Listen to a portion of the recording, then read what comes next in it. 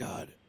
Oh my God. We are streaming at 10,000 kilobizzles a second. That's not very many. That's not that many bizzles. It's I mean, I guess. Dude, we were overkilling it so bad. Did you know before I know, we streamed right? at 25 megabit? Yeah. Which is basically enough to do like, I looked up the little chart and it said that I could do 8K, I like 8K that. 60. That thumbnail is gorgeous, man. I dig it. Like that? Isn't that yeah, nice? It's very fresh. Super fresh. Fresh one, right? Yeah. Okay. Let me turn this down. I am very proud of that. So let's Pop go, out the let's go chat. to live content. See if it's We'll showing just up. pause that because I don't need the stream. It did show up on the right channel too. Look at that, man. Look at this. It's like we're professionals. It's like we've done this before. Bad echo on Aux. Oh, we've had this problem before. I just got to mute you on. I got to go into control. We've done this before. We've done the song and dance. I just got to mute you inside Video Ninja. So actually, I have a better idea. Let me just mute the tab. So let me mute the tab. That works too. All right. Is he still there? Here, give me some dialogue. Okay, for a number of years now, progress has been. Go to filters, advanced audio properties. Go to Video Ninja. I want to monitor output. Yeah, happy dog. Don't talk about my dog like that. I got you, bro. I can hear you. So actually, I gotta see what's going on with the squeak. Check your dog out. All right, so figured out things all look different. Everything's different right now. We'll all have to get used to it together. I was up until 4 a.m. last night trying to create all of the new integrations with OBS and Stream Elements and everything and get everything wired up and working that's been broken for ages. And we're not quite there. It's never going to be finished. We'll just keep adding to it each stream, but hopefully you guys enjoy it. We now have the ability to show the events. So super chats should trigger events with TTS reading the messages. Top super chatter, latest super chat, total super chats, newest member, which somebody actually became a member. Well, I wasn't even streaming. AuxxZillary mic is a bit hot. You're a bit hot. Let me see. Here, let me see if I can. It's okay for a moment, but now echoing again. Okay, I see what. No, I see where the second echo is. I just got to neutralize them. So let me get rid of that one. Okay, say something. Sorry, his mic is a bit hot. All right, you know what I'm doing? Well, that's not me. I remember how we had to mute a channel because basically he's coming in, his audio is coming in through Video Ninja, so I had to mute the tab in the browser, right? But then his audio is also going through desktop audio, so it's it's getting mixed in with my desktop audio from my computer. Yeah. But then he's also has a separate audio channel that's coming from the browser element that I added so I can control his volume. And so I had to mute the other one. So now we should all be fine. Although my audio level I just noticed is way freaking low. Stream audio is good. Mine's bad. Echo. Let me fix mine. There should be no more echoes. You're probably just delay. Give them like a couple of minutes before. Sure. And then let me go. Well, that's working because I'm showing no echoes now because desktop audio is muted. Okay. The echo is gone. Yay! Look at that. Just gotta wait. Okay, so what I need to do is go into old-timey settings because again, this is a brand new computer. This is the first time we're streaming Tech Talk on this brand new 13900K. Whoa. Gorgeous. AuxxZillary sounds louder than you. I can turn myself down. Is it better if I adjust my volume? No. Or is You're perfect. You're perfect. Okay. I'm the one I'm like at negative 20 dB. Like I'm way too low. Okay. Because I try and keep my I try not to fuss with my microphone level on the Go XLR Mini. I'll change what I hear, but I try to keep my microphone at like 3.5 from the top. The problem with audio stuff that I found is that there's so many different places that you can adjust it, right? Yeah, right. So like for instance, just in Windows alone, I can adjust my volume or your volume in OBS, in the mixer, the Windows mixer itself, in the settings for OBS, or through the Video Ninja browser page. Yeah. So I have 4 places where I can manipulate audio. So in my old setup, it was all over the place. So we couldn't figure out where to find stuff, where to change it. Now I'm trying to keep it uniform where I change everything in like the spot that makes the most sense. Closest to what we're doing. So what I'm going to do is I'm going to go into the old-timey recording sound panel in Windows 11. I'm going to go to my Rodecaster Pro. I'm going to go over to levels. Currently it's set to 59. So what I'm going to do, because I don't want to have to bring up the gain in OBS, because if I bring up the gain in OBS, then I go into another app, and now I got to do the same thing. So I'm doing it in the one place where it affects everything across the system. So I'm just going to talk until it goes up to negative 5 dB. There you go. Hello, my friends. Hello, my friends, my friendy friends, my friendy friends. Okay, that cracked a little bit. My friendy friends. I don't know, your compressor seems to be catching it pretty good. Oh, is it? Yeah. On my, for me. Okay, you didn't hear any crackle on any of those? Mm-mm. Oh, perfect. Okay. No, if that's working, that's awesome. Cool. Yeah, I hear a little bit of crackle, but it might be because I'm not applying the effects to my headset for the real-time audio coming back, but you guys are getting it? All right, good. So now it looks like, oh, no, wait, hold on. Why'd it go back? Stop moving my slider. Check. Oh, when I'm talking, it's like auto moving it. How do I disable that? I've never had to do this before. So there's something in Windows. I don't know if it's OBS itself. I don't know if it's Windows doing this, but it's pulling my microphone. When I yell really loud, it's pulling the volume down the microphone and not putting it back up. That's going to be that's not good. That's going to be a big problem. So I got to figure out who is doing this and where it's being done. Is there like automatic gain control somewhere in OBS that I'm not aware of? Let me go into audio. Okay, so my mic is Rodecaster Pro, decay type, monitoring default device, hotkeys. Okay, none of that. Let me go to advanced. Okay, go to advanced. What's under advanced? Nothing.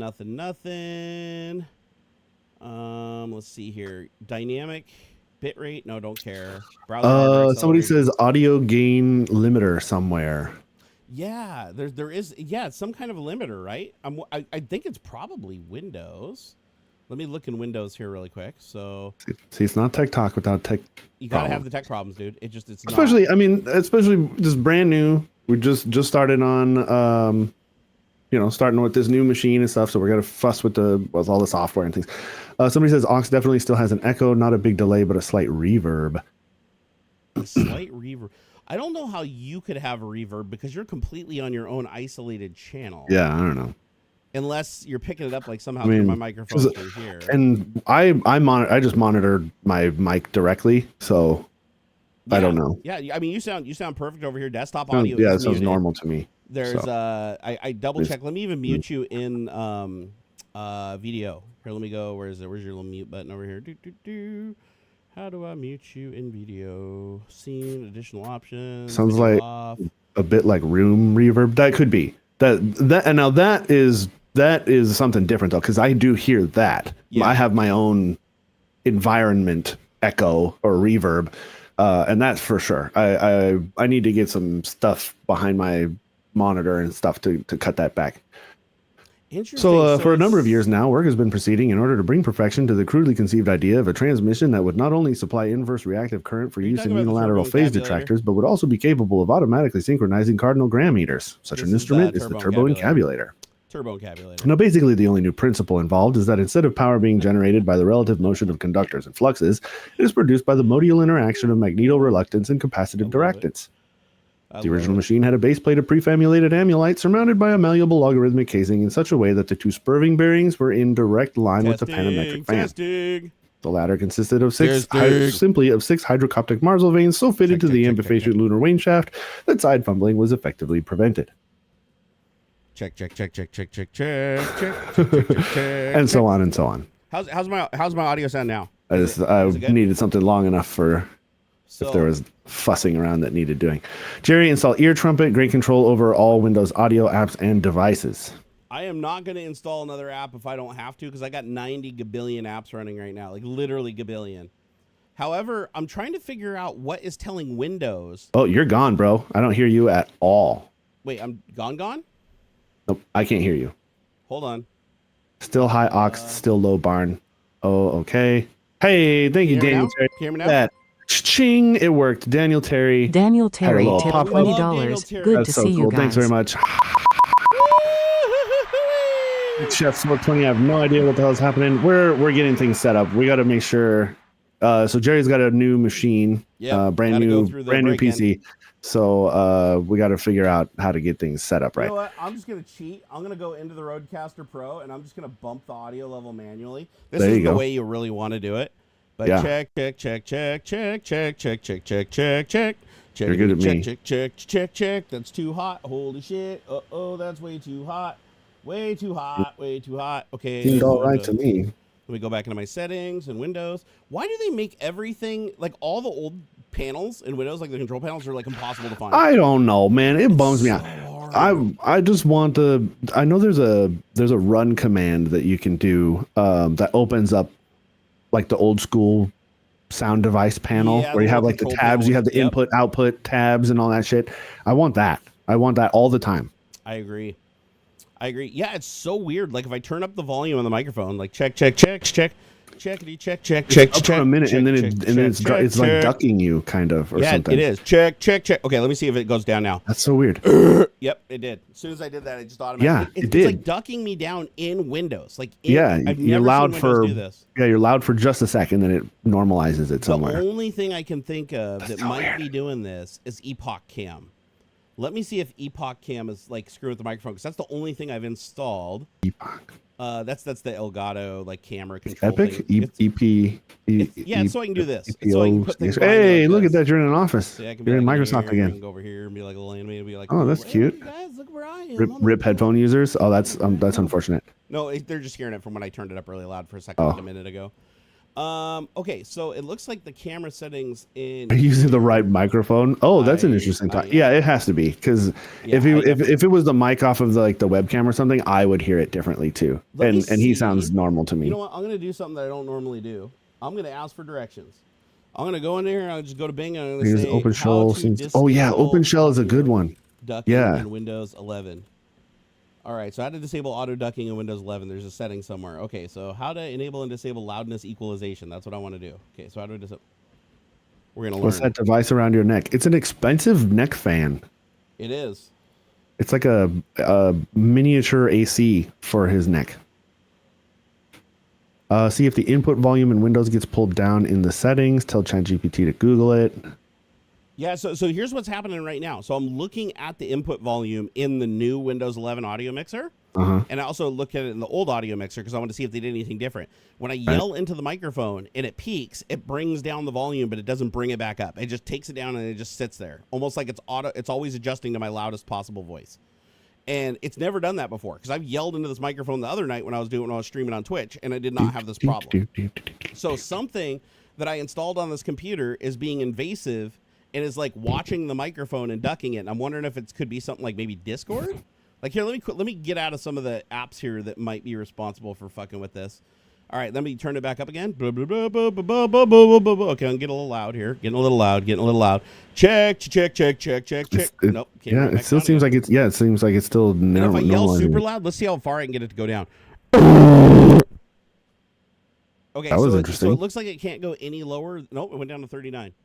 Now we're down to 39. Like, what the hell is doing this? I have never. Okay, let me go. Could it be OBS? Would OBS have a feature that does this? Like, could. Yeah, I mean, there's filters. If you've put some audio filters on there or something, there's compressors and freaking bizarre. What not? Here, let me check my ears. I went up and down for a moment. Yeah, that's the problem. Is like it keeps trying to normalize. Okay, so disable Windows 11 microphone ducking. Okay, so microphone auto-adjusting itself in Windows. Okay, somebody else had this problem. Okay, it says, many users have encountered an issue with the microphone on their Windows 11 PCs when it automatically adjusts without user intervention. They have reported the levels of the microphone either go up or down without any external triggers. Users have found this issue occurring with different builds and third-party utilities. This fluctuating microphone problem has been annoying users. Okay, if you are confronting this audio adjusting issue with your microphone levels on Windows 11, please read the rest of this article. Okay, so fix 1. Turn off exclusive control of microphone by applications. 2, modify sound settings for communication. Oh, sound setting for communications. I think there is an option in there for that. Here, let's do that. Sound levels for communications. I do remember there being like. Why is audio? Because you have your volume turned down. Yeah, I'll fix it. I gotta yell until I fix it. I'm just kidding. We will fix it though. So I gotta find where it says communication. So sound, input devices, output devices. Let's see, Rode multi. Check. Oh. Normalization in OBS. I have an idea. Yeah. So I have 2 audio devices that come off of this thing. I have one where it mixes all the channels into one audio, and then I have one that's pro multi-channel, like it's a multi-channel sound device. Let me switch to the multi-channel sound device because it's not ducking. So there must be another app on my system doing this. Yeah. That's not, because that's normally the default. So I'm going to go to audio. I'm going to switch from Rodecaster Pro Stereo to multi-channel. Let me switch over and see if it keeps working. It all sounds the same to me. So I'll let you know if I hear. Yeah, I'll let you know if I hear anything different. All right, so that did not work. But I did verify in the control panel that when I yell into it, that this audio device is unaffected. So it is some third-party utility doing this. So let me go into my normal microphone, turn it up again. Check. I found it. I got it. Ooh, yeah, it was Discord. If you go to privacy and security microphone, it shows recent activity related to the. And it'll show you what apps and stuff are using different inputs and things. Yeah, we found it, guys. Good. We found it. Great. Now I can turn down the gain on my board so you guys don't hear so much background noise. I had it cranked so high. So check. I often hope that because there's sometimes testing. Oh, that was loud for a second. Yeah, it's really gonna loud be. Hold on. Testing. Okay. No, too loud. Testing. Oh, testing. Is that good right there? That sounds good to me. All right, we're gonna go ahead and hold it right there. What I hear is probably different from the full mix. Hey, thanks to Stereo for $5. Woo! Tech Talk, loving the green screen. Woo! All right, so I think I found a problem. I think I did find a problem. So check. Nope. I thought I found it. Now it's going down again. Damn it. Why? Yeah, it's weird. Very strange. Why was that just working? Okay, so let's do that. Let me kill phone link. So I'm going to kill phone link. Some app's doing this. Check. Nope, went down again. Let's see what else have I got to use with microphone. Nothing. This is annoying though. I do remember there being a communications tab on microphones where you're supposed to reduce the volume of other sounds by 80%. No, that's not it. Manually change the microphone levels. I already did that. Turn off microphone audio enhancements.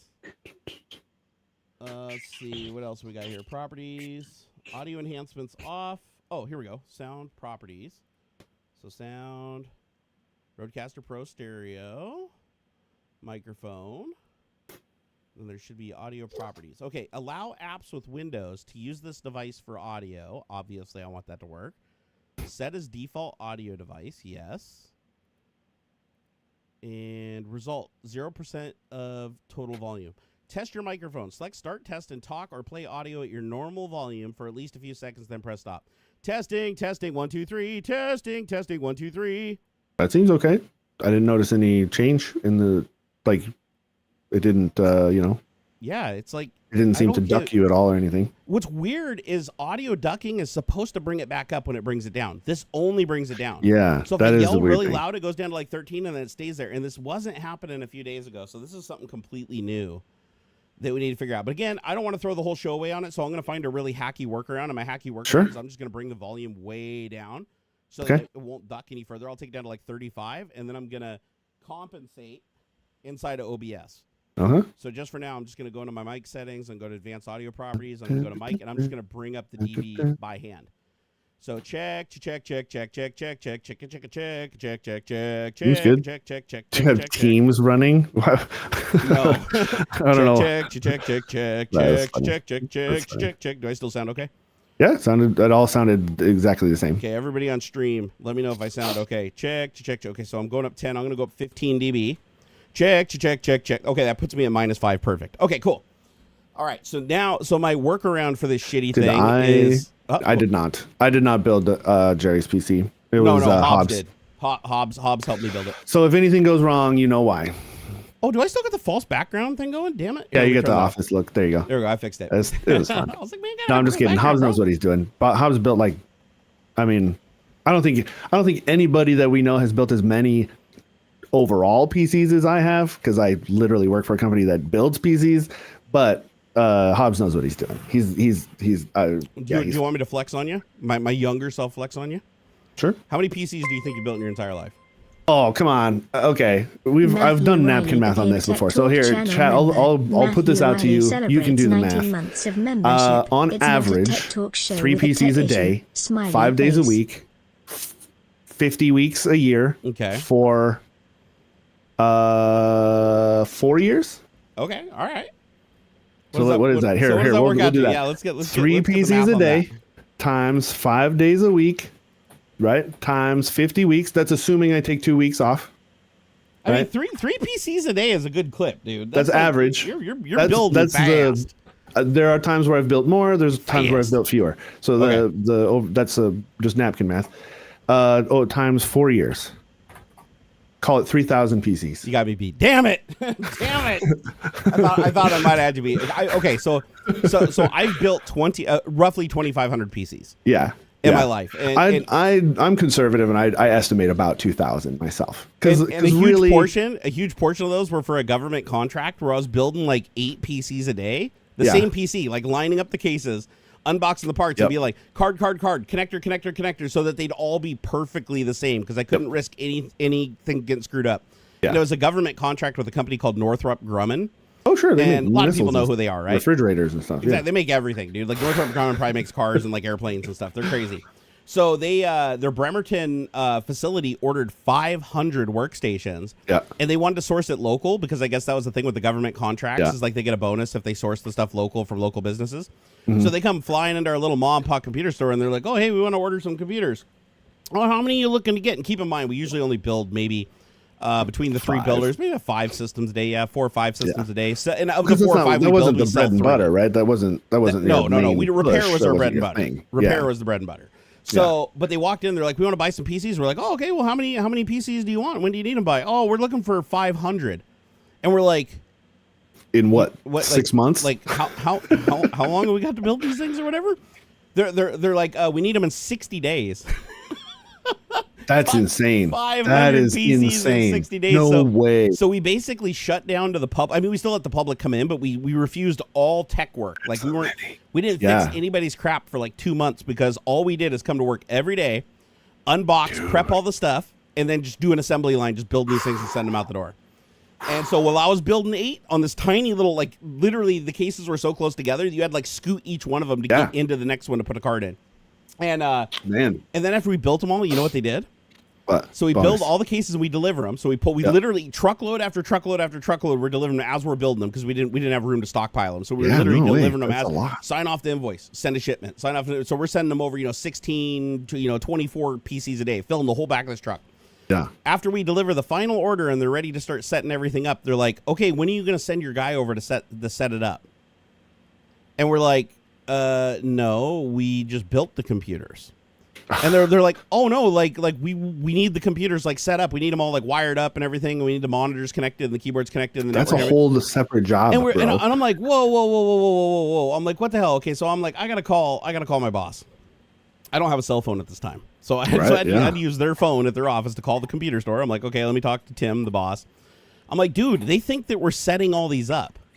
They think they were setting these 500 computers up for him or whatever. And he goes, nope, that was never part of the deal. These were the invoices are specifically for building the computers, not for installing them. Yeah. It was just a massive miscommunication, though. Basically, like the person I was talking to when I dropped off the computers wasn't the person that ordered the computers. But they still had a problem because they thought that they were getting installed because the signals got crossed and somebody thought that we were not just building them. We were going to install those for a fee. So say $120 a workstation to get them wired up, to get each one wired up and he's like, you guys have do you guys have keyboards? They're like, yeah, we have keyboards because they were replacing their old computers. Okay. So they're like, we have keyboards. They had VGA monitors. Okay. So they had VGA monitors. They had the keyboards. They had everything basically. So all we had to do was just basically pull the computer out, put another computer, and screw the little bits on the back of it, close it, boot it up, and make sure it connected to the network. Yeah. So we did that on like 500 computers. It took the better part of a week and a half or 2 weeks for me and one other guy from the shop. Not bad. Yeah, we were cruising. through it. But I would love that. $120 per build, dude, to set that up. Yeah, I would love that kind of work. I love the hardware part so much. I love the setup part. Like I would love to get into like, dude, I'll pull network cables, I'll fucking lift servers and put racks together and plug all that shit together and make it look gorgeous. Like I would love to do that kind of work. No, it's fun. But it's so satisfying. You know what made me mad though? There was a severe downside. What? And that was my boss was getting paid $120 every time I pulled a computer out, took some cables off, plugged them on the computer, slide in, pushed the power, checked the networking. Yeah. And I got paid $9 an hour. I didn't even get a bonus. And I was working hard overtime. That's fucked up. Yeah, no bonus even? No bonus. Man. No bonus. But, like, I don't even know. Like, I don't even want to look it up because I know it'll just make me mad, but I'm gonna. Just for shits and giggles. I want to see like how much money he made. So that's With the 500 firefighting computers. aspect. Yeah. Times $120 a computer. So he basically made 60 grand off just installs. So 60 grand off installs, and he paid me for roughly two guys for 2 weeks. I made $9. The other guy made $7.50 an hour. So he maybe paid us between the two of us $1,000. No, not even. No, probably a little over $1,000 for the 2 weeks. So he gave us what does that work out to? 1.2% of the profit we got paid to do all the work. Granted, he did pay for the gas, and we did drive his truck back and forth, so we used the company vehicle, but still, it just goes to show it's like those deals didn't come along very often. That was like one of those deals where it's like that one deal floated the entire shop for like a year. And that's usually how it'd go down. We'd literally be on the cusp of going out of business, and then like some drunk dude who like got a family fortune would come in there and just like float the whole computer shop for like a year.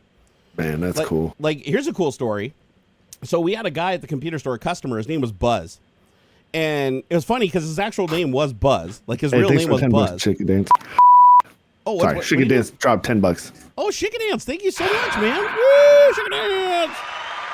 Chicken Dance. Although, why does it still say Hysterio on the screen? What is going on? What did the? Oh, that's a good question. Did the event stop firing? Hold on, let me do a refresh. Hold on, refresh. Go down and do a. I'm gonna click the button that makes the refreshes happen. So I think, what is it, clear cache? Oh yeah, refresh cache your current page. Okay, here we go. Refreshing the cache. Boom.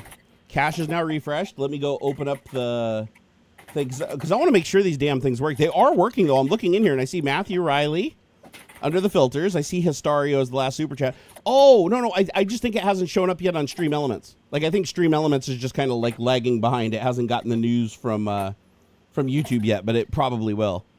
So let's see. So Matthew Riley was the last channel friend, yet it says Pavel Pip. That does not look right. Channel friend is different, right? Oh, is channel friend different than member? You said new member. Yeah, I'm sorry. I mean, are they different, or I don't know if they are or not? It says member for 19 months. Okay, so, yeah. So it is a channel friend. The vocab part's not important as long as you're pulling the right variable. Let me do this. Let me go into let's see, streaming tools. Let me go into my overlays. Open up my YouTube Tech Talk overlay.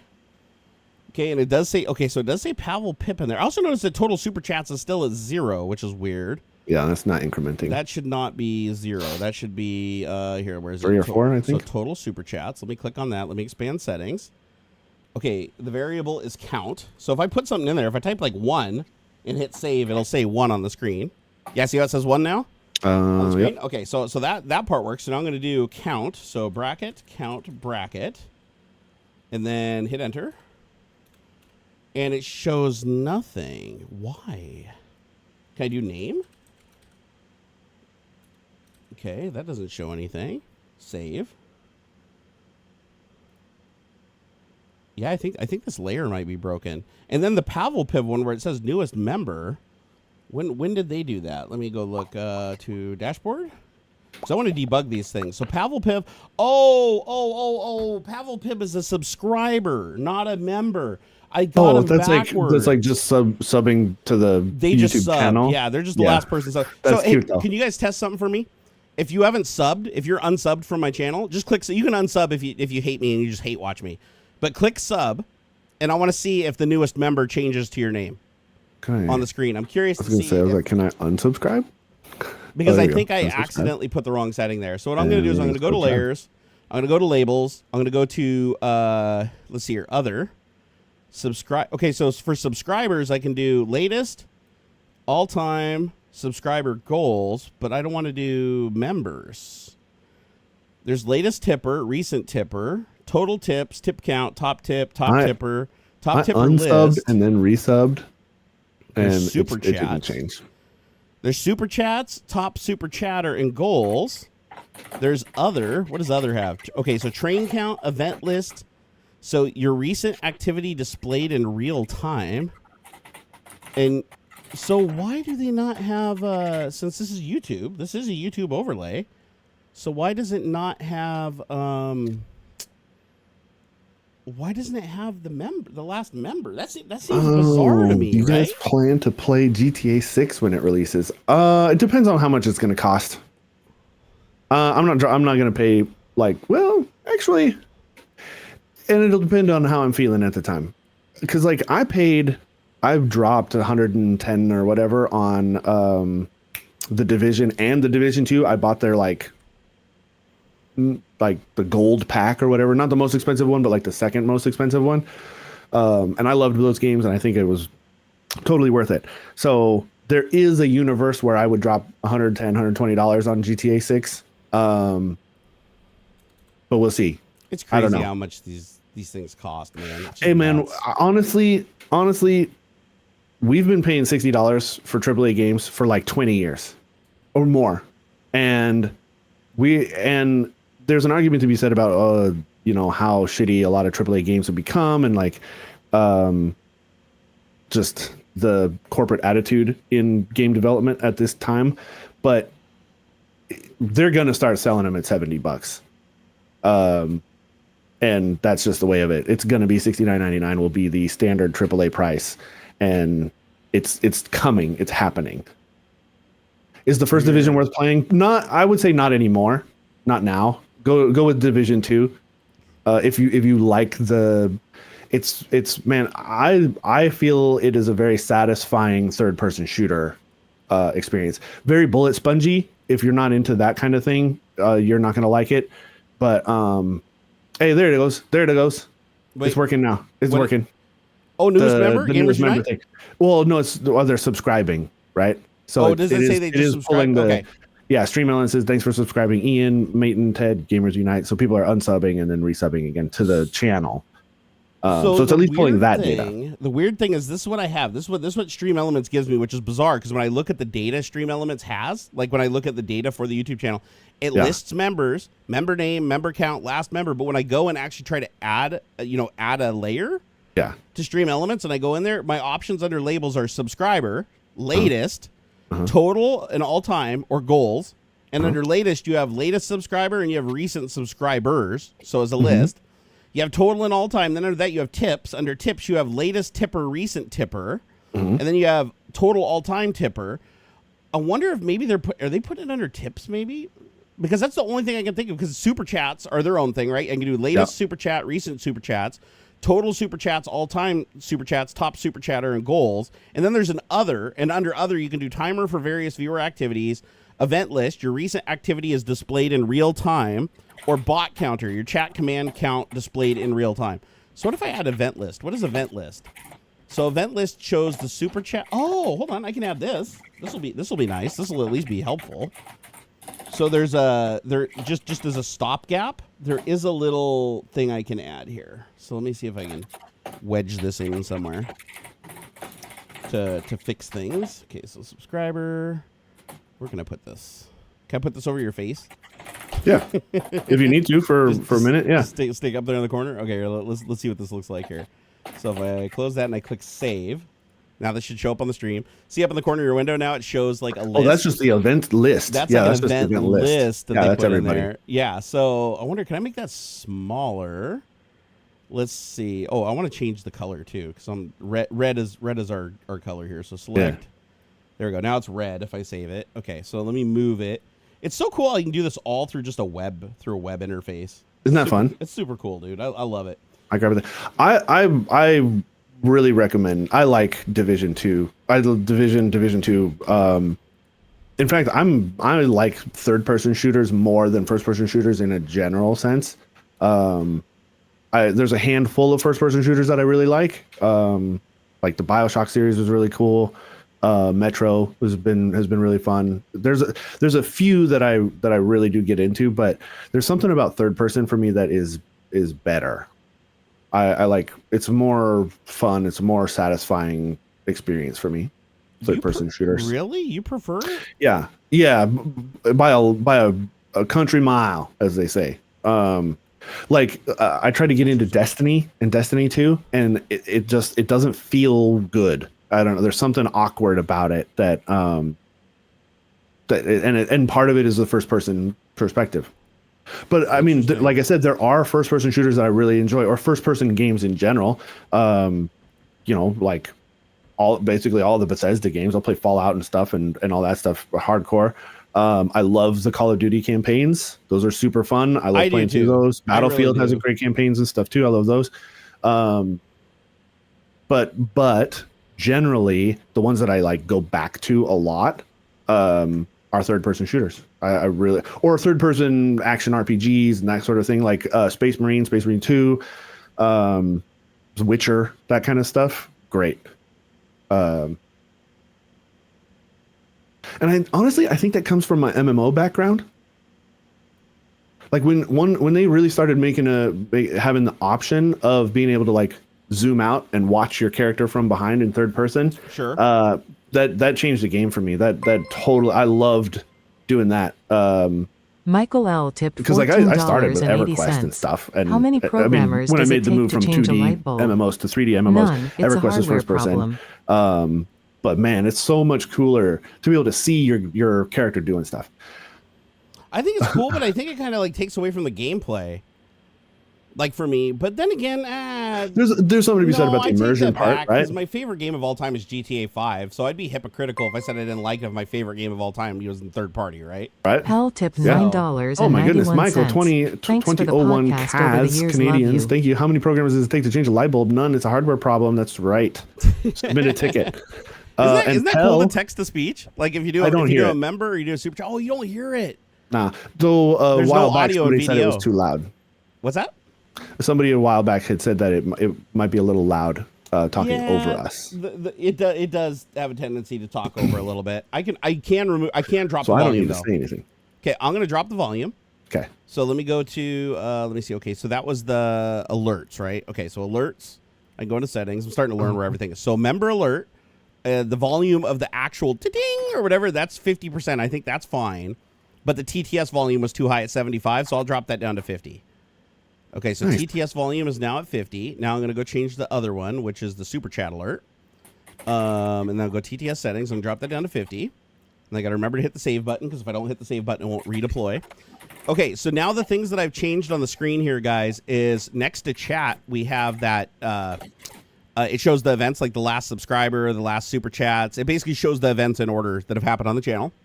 I didn't even know that was a thing. Hell, if I had known that was a thing, I probably would have just put that over there instead of like creating top super chat and latest super chat and putting that all in the graphic. I mean, I say you could take out total super chats and just bump up newest member, which I think is still pulling the subscriber variable. It looks like it is. Yeah. I'm trying to figure out why that is, because it shouldn't be doing that in the layers that I have right now. So newest member, right? So if I click on newest member and I go to settings, it just has name. It's showing name for the section. Hey, but the item Riley, that I'm using, very much. The item that I'm using, does it do text to speech? No, it does not. Okay, so this one right here, I'm just gonna remove it. So let me go to layers. Which is it? Newest member. I'm gonna delete newest member. So newest member is gonna go bye. Let me see if that disappeared. Save. Okay, did it go away? Okay, good, it did. Okay, so now what I'm gonna do is I'm gonna go back to add. And then we got this count thing. Yeah, it's showing. So there is a field called total super chats, like that you can add. And there's a count. There's a number associated. Mm-hmm. When I add it, count just resolves the 0 for some reason. Like there's nothing there. Like I'm wondering if it's like a different variable, like maybe like number. Let me try like number. Let's see here. Total. Let me try total. Here, I'll do this. I'll do this out of order. I'll put that in there. I'll put that in there since it's not a number. Right, so there you go. Now it's out of order. Okay, so now for newest member, I'm gonna add. So under labels. So there's super chats, there's sponsors. Like what? Do they call them latest members? My probably. God. They put them under sponsors, bro. So that's why I couldn't find it, because when you go to labels, there's super chat, and then under that there's sponsors, and then there's latest sponsor, and when you click under latest sponsor, it says latest member. Why would they call them sponsors, and then in the sub menu call the singular something else? God, leave it to Stream Elements, man. But God, can't live with them, can't live without them. Technically, though, I could completely replace Stream Elements 100% with StreamerBot. It's just StreamerBot takes a hell of a lot of work to set up and do everything. But the goal is one day to do that, because I would like to have absolute and total control over everything. All right, so I'm going to go to latest member, right? That's what we really want down there. Okay, should it be Matthew Riley? Is Matthew Riley the actual latest member? Correct. Okay, cool. Okay, that's what I want then. So I'm going to remove the text. So go into settings, remove the text so it's just his name. And then I'm going to slide. Thanks for the $10, over. by the way, Matthew. Thank you. Matthew, you're awesome, bro. I wanted to fix this because Why you don't guys you have write your been own so service? generous with like the super chats and helping us out. Yeah, that I thanks want so you much. guys to get credit for this stuff. Like you Yeah. know, people like hearing their messages read and have it in the VOD because you can go back and watch this VOD in 100 years and it's still going to be in there. You know, and the chat messages. That's why I put the cool. Not just member either, or at least in the event list it says Fixed. Matthew Riley member, but then I see a super chat in the chat. Let's see here. Is there like Is that the months? same? Let me see here. Can we do months or date maybe? Ox, when you type, your camera moves a bit. I know it bugs the crap out of me. Even just With like stabilization on your camera, it does that. it doesn't seem to be active when I'm just doing like a preview like this. No. It still does, but like because it's not actively recording, right? It's just the preview. It's just on. It doesn't like the eyeball gimbal doesn't do what it's supposed to do. Interesting. Yeah. Okay, so let me rename this now. So newest member is the layer name. By the way, if you guys are wondering what I use to make the graphics, so like there's a whole bunch of layers going on here. Like what if I go to photo mode? So like for instance, if I disable the overlay, this is what it looks like. So this is what it looks like without the overlay. So this is just an animated background graphic, right? Oh, I broke my shit. Yeah, dude, that looks bad. So then when I turn on the overlay, you can see there's two transparent windows where you poke through, and you can even notice the drop shadow. If you look around the edge of the borders, there's actually a drop shadow over our video because I did like a little opacity trick in Krito when I created them, so it looked like it looks like we're kind of sitting back a little bit. I was trying to give it a little bit of 3D dimensionality. Did you get it working? Well, I put it in photo mode and now it looks weird. No, photo mode shit. Put it back on the other mode. Yeah, That's brother. garbage. Ew, what is that, Ew, brother? gross, Ew. ew, Ew, gross, brother. ew. Oh, I took a picture. Hey, that's me. Oh, I also noticed that the chat window a little pushed over too far. Let me see if I can pull Chat that box is dead. Notice the chat box on stream isn't picking up all of the chat. No, it's 'cause I'm refreshing. He's refreshing it, so it wipes it out. I'm just refreshing. So where is the chat? Oh, I took another picture. So I'm gonna do something here. I do that all the time when I like grab stuff and touch it. Let's see. Okay, so I'm gonna move that over right there. Wait, am I clicked on the right thing? Here, where is it? Chat box. Where's chat box? Okay, there's the chat box. I don't feel like I'm Give it a sec. resizing the chat box. The bit rate's gonna catch up here in a sec. Okay. You paid Marquez Brownlee for the images? Nah. Damn, Yeah, that's a little better. I have to move the chat to the top so I can manipulate it because for some reason their layer code sucks Yeah. balls. So I don't know why it does that. Okay, so you notice how the chat looks like it's pushed over a little bit? I'm gonna see if I can. Sure. Fix that. Oh shit! Don't do that. Sorry if you talked about this before, but how is the new build compared to the old? Notice any performance uplift? He's freaking better. So good. Is he talking about my system? Yeah, you. Oh, so good. Oh my god, so freaking good. I couldn't be happier, dude. 13900K is so bomb. I honestly, I knew it was going to be a powerhouse compared to like the old shitty processor I had. I mean, it was a great processor back in the day, but it seriously is like a $60 processor on eBay, my old one. So it was pretty old. It was pretty old in the tooth. I want to see if this works. Let me put chat back to the background here. So background, and then click save. Okay, this is going to wipe the chat again, but don't worry. I'm going to see when people start chatting, I'm going to see if it fits better. Oh shit, it's not filling the window. No. Hi from Belgium. Ox is going to complain. Loved the unintended upload last week. Ha ha ha. Okay, let me move that over. I got to make sure that there's no free pixels, no free radicals. That's right. Okay, there. Eliminate the free radicals. Now you got to send that back a layer. I am trying. Here, Which gen of Intel chips was boiling themselves? 13 and 14 are the ones that are causing the latest issues. The power draw thing has been a problem for a few generations now. Actually, is it fixed? Yes. The latest microcode updates. You might not have a BIOS update from your motherboard manufacturer yet, because Intel only just recently pushed the microcode out in the last couple days. ASRock had mine. Was it like on Wednesday, Thursday? That I'm not sure. Oh no, it's yesterday. Okay, then perfect. Yeah. Okay. Wow, they're on top of it. They're on the ball, dude. On the ball. Not 129. It's 12B actually is the newest and is the final fix. 12B. Intel still doesn't find the root cause. They have. Damn it! Why are people's names still cut off? What the hell are they doing wrong here? They pushed an update 3 days ago, but still crashed. Yeah, because there's damage. There's physical damage to the CPU. So yeah, you're still going to crash. It's just not going to cause any more damage. Is the problem. There's no fixing it. What happens is, so basically the gist of it, the quick TLDR, at idle, the processors could request for brief moments could request outrageous voltages, something like 1.6, 1.8 for little blips. It wasn't idling properly, and so yeah, it's breaking. It's physically damaging the transistors or whatever.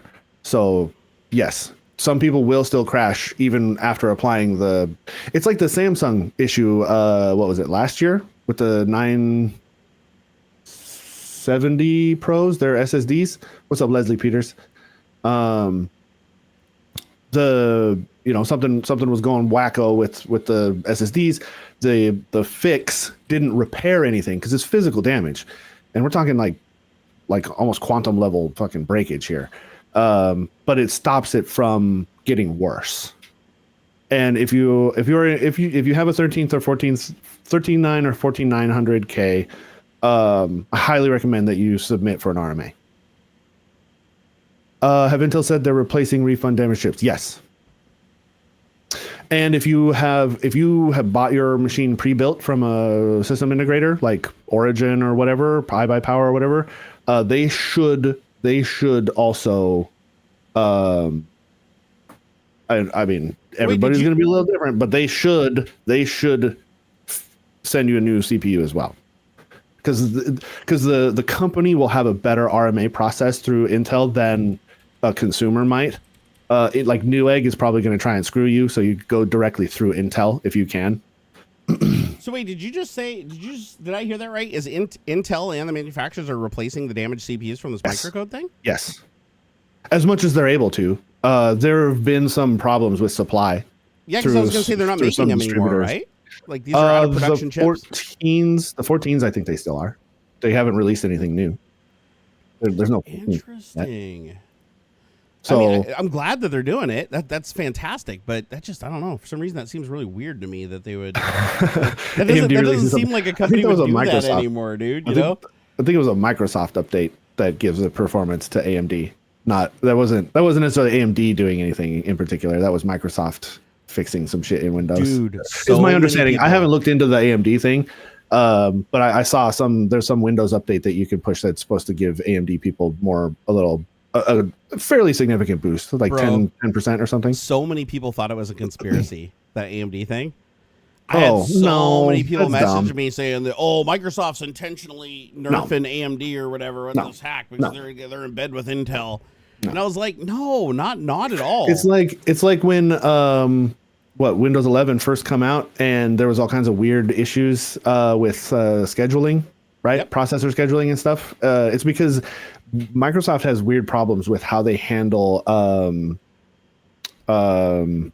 like CPU, like virtual CPUs or like some kind of business like that. The way that they handle their CPU scheduling and things like that is a little wonky.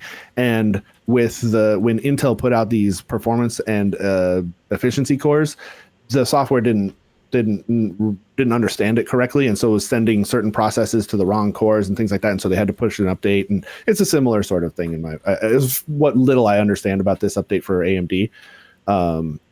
It's something like that. It's in a similar sort of like issue or whatever. AMD chipset driver installed a custom power plan on Ryzen 1. I don't know about that. I'm just glad they're making it right. Because I honestly wouldn't have thought that they would. I thought that they'd be like, dude, if they didn't, they'd have had a big like class action lawsuit. There's no way. The system integrators would have joined together and fucking pushed Intel hardcore. There's hundreds, like billions of dollars and stuff. They have to, and it's going to cost them quite a lot to like. There's something about like they didn't do a proper like recall, because that has like legal definitions and stuff. There's like something there's some process that has to happen for it to be a recall, and this is more of like, I don't know, it's just different. I thought Intel initially said they wouldn't. No. I mean, maybe they did initially, but they turned around on that. Intel has, Intel is they're gonna fix it. Yeah. Don't worry, guys. I'll be talkative here in a second. I'm just trying to figure out why the chat window, like it's covering up some of your guys' like names. Oh, like on the edge of that. Yeah. I don't know why it's driving me so nuts, but it's not giving me an option to move the text over without also moving the window. And then when I move the window, it shows that weird background animation image that I have back there. Like it bleeds through. So it's not. It's not Here's a properly. quote from Intel. They said, Intel is committed to making this right with our customers, and we continue asking any customers currently experiencing instability issues with their Intel Core 13th, 14th Gen desktop processors, reach out to Intel customer support for further assistance. I just discovered something cool. Check this out. Do you see the animation behind the chat window? Oh, hold on. I was looking at the article. Oh, yeah, I see that. Is that cool? I'll wait until Very somebody nice. chats and it should show up there. Intel's in hot water. Yeah, There you go, Miss Marbles. Yeah, there's gonna be some kind of investigation and stuff in this. This is very, they might get a bit of a slap on the wrist from the FTC or something about this. Let's try that. I work in a supply chain company in the EU. Sent back 100 plus Intel 1314 Gen with Intel with the crashing issue. They sent them all back and said to disable turboing for cores. Thanks for nothing. Oh, that's whack. That's weird. Didn't they have an aircon issue in their manufacturing plant which affected CPUs? That was a while back. There was a, what was it, like some kind of corrosion or rust issue, some sort of oxidation thing. That was the problem with the early 13th gen. But they fixed that. They fixed that in 2013 or 2023. I mean. Let's see here. I'm sad that Intel dropped the NUC as well. Other manufacturers though are picking up the slack. Like Asus is coming in. They're going to continue doing NUCs. As far as I'm aware. So Intel directly isn't doing the NUC anymore, but the concept of the NUC is still there. Faded Legend became a Tech Talk channel member. Hell yeah, dude! Faded Legend. Yeah, Hey, it became a sponsor, and it popped up in the thing. It works. So hopper. everything but the total super chats works now. That's fine. So in that's badass. And even Faded Legend showed up like at the bottom of the little red thing over on the other side. Nice. So that's working. I just realized, I never sent this out to anybody. I'm surprised we have 153 viewers, considering I never sent this out to anybody. Like nobody knows we're streaming, and we were half an hour late, so they probably figured that we just stopped the stream. So here, let me go pin. I'm gonna go pin it. If you guys would be so kind as to retweet and reshare the links wherever I'm posting them here, I would truly appreciate it. Wait, you must log into Facebook to continue? I was already logged into Facebook. Huh. You jackass. Why? Oh, I forgot I can do this. Hold on here.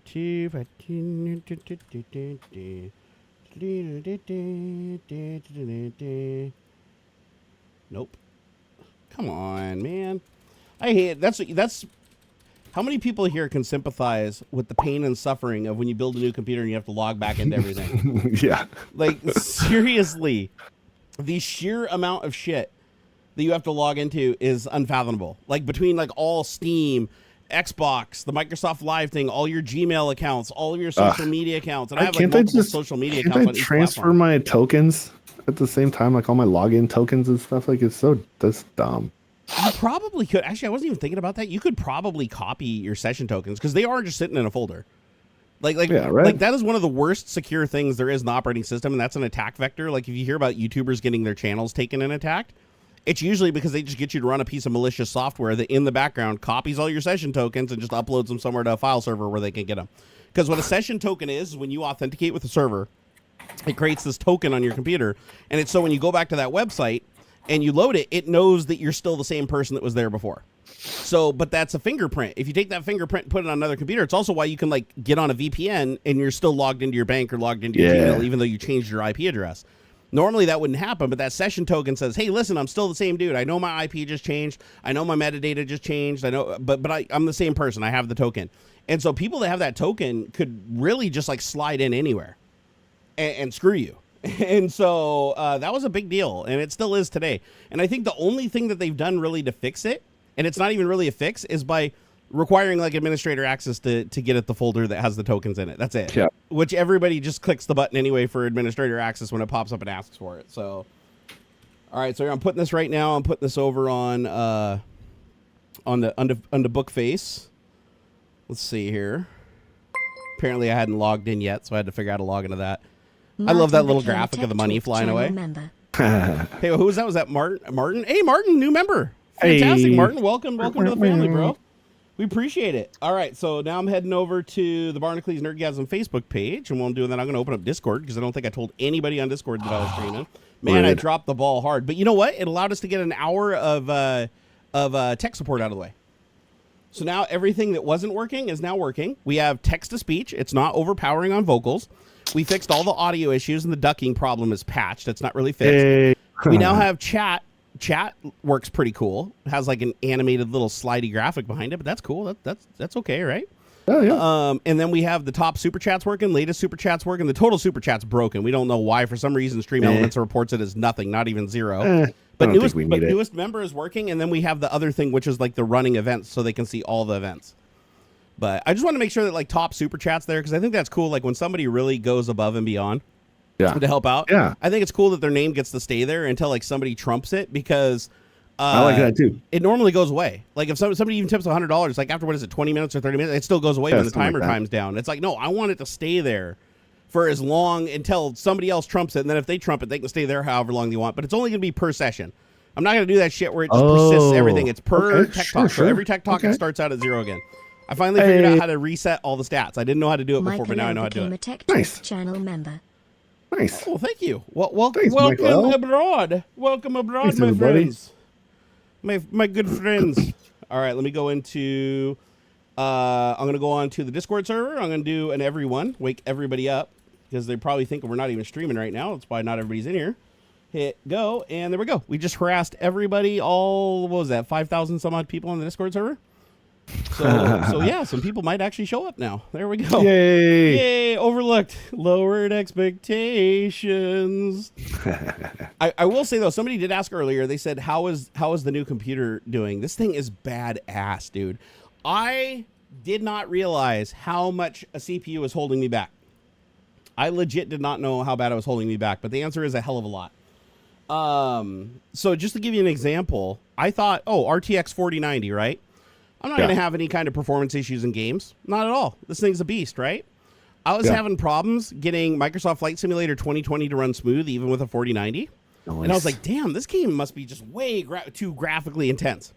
Nope, I was hitting CPU limitation. And when you hit CPU limitation, it doesn't matter how fast your GPU is. You can't use 100% of it, right?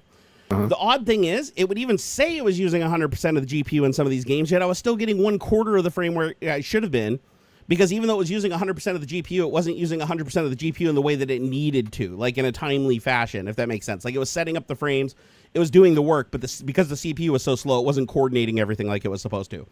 So I did a test over the last couple of days to compare just how much faster GPU stuff is, because my opinion was it shouldn't have changed that much. I'm like, all the memory's on the GPU, right? 24 gig on the 4090 RTX. So it's not having to use, so my DDR4 versus DDR5 probably not going to make that big of a difference other than loading.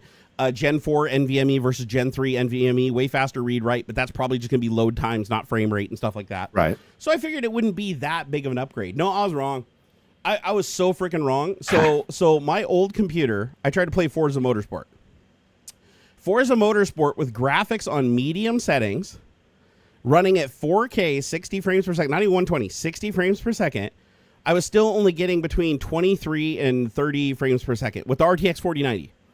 This is with ray tracing disabled. This is just on medium settings. I'm like, I was super frustrated because I tried playing it on the Framework laptop when it showed up, and the Framework was destroying it. Like the Framework was playing at like 90 frames per second with the same graphic settings. I was like, how the hell is this possible? Well, I do the same exact test on the new computer. Not only does Forza Motorsport load in 30 seconds instead of 5 minutes, like I could not believe the load time was so dramatically. I don't know if they've implemented direct storage or what the deal is, but it's insanely fast. So Forza Motorsport loads. I go into settings. It does the little auto detect thing where it optimizes for the computer it's on. All the settings are ultra. Ultra 4K, 120 frames per second. I unlock the frame rate. Ultra. I pick a track with like 20 cars on it, so I'm racing other cars, which really does reduce the frame rate when you bring a bunch of other cars into the race. Yeah. And my lowest frame rate that I got, the lowest I hit was like 73 frames per second, and the rest of the time it was at 120. It was banging off of 120. Nice. With G-Sync. And I was like, how is this so smooth? Like, my mind was absolutely blown, because this is a game that on my old computer, it was like damn near unplayable. Same graphics card, same RTX 4090. Only difference is CPU. I'm DDR5 instead of DDR4. 13900K CPU and the Gen 4 storage. I'm using Gen 4 storage that does like 7 gigabit a second instead of the old Gen 3 shit that was like maybe 3 gigabit. So way faster. So then I tried some other things. I was like, okay, well, let me try Flight Sim 2020, because that was another thing I was having problems with on the old computer. I'd load up Flight Sim 2020, and if I tried to play it across 3 monitors, even with low graphics settings, it would chug and chop and freeze and unfreeze and freeze and unfreeze. And the CPU would just sit there banged out at 100%. I think it's a very CPU-bound game. Oh, yeah, probably. So this time I fire it up.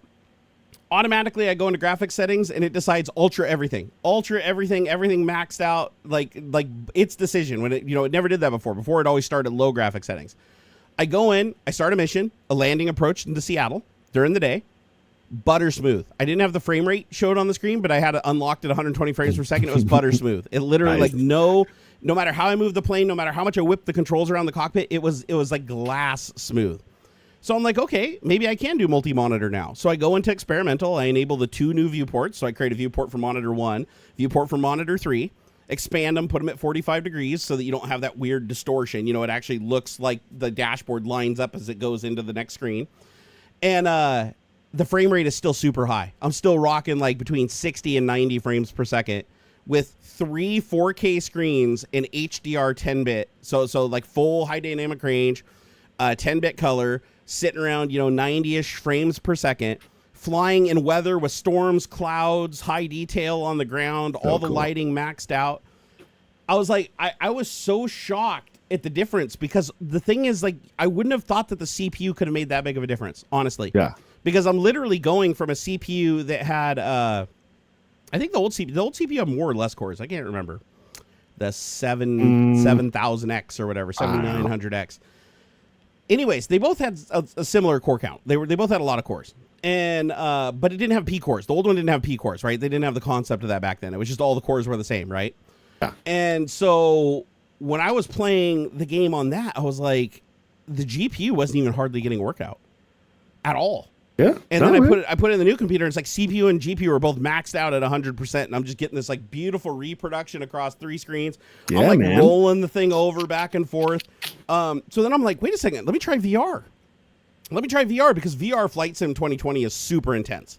If you have a high DPI headset, right? And I'm using the PSVR 2, which is I think 2000 by 2000 something per eye. Yeah. So it's basically like it's basically like 4K, a little over 4K. And but 120 frames per second. So I put on the VR headset. But the thing with the VR headset is you can like look around. You got full depth perception, and it's basically giving you 2 different viewports. Yeah, it's flawless, absolutely flawless. I'm flying around. I'm using my VR stick to hold on the stick, another VR stick holding on the throttle just out in midair, and I'm rolling it and flipping over and looking at the top of the thing, getting like motion sick as crazy. Like I need to take some Dramamine before I do that again.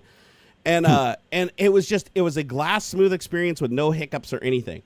So then I get out, and I somebody on on Twitter, or I should say X. I don't want to call it X, but X is what it's known as now. There's a program called Intel Extreme Tuner or something. What is it? Intel Extreme Tuning Utility.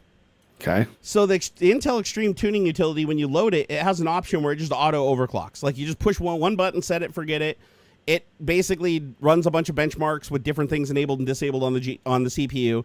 It monitors the voltage, it monitors the current, and it monitors the temperature. And it slowly creeps itself up and optimizes the P cores and the E cores and everything like that. And it tries to maximize your CPU without going into thermal throttling. And so I turned that thing on, and it eked out quite a bit more performance. It went from a 58 modifier up to a 60 modifier, so it gave me another 200 megahertz per core on my P cores.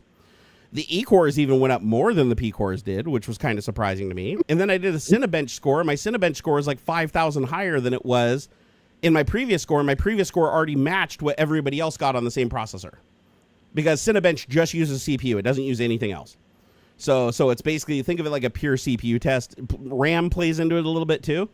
Yeah. But I could not believe the scores that I was getting. Like the additional performance I was getting from just like enabling this thing was like pretty damn impressive. And it's an Intel first party utility, so it's not like you're using something from like some third party or whatever that might, push the thing further than it's supposed to. And I know it seems kind of stupid to be like overclocking something when we just got over this whole overvoltage thing, like frying all these chips. Sure. But keep in mind that it's not moving the voltage. The voltage isn't moving up very much, just the current, it goes up just a little bit. Like to eke out a little bit more performance, it will move the current up, but it keeps it within what it considers reasonable spec. Yeah. Like I noticed it went from, I think, what is the normal TDP of this processor? Is like, what, 250 watts or something, 259? Yeah, somewhere around there. And I think it took it up to like 296 or something like that when it was like full benchmark, and that was only because I have an AIO cooler, and I'm using that thermal pad that Linus sells. We threw one of those on the heatsink. Have you seen that shit?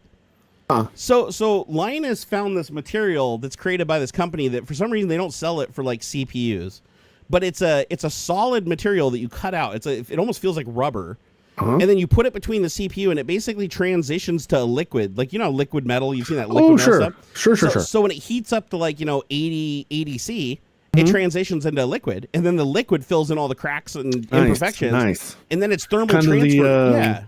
Kind of like you can get those. Basically, it's like a thermal pad. It's not carbon fiber. I know what you're talking about. Yeah, you can buy these thermal pads. And then you sit it on top of your CPU and you smush it between your cooler and it. Exactly. Yeah. So this is like a similar thing. The only difference is this turns completely to liquid. That's cool. So that's great. As it heats up, like it. Yeah. It basically becomes liquid metal, right? But without liquid metal's a pain in the ass. If you ever had to use it, it's an absolute pain in the ass. It's messy. It's conductive, so you get it anywhere and it fries your shit, right? So this, you sandwich it in, and then once it hits that temperature the first time, it'll turn into a liquid, fill in all the cracks, and then once it cools, it'll solidify in that new position, filling all those cracks. Yeah. And then each time it'll just, and then when it transitions into the liquid, its thermal transfer properties get better, not worse. Right. Yeah. So it's funny, like you'll run a benchmark, and what it'll do is the temperature will jump really fast up to like 80 C. Yeah. Then it drops down to 60, and then it'll go up to like 70, 60, and then it'll crawl up to like back into the 80s. But this is like full tilt. This is hitting the CPU, right. P cores, E cores, 100% everything, right? Cache, AVX2, everything. And so then it'll go up and it'll get up into like the 90s, and then it'll slowly go from like 97 down to like 96, 94, 99, and then it settles at 88 and just sits there at 88 for the rest of the benchmark. But then if it cools down and you run another benchmark, it does it again, because it takes a little bit of time for it to transfer from that solid to liquid, and then when it turns into the liquid, its thermal properties get better, and then it has to shed that heat that it built up during that period. So it'd be nice if you could just keep it liquid all the time, but what makes it easy to install is that you chill it, it becomes a solid, you cut it out, stick it on the pad, put it all together without having to fuss with liquid moving around, and then it becomes liquid once it's already secured in place. And if it leaks out, unlike liquid metal, it doesn't fry all your shit, because liquid metal's super conductive. So if liquid metal like sneaks out of the side of the socket and hits some soldering pins and bridges some pins, you just fried everything. So this stuff is non-conductive. So it conducts heat really well, but it's non-conductive, so it doesn't fry anything if it like leaks out of the side of the slot if it gets really hot. But so far, I haven't seen any leakage. I took a look in there. Cool. And then the other thing I figured out the other day, because I'm learning all this stuff for new. I haven't used AIOs before. Like I built a water-cooled PC years ago. Only one. I've only ever had one water-cooled PC. I went completely overboard on it. Ended up, I spent like $1,500 on just the liquid cooling components alone.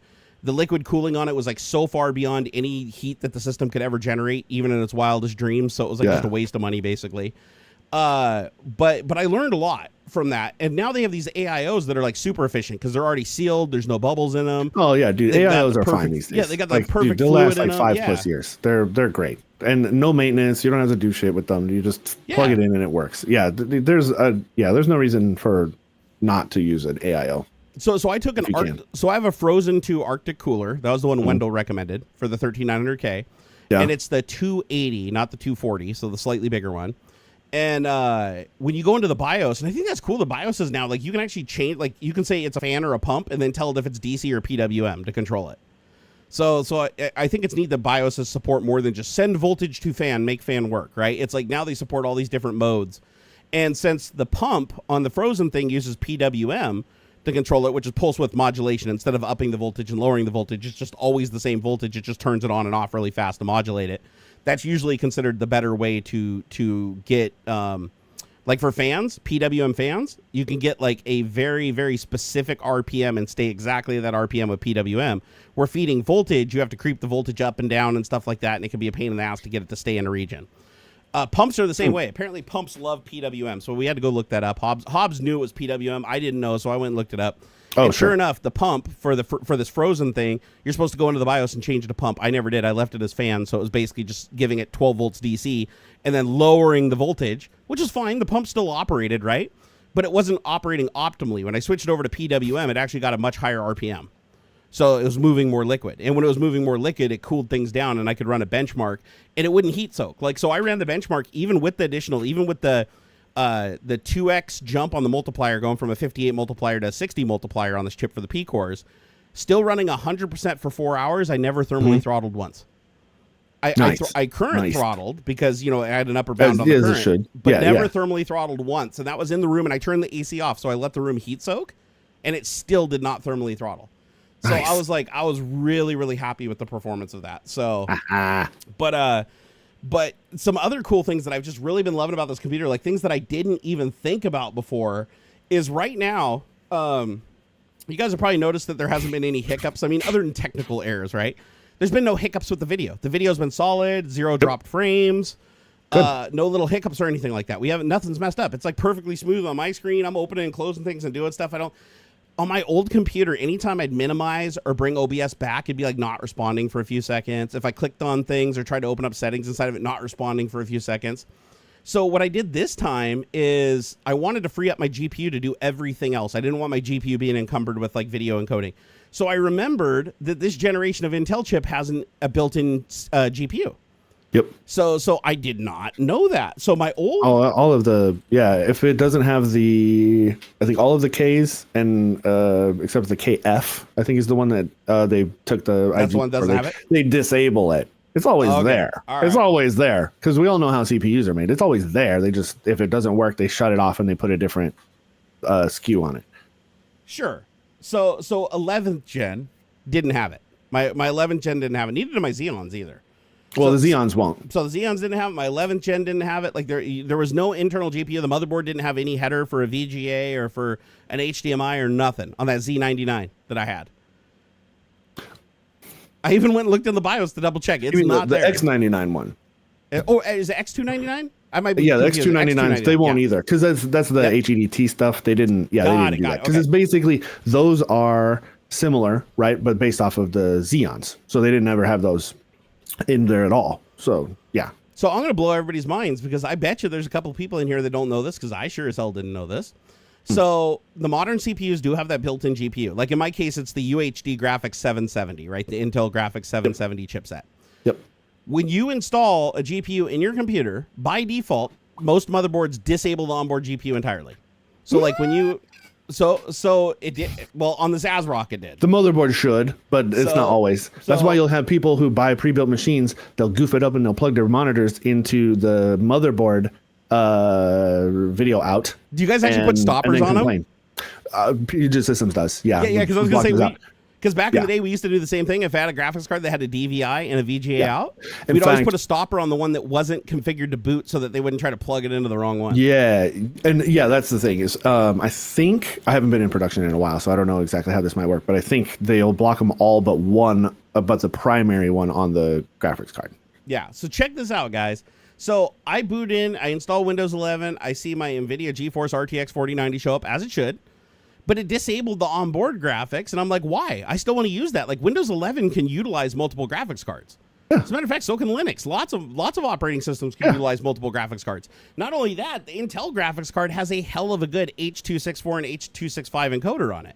It is very good. So hardware encoding, and that's what OBS does. So if you open OBS and you tell it just to use your CPU, don't use the GPU, just use software encoding, your CPU goes up to like 50% usage or more. Trying to use the CPU to encode the setting.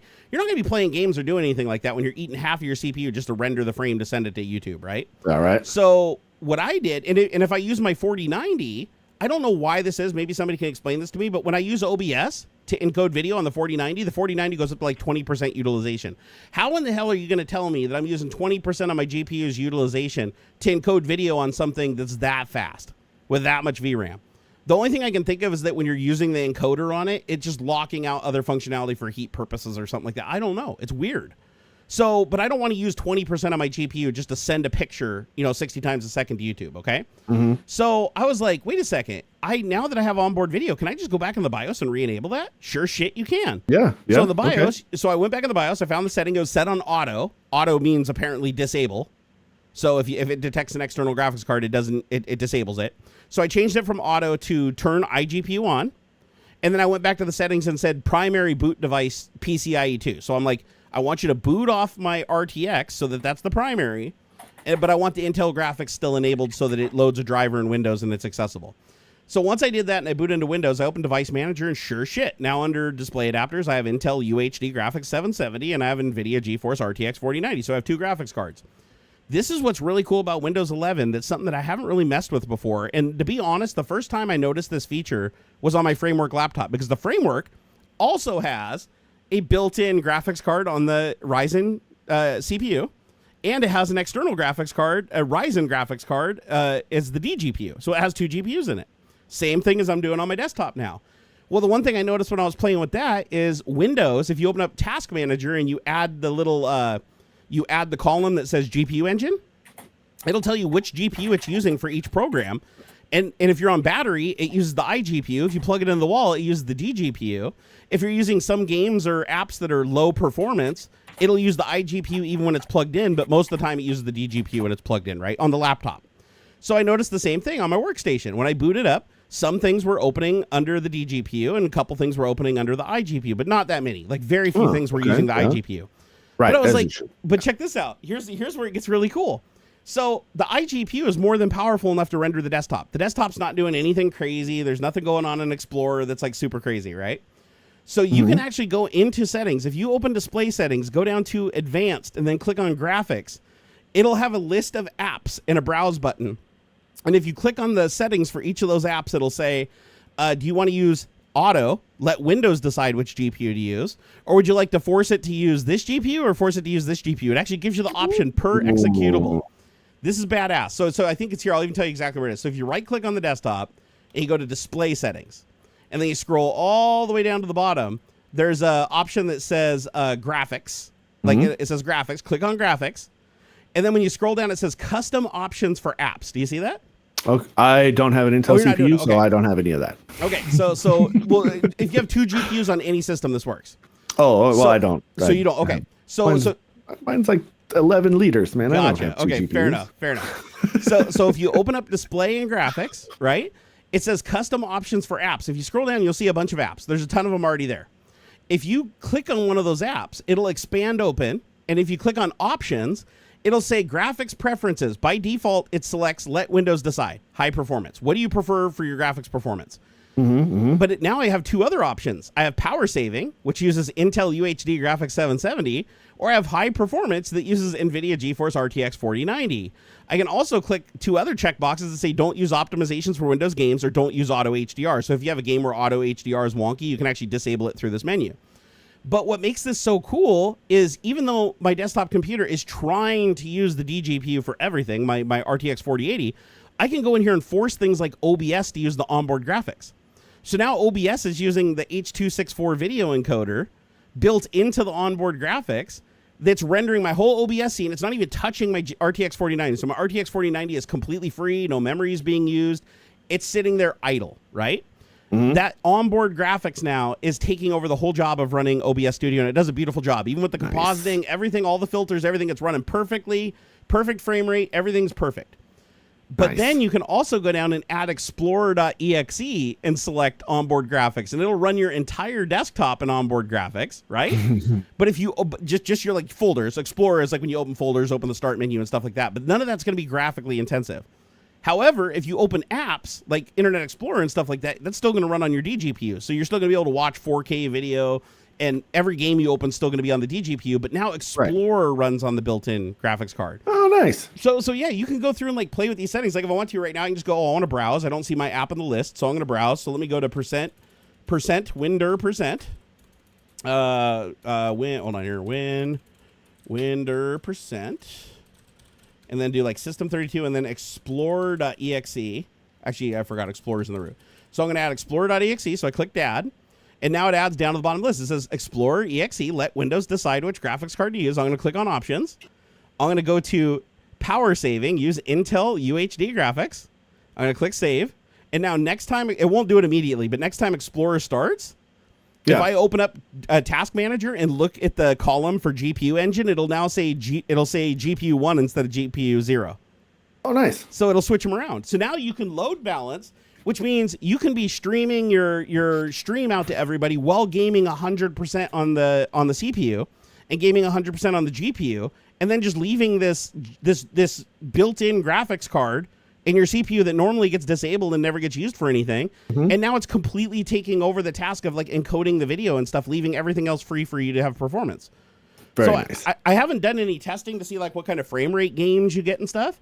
Yeah. But considering that OBS by default, when you're not using an onboard GPU, uses like 20 to 30% of your entire CPU just to encode H.264, that's going to really affect any game that's like CPU heavy, right? If I try to open a game that needs 100% of my CPU to run smoothly and now all of a sudden 20% of it's missing, that's going to impact my gameplay.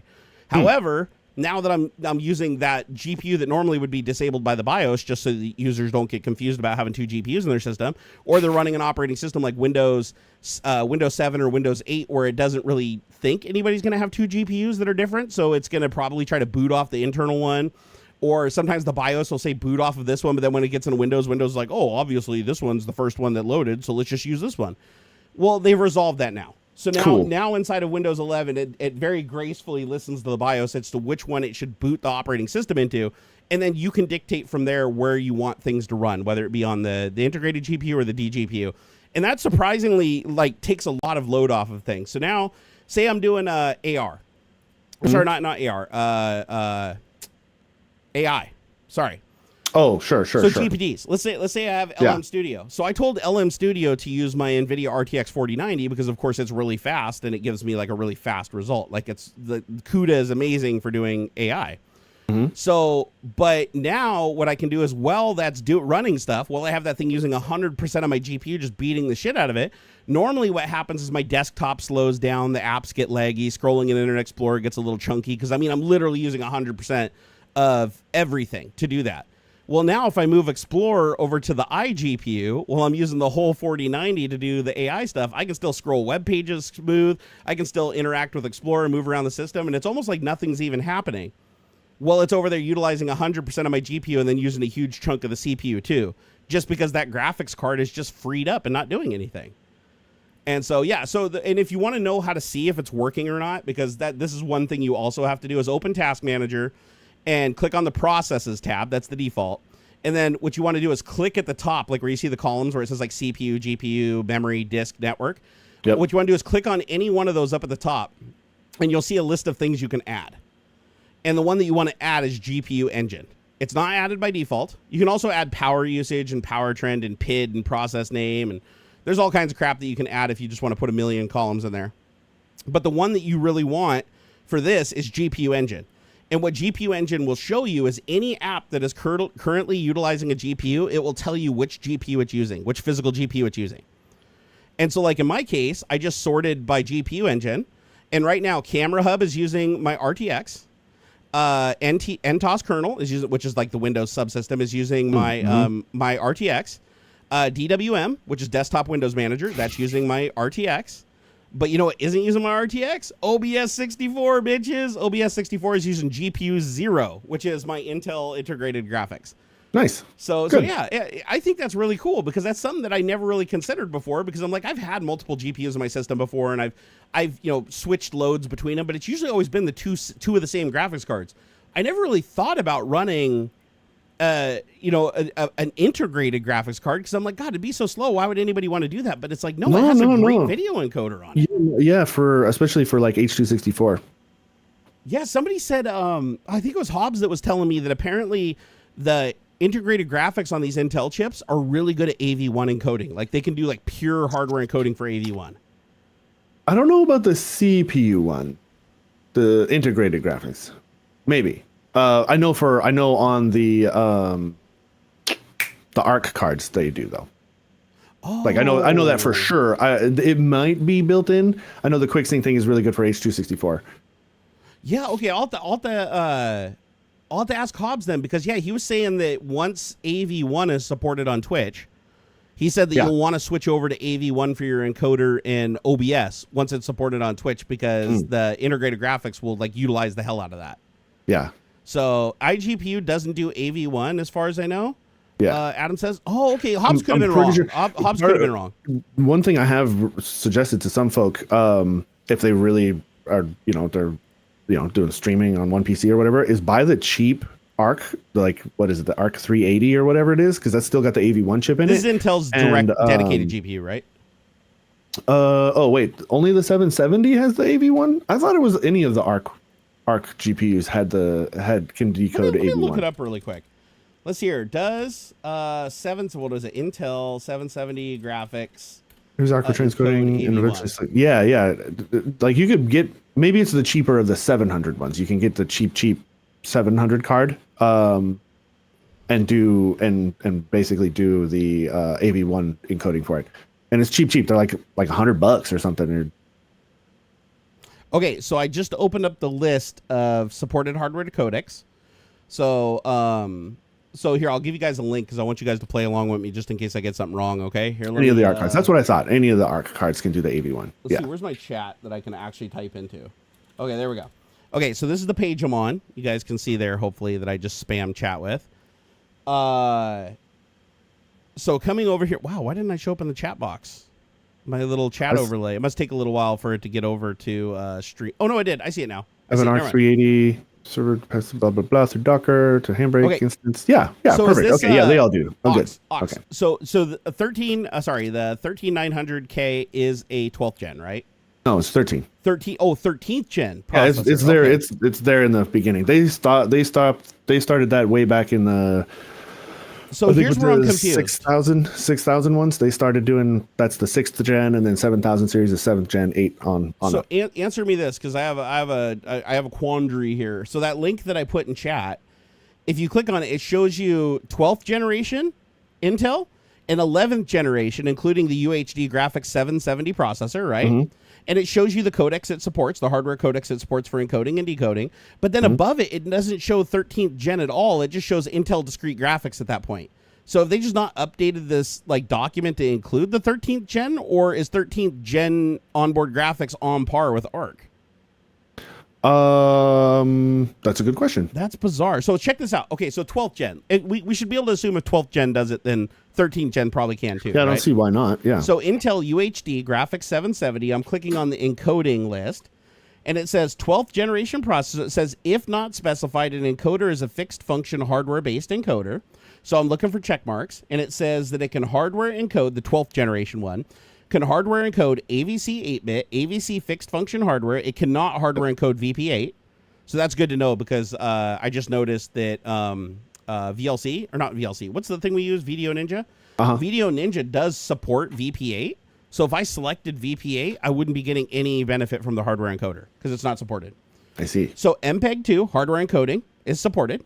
Scrolling on down, HVEC, right, which is, I believe, H.265, right? Yep. That's supported for 8-bit and 10-bit. HEVC 4x2x2, 4x4x4, 10-bit 4x4x4, and 12-bit HV. Those are hardware accelerated, but HV 12-bit is not hardware encoded. Yeah. So that isn't supported. Let me scroll down, though, because I want to see if AV1 is shown. You were right. Okay, AV1 is not supported. Yeah. By the 770 graphics chipset. So yeah, so Hobbs was wrong on that one. So for the integrated guys. But you're saying if somebody just grabbed like one of the Iris ARC, one of the ARC graphics cards and hucked it in a PCI slot and then just used that for encoding, they would essentially have an AV1 capable media encoder. Correct. And it actually says that it'll chew up HEVC, it'll chew up H.264 all day long, like butter, dude. Honestly, at this point, if you are into like video editing and whatnot, that's really the only reason that pushes Intel ahead of AMD is because as long as you've got at least an Intel Core processor with the integrated graphics, it'll chew up HEVC, H.264, no problemo.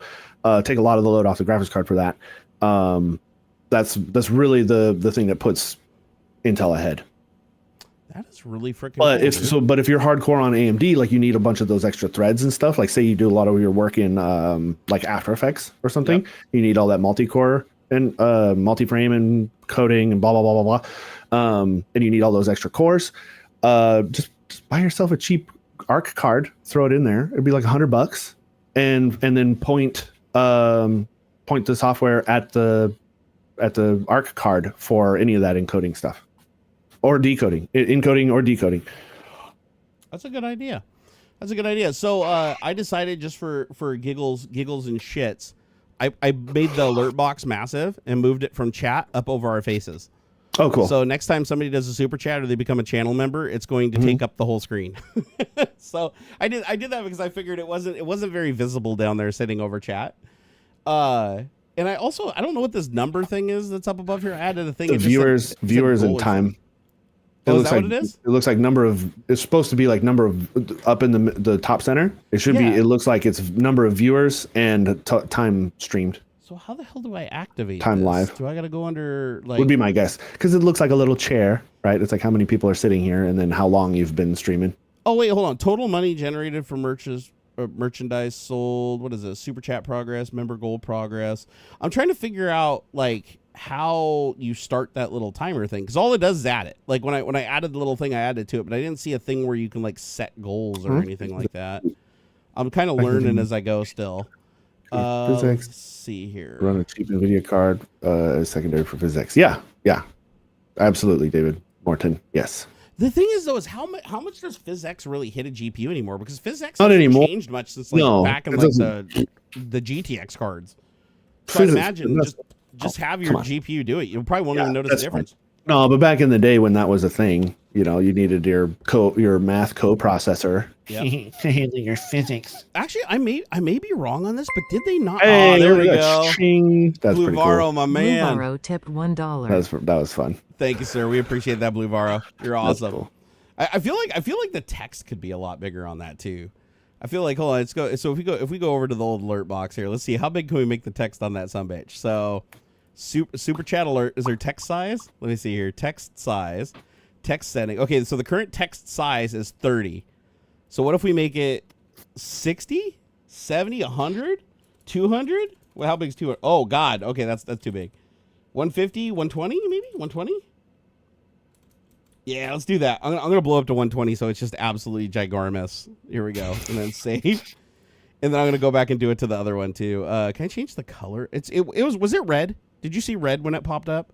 I just saw the giant dollar bill. I didn't notice the text. Okay, I gotcha. Okay, so if I go to text in the box, it says secondary text. Oh, you can do drop shadows on that? Hell yeah, let me do that. I want to do a drop shadow. Drop shadow of 3. Ching. Oh yeah, the text is Dylan Oh, did it work? The name and the amount are red. Yeah, nice. Hell yeah. There we go. I did a little drop shadow for y'all. So now I'm gonna go back to. Nice. Gotta love a drop shadow. Do you guys like the little animated graphics I put on there? I tried to find pixel art that's representative of taking your money, because that's how we roll apparently. Okay, so highlight animation pulse. I'm going to change the animation to rubber band. Ching, ching. Oh, hell yeah, it worked. Ching. Right on. Tipped $1.98. Did I say 130 for size earlier? Do you remember? Somewhere around there. You rattled off a bunch of numbers. $2.67. Is it bigger? Wait, what did it say? Is it Thanks, bigger? guys. Everybody's just dropping. You guys are awesome. Couple bucks here and there. You guys are great. $2. Thanks so much. I That's like super big cute. bucks and I cannot lie. I like big bucks and I cannot lie. Dude, this is working great. This honestly is working better than I thought it would, like on our first stream back. Like, because I have to reiterate, this was 100% from scratch. Like, I literally went to Stream Elements. Finally, they fixed the bug. For the longest time, you guys know how we haven't had activity feeds. We haven't had triggered events. We haven't had anything. And the reason for that being is Stream Elements had this horrible bug where when my channel got hacked, my YouTube, and that happened years ago. Yeah, when my channel got hacked and they took it over, it screwed up. It broke the link. They broke the link to all the external apps. They basically, so that you couldn't use an external app to get in. Hey, Bradley Smith, Bradley thank you for the Smith $2, tipped brother. $2. Did you ever see the animation I sent you? No, I didn't actually. Bradley, I didn't. Can you tag me on an X? Tag me on an X again and link me to it. Because I don't want to see it. I want to use it. $20. $. Bro, thank you. Woo! Okay, that's a little wonky. So why did Matthew Riley not replace Daniel Terry even though he tipped the exact same amount? I guess it defaults to whoever tipped it first. It's equal, not greater than. It's not greater than? Oh, man. Matthew, you got robbed, bro. Oh, shit, I forgot to plug this into external power, so I ran out of juice. I got to plug her back in. Man, you guys are so freaking awesome. Hey, Alejandro Angel became a Alejandro Tech Angel Talk became channel a Tech member. Talk channel member. Ching. Thank you very much. Dude, this is so freaking cool. It's all Yeah, working. these All are my all working. integrations are working. Dude, this makes me so happy because it's been broken for so long. Yeah, it's been a long time. So long. And okay, so sorry, I got off track like I usually do. So Stream Elements, basically, I messaged them. They were really great at getting back to me. Like they have great tech support as far as like you message them on XDM, they get back to you immediately. I explained the problem to them. They'd say, oh, we try to fix it. They'd open a ticket, and then the ticket would be closed as, sorry, we don't support that feature right now. And the only way they said that I could fix it is I would have to delete my Twitch channel. I'd have to delete all my other YouTube channels that are also connected because Stream Elements just aggregates them all together. It's not like you have a different account for each thing. It just takes everything that you're connected to, sticks it under one hood. And if you delete something, like if I try to delete my YouTube channel and re-add it, I can't do that. I have to delete the entire account. Otherwise, it just relinks back to the bad account. It does the same broken, right. It caches it. So I'm like, can you guys flush the cache so that it does like a full renew authentication? They're like, sorry, we can't do that. So I revisit it every 6 months, every couple months. Hey, can you guys fix this? Can you look at it again? Hey, can we find a different way? If you figured it, no, sorry, there's no way around it. God damn it. So just since I built the new computer and I was doing everything from scratch, I went back into Stream Elements and I was like, you know what? I'm going to try it one more time to just try to add my channel back to Stream Elements, even though it was already added. Now he's $20.24. It still didn't take over the top spot though. Cool. Oh, how was that not possible? Oh, no, there it is. There it goes. It took a sec. delayed. It just took a sec. Oh, Okay. I bet you was shitting a brick when he saw that, dude. He's like, no, I got robbed. Dude, that's great, man. It is true. Hey, top tip. If you're going to be a content creator on the internet, you have to have events and text on your screen and shit because people like it when they can manipulate like what is shown on the screen. Yeah. That's just and I'm the same way, honestly. But definitely don't tip anything you can't afford. Only shit that you can wipe your ass with. We ain't about making other people's lives harder. Seriously. Don't. Yeah, not worth it. This isn't gambling. Don't do that. Not gambling. So fuck, I just lost my whole train of thought. Oh yeah, so Stream Elements. So I decided to just go in and try to add my channel again, even though it was already there and it was broken. Tipped $2.03. Can't think of a message to put here. Thank you so much, man. We really appreciate it. Why doesn't it list him at 4024? Because it's not cumulative. It's individual. It takes the biggest single super chat. Yeah, the biggest single that's super chat. Go. So the things that I have available, like these are the things that I can display according to Stream Elements. So I have, here, let me close this down, go to layers. I can do events, alerts. Where are the different fields? Oh, I found them. Okay, so this is what I can do. I can do latest subscriber, recent subscribers, which is a list of, like a delineated list of subscribers that scrolls. I can do total subscribers, like my total subscriber count of all time. I can do subscriber goal, which I guess I set a goal somewhere. I don't know where I set the goals on here, but I set a goal and then it would create a subscriber goal thing. And then if I go down, I have super chats. So I can do latest super chat. I can do recent super chats. So I can do latest or recent. I can do total and all time. So I can do total super chats. I can do the top super chat, which is the highest super chat during a time segment. And then I can do top super chatter, which is your top super chatter during the time segment. Oh, would that be it? Like top super chatter? Do you think that'd be cumulative? I bet you that's the cumulative one. So here, let me do that. Let me do top super chatter. So if I grab that, I'm going to say top super chatter. Isn't there like a maximum too when it comes to super chats? Like, I think like the biggest individual one you can do is 500, and then I think they don't let you super chat after you've done a certain amount in a certain amount of time. I think. I think Adam actually found that limit one time, if I remember right. Yeah. Didn't he? Okay, so I'm gonna. I think it stops you after like $700, and I think the largest individual super chat you can do is 500. I think. Yeah, this one's not going to look right, guys. Here, let me see if I can make the size correct. This one won't look right because it's the wrong font and the wrong color and everything, because I added it to... sorry, I used Krita, which is like a Photoshop ripoff, to like do all the graphics for this. And I did the labels, like top super chat, latest super chat. Those are actually embedded into the graphic. That's why they have drop shadow and stuff like that. Well, because I don't want to modify the graphic right now and re-upload and everything, I'm just going to add top super chatter as its own thing. So watch when I hit save, a new field should show up. And you'll see it, top super chatter is Matthew Riley at $40.24. So it does do cumulative for that field. So there's the top super chat, which is like the top single tip. And then there's top super chatter, which is the top combined everything. What I don't understand is why Matthew Riley is in lowercase for that one, but he's in uppercase for the other one when they're both coming from the same exact service. Isn't that bizarre? Like, that doesn't make any freaking sense. Like, here, let me try. So top. What if I do capital? If I do a capital N for name, does it fix it? No, it doesn't. You have to actually do name. So it says the variables I can use is name, currency, and amount. Those are the ones that, and then it says time periods are relative, so you have to change those somewhere. So top super chatter, and then the name and the currency. Okay. So yeah, but that would be Matthew Riley, right? Because he did the 20 and then he did the 24, so added together it'd be 4024. So let me label that so I don't screw it up and lose it, because I do that a lot. So this would have been top super chatter. Okay, so now I have that. I have the train count. That's the thing where it shows like all the super chats and members and subs and everything in line. And that one actually shows subs too. So if you click subscribe, I believe you show up in that stack. Nice. Over there. So even though you don't show up under these other stats, you do actually show up in that little red stack over there, I believe, if you hit the subscribe button. And then I have the newest member. Let's see, what other ones can we add here? So label, because these ones I can just integrate in the graphic later. If I just add them now, they'll work, and then I can add them later. So I have, what was that one again? Did I say what that one was? What was it called? It was like top super chatter, I think. And then there's your highest super chat during a timed segment, and then your total super chat count. So total super chat count, for some reason, just comes up as not like null. It's not even 0. That's very bizarre. So I'm going to delete that one because I screwed that up. All right, so what else can I add? Let's see if there's any other cool ones I can add. So I have super chats.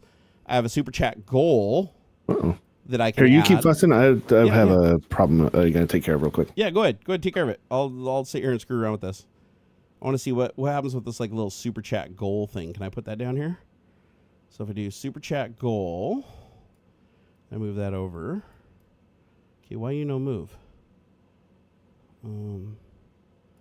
So like watch this, guys. So if I hit save, now there's like a little super chat goal down. I mean, that's a terrible place to put it, right? I guess I could put it over chat, like up here at the very top. Let's see, shrink it down. Shrink it. I said shrink it. And then let's see. So super chat goal. Just say super chat goal. And then it says set a goal of 20, I guess. What, 20, 102? Oh, it's already at 102. Let's do 150. Because I just want to see if it works. And then I can set the colors. So I want to use our colors. So red. Let's do red. And then for the fill color, let's do green. All right, let's see what that looks like. So red and green. This is cool. I do like playing around with this stuff. It is really cool. So select. Aha. Okay.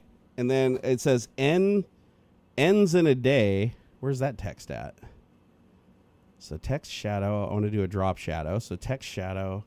Do 5 pixels by 5 pixels by 5 pixels. All right, we're getting there.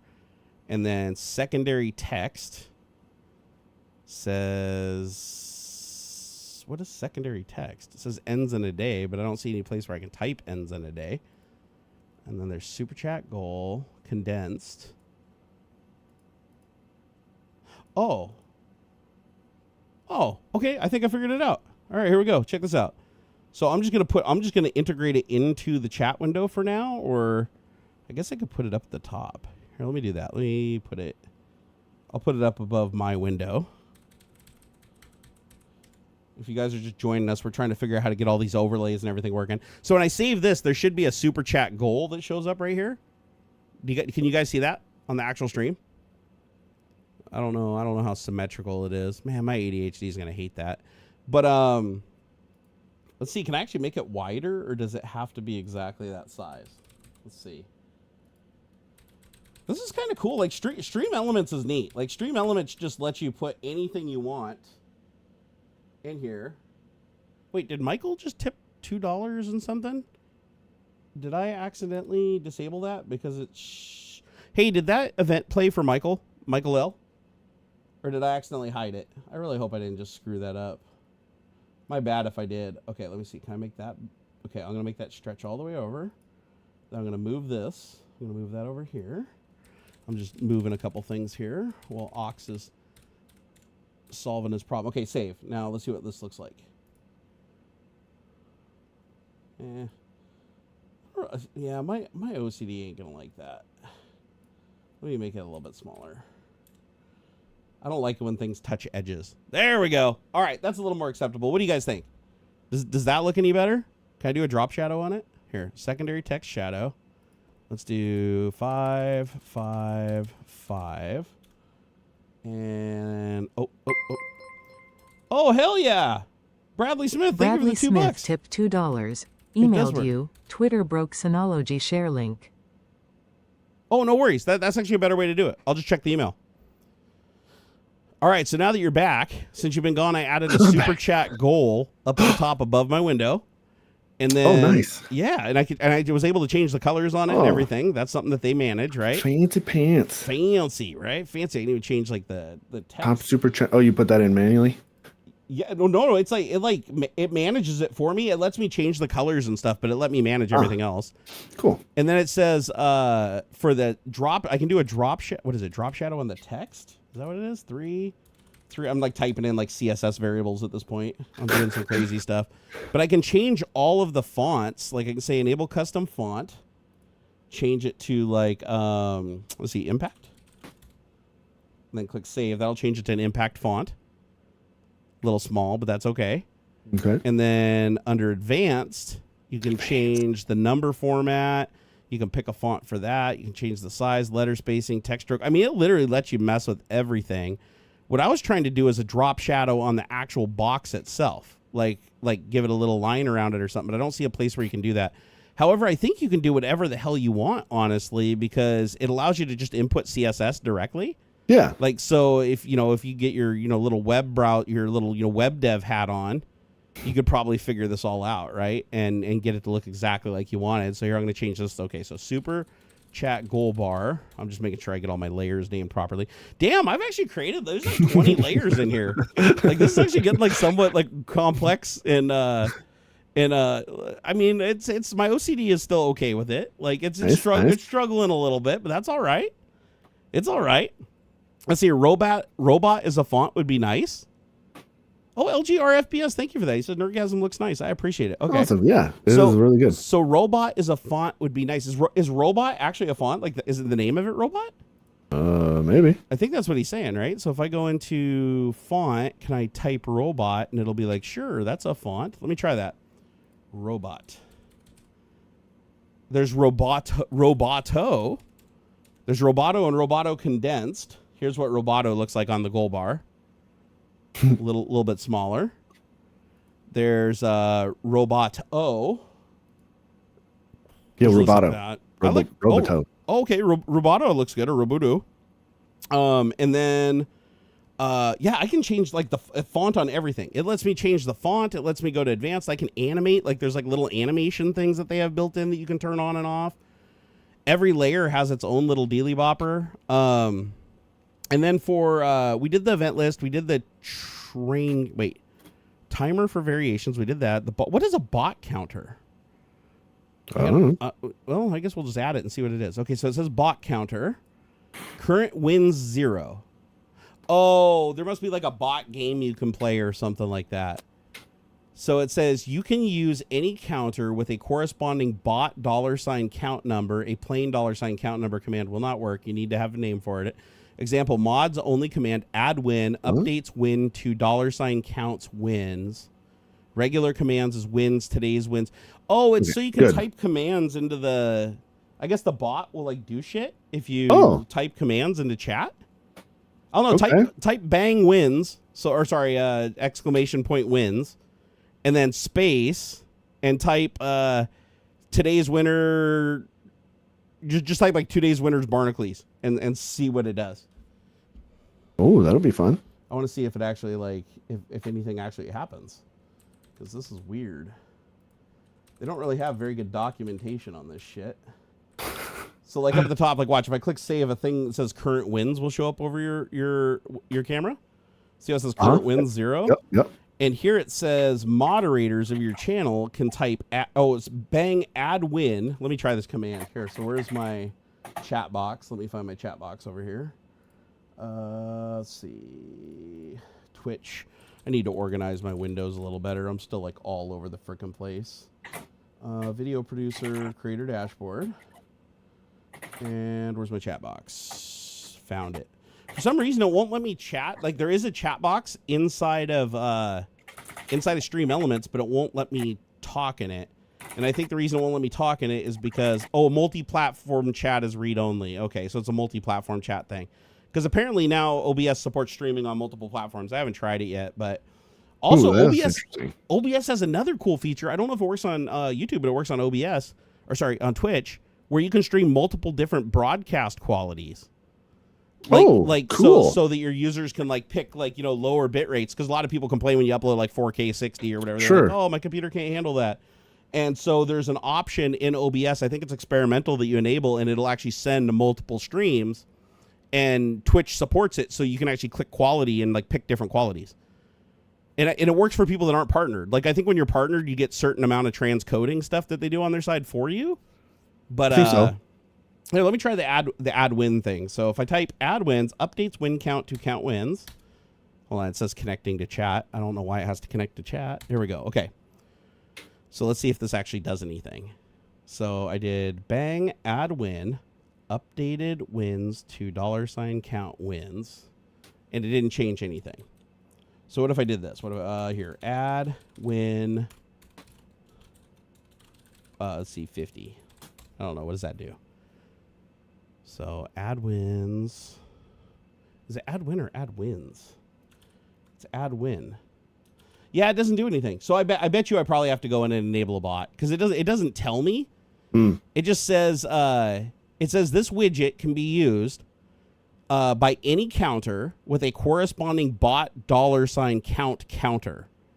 So maybe you have to like create a bot and give it a counter or something, and it says that you can increment the count and decrement the count, and it'll update this like current wins thing. And you can call it whatever you want. It doesn't have to be current wins. It could also be like, you know, how many times Barnacules touches himself or something, like, you know, you put something like that, and you could have, you know, and this would be a counter that the mods could actually manipulate during the stream. Yeah, for like when you die or a bunch of times or whatever. Yeah. I was thinking like, you know, maybe if you're playing like an FPS or you're streaming an FPS or something, somebody could keep track of your kills. Like your mods could keep track of your kills and like update the little stats and stuff on screen. It looks like that's what this one's for.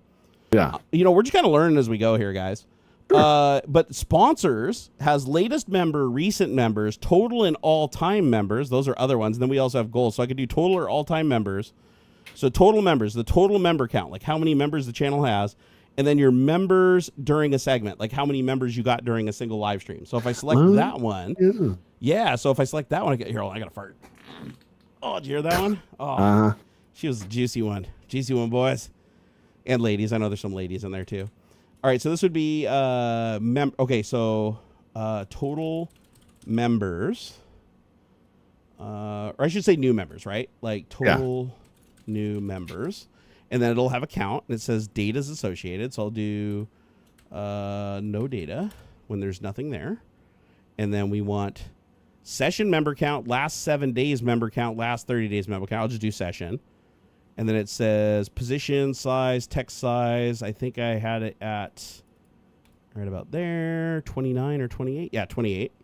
And let me scoot it into position, and we'll be good to go. Do text shadow, 3, 3, 3. Do a little stroke. That's a thing. I got to move it into position. Give me a sec. Move it. Got to move it.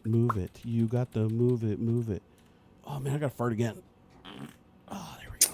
All right, you ready? We're about to add one more metric. Here we go. Dun, dun, dun, dun, dun, OMG, dun. this Drum is roll. so much data. Boom. Right there, baby. We got top super chatter. Now we have total new members. So we've had 5 new members during the course of the stream. Nice. All right, so I think I've added enough crap to this while my ADHD has completely consumed me. So I'm going to minimize this window so I stop looking at it. Because this thing has just been like consuming me. Because like, dude, how many times do we stream where it's like shit actually works? There's been a handful. Bro, but I mean like the events. Like the events and the bots and everything. The events and stuff. Nah, not many. Not many. Ever. Yeah. So the fact that this is actually like working on Tech Talk and I haven't even gotten like the streamer bot going yet. I'm actually pretty excited about that. And I also found some new plugins for OBS too to replace some of the Streamer FX because I guess Streamer FX went paid. Mm-hmm. If you don't know what Streamer FX is, it's like a plugin that like they still use it. A lot of people still use it today, but the author who created it decided to take it to payware. Like he put a paywall on it and put it behind Patreon. What and he mark charges is like that? He charges like $15 a month to use it or whatever. But so many people rely on it for their incredibly complex setups. And by the way, this is a great segue into the MKBHD thing, bro. This is a great segue right here. Check this out. So this guy who created StreamFX, he gave it away for free. It was published on GitHub. You can still get the old version on GitHub, but it's not compatible with latest versions of OBS because they changed everything. So it basically gave you this huge set of tools for like animating things, spinning things, 3D effects, shaders, animations, to like do transitions and everything. It basically made it so you can make these really complex shows. As a matter of fact, my buddy Brandon, otherwise known as Basherverse or Toasty Time, when he was alive, he used it for his Toasty Time live stream. Hugely used ever. Even Loyal Moses uses it for his live stream. So, but the problem is, it used to be free. Everybody implemented it. Like every big live streamer, anybody who was anybody, even like Hassan Abi and those other guys, they all use the StreamFX, right? It's that big of a deal. So the guy deploys it for free, is open source, and then when OBS is about to make a breaking change that kills it so that nobody can use it anymore on any newer version of OBS, right? He then puts it behind, he fixes it for that and then puts it behind a paywall for like $15 a month on Patreon. And so thousands and thousands of content creators flood over and join his Patreon to get it. And he constantly updates it. To be fair, he constantly updates it. He's doing the work. Like I don't want to grief this guy at all because I think it's a brilliant idea, and MKBHD should have done the same thing, honestly. And what he did is he gave something away for free. Therefore, everybody installed it, right? Because they're like, it's free. Like, what have I got to lose? Even if I don't like it or I can't figure it out, I'll just delete it. It's free. So he gets it integrated into all these people that spent thousands of hours integrating these features into their live stream and making their live stream these big, heavy productions with no other alternative. This is the only thing that does the things that it does. And then he puts it behind a paywall. So your options are completely re-engineer your live stream from scratch and do thousands of hours trying to get it to look worse than it already does, or just give this dude $15 a month. So everybody opted to give him $15 a month. Now the dude probably is multi-millionaire, and he just maintains this one project, and he's good to go. It's brilliant. Now think about if Marques Brownlee did the same thing. If Marques Brownlee had have released his wallpaper app, right? Even though it's a shitty concept, like it's a simple wallpaper app. It already existed before. It just got basically like rebranded. His wallpapers got put into it that he got from whoever knows where. And it got uploaded to the marketplace, and for $50 a year, or was it like $9 a month or something like that, $9 a month? Anyways, $50 a year. Mm-hmm. So $50 a year for an app that basically just like changes the wallpapers on your phone. There's already 1,000 other apps that do it for free, right? And so people are like, wow, what the fuck? This is like a money grab. Like it's a shitty app. First of all, somebody figured out that if you just go to the website that the app connects to, you can just go to it in a regular browser and download all the wallpapers for free. Like the app is literally just accessing publicly accessible wallpapers. It's not even authenticating to download them from a source. Like it literally is just going to a public source and getting them. So you're paying $50 for an app to go download something that you can just go download yourself from the web page for free. So I can see why MKBHD is getting so much shit for this. But think about if he had have done the same thing that StreamFX did. Mm-hmm. Imagine if he had just given the app away, even though it's a piece of shit, even though it's repurposed and it's just like a rebranded Marques Brownlee edition. Hey guys, check out my app and my wallpaper engine. Everybody would have installed it because it's free. People love free. Well, there is a free. There it is free with ads and stuff. Oh, there is an ad-supported free version. Yeah. Okay, so had he just left that one out there and he didn't charge at all for any of them, like there was no pay option at all, he would have got millions of people to install this app. Millions. out of his base, right? Just out of support. Just like, oh, dude, I want to run my, I love this guy's YouTube channel. I want to run his app and support him, right? Or released it as like a marketplace almost. Like the app is free, maybe some little ad bars at the bottom. You're getting ahead of me. You're getting ahead of me. Check this out. Check this out. So what did the StreamFX guy do? He got you addicted to his free version. Then he updates it to work with the latest version of OBS, adds some more functionality, and then makes you pay $15 a month. Now you have to pay the $15 a month because you've already integrated it and used all of it, right? It's all over. So what if MKBHD did the same thing? What if he just gave away his free wallpaper app that's slightly ad supported or whatever, and then everybody, uses it and it does wallpapers, and he starts adding little bits of functionality to it to make it like, oh, now it can recommend video of the day, or this is the funniest video, or hey, watch one of a random Arquez Brownlee video, click here, and it just randomly sends him over to the YouTube app to watch one of his things, get him a view, right? He could have added those features over time. And let's say even if 10% of his audience installed the app because it was free, he would have millions and millions and millions of people, right? So then down the road, he goes, hey, I'm going to add a feature to my wallpaper app where you can watch videos without ads, but it costs $9 a month, like Floatplane, basically. Like he puts in a Floatplane feature. Now everybody's like, oh, I just like the wallpapers and it's free and nothing changes for him. Yeah. But everybody now gets this functionality to take it one step further. And then you open your app after the update and it's like, hey, are you a creator? Would you like to publish your videos and get a cut of the profit or whatever, 50-50 with your favorite YouTuber, Marquez Brownlee? Just click here. He could have done that. Nobody would have even batted an eye. Nobody would have even thought about it. It would have been the subtle thing that nobody even noticed. The only reason he's on super blast right now is because he basically took an app that gave nobody value at all, like no value whatsoever. And he's like, listen, if you want to support me, just pay $50 a month for the pro version of this wallpaper engine app. When no wallpaper app that's ever been developed has been anywhere even remotely in that price range. Like there's other apps that are way more powerful, like Wallpaper Engine, that just blow this thing out of the water. They're like $3 one-time fee. And he's like, just give me $50 a year for it, bro, for this like free app just so we take ads out of it or whatever. That was the dumbest thing he could have done, because now everybody looks at it and they're like, okay, you took an app that maybe took like 2 dudes a weekend with ChatGPT to crank this shit out, right? Right. It's got massive security flaws, so whoever developed it obviously knows nothing about what they're doing, because it literally just downloads the wallpapers from like a open clear web website. And so people are like, no, I don't trust it. The security sucks on it. He's asking for ridiculous amounts of money for something that doesn't fucking work, or give me any value. He's like, this is just a cash grab. So it just makes him look greedy as fuck, doesn't it? A little, and, yeah. So now he looks greedy as fuck. His audience now are going to be like, there's going to be the white knights that are like, oh no, he should have done this and he should get $50 a month and everything. But this could have been an opportunity to bypass like Patreon and allow his audience to support him directly with like $1 a month or something. Yeah. Or even just use it for free with ads, and he makes a grip shit of money off the ads alone, right? Because you can deploy to all those marketplaces for free if you don't charge anything. Like the free apps, you just pay for the yearly license and you publish to your heart's content. So because he got greedy and he was probably running the numbers in his head, and he's like, dude, I've got a lot of, supporters out there that got money. I bet you that they would, they'd pony up $50 a year, and then it's a reoccurring fee every month or reoccurring every year. So they're going to forget about it, and it's just going to get charged to their credit card. Because that's the great thing about monthly subscriptions. You forget about them, right? Yeah. So it's like one person wants to give you like a fee one time, and then they just keep recharging you, and then you don't find out about it 3 years later until you've given them like $30,000. Happens all the time.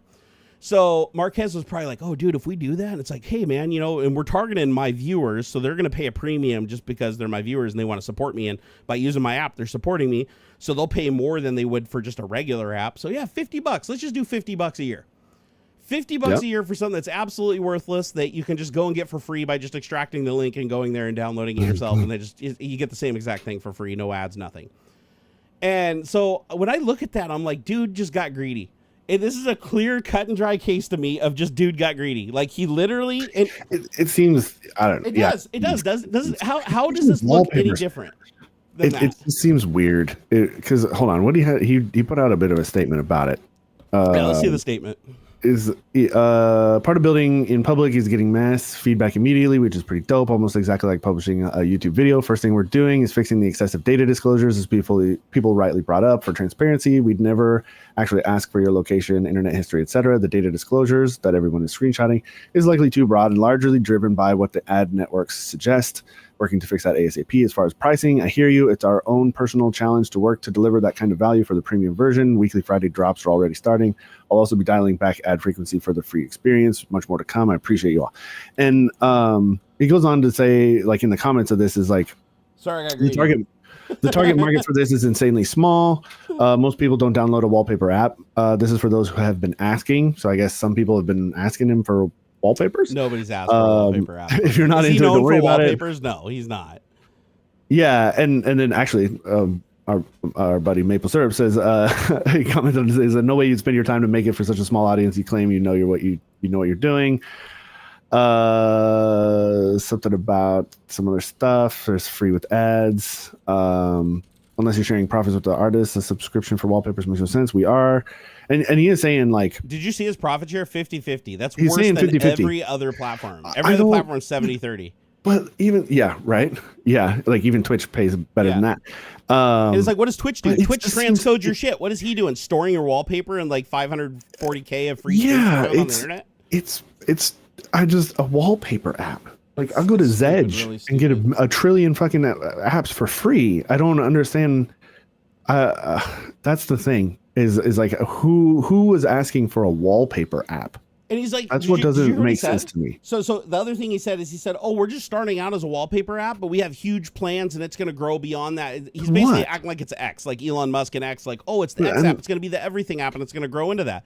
But if that was true, he would have released it as a free wallpaper app, since wallpaper. He even tweeted back in 2016. Did you see the post I made on X? Oh, about don't charge for something that started off free. Exactly. He's like golden rule number 1: don't ever charge for something that people can get for free. And it's like they can get his wallpapers for free because his app links to clear web wallpapers that you can literally just download yourself. And that's the thing. So he's not giving any value, and he's asking for money. It's like that's from a guy like him, though. That's the thing. Anybody else, I'd be like, yeah, this is just a scam, just a cash grab. Like, everybody's going to try this shit, right? But the fact that somebody who's like a multi-millionaire, who's like known for his tech reviews and being like brutally honest about things and reviewing things, like this is the dude that shit all over these AI products that gave zero value. And he's essentially doing a similar thing. He's taking an app that gives no value, that looks like it was recycled from an app that already exists. A lot of people made some good arguments for that. So maybe his developers just ripped off that other app. So he wasn't responsible for that. I'd be willing to give him the benefit of the doubt on that. But still, the end result is he released a very subpar app with shitty security that all it does is wallpaper shit to generate him ad revenue or to charge his fans that want to directly support him $50 a year. Yeah. And I'm just like, dude. Just give it to him for free. Add the paid functions later. I can appreciate...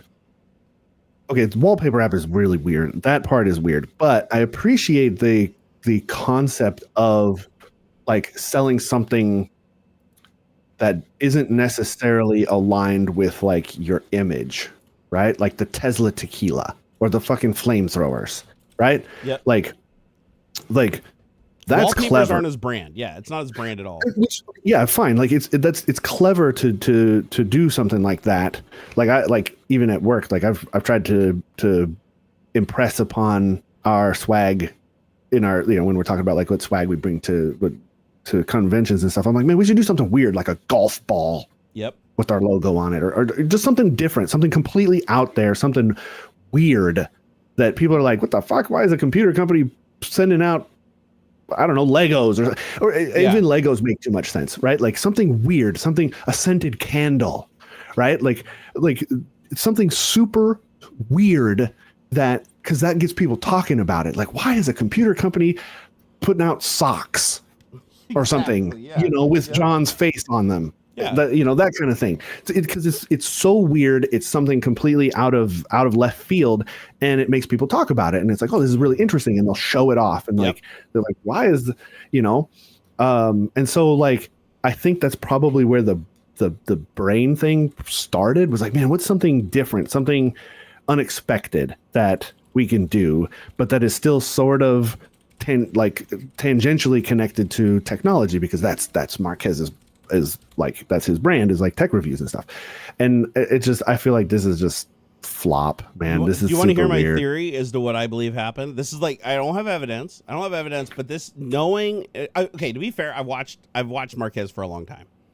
This caught me out because this does not feel like Marquez. This really does not. Like when you right? At the end of the day, it does not think that's feel part like of the him. problem. I feel like if you sat down and you talked to him like about this idea, like directly, like without him actually doing it first, he'd be like, this is weird. What the fuck are you doing? What I think more than likely happened, again, I have no evidence. I want to make sure I clarify. I have no evidence on this. This is purely speculatory on my part. But this is so out of left field from him and so bizarre and so against the grain of what he stands for. Like, I believe that he would actually review this app as worthless and tell people not to download it if he reviewed it himself. Yeah. I think what happened here is a good old-fashioned case of the bait and switch sponsorship. What I think happened is that Marquez Brownlee, he gets approached by tons of people that want to do sponsorship deals. He probably got approached by a company that was like, hey, we develop games, we develop apps and everything, and hey, we want to work with you to create an experience for your audience. And he's like, okay, maybe that sounds cool. Like, they got his attention.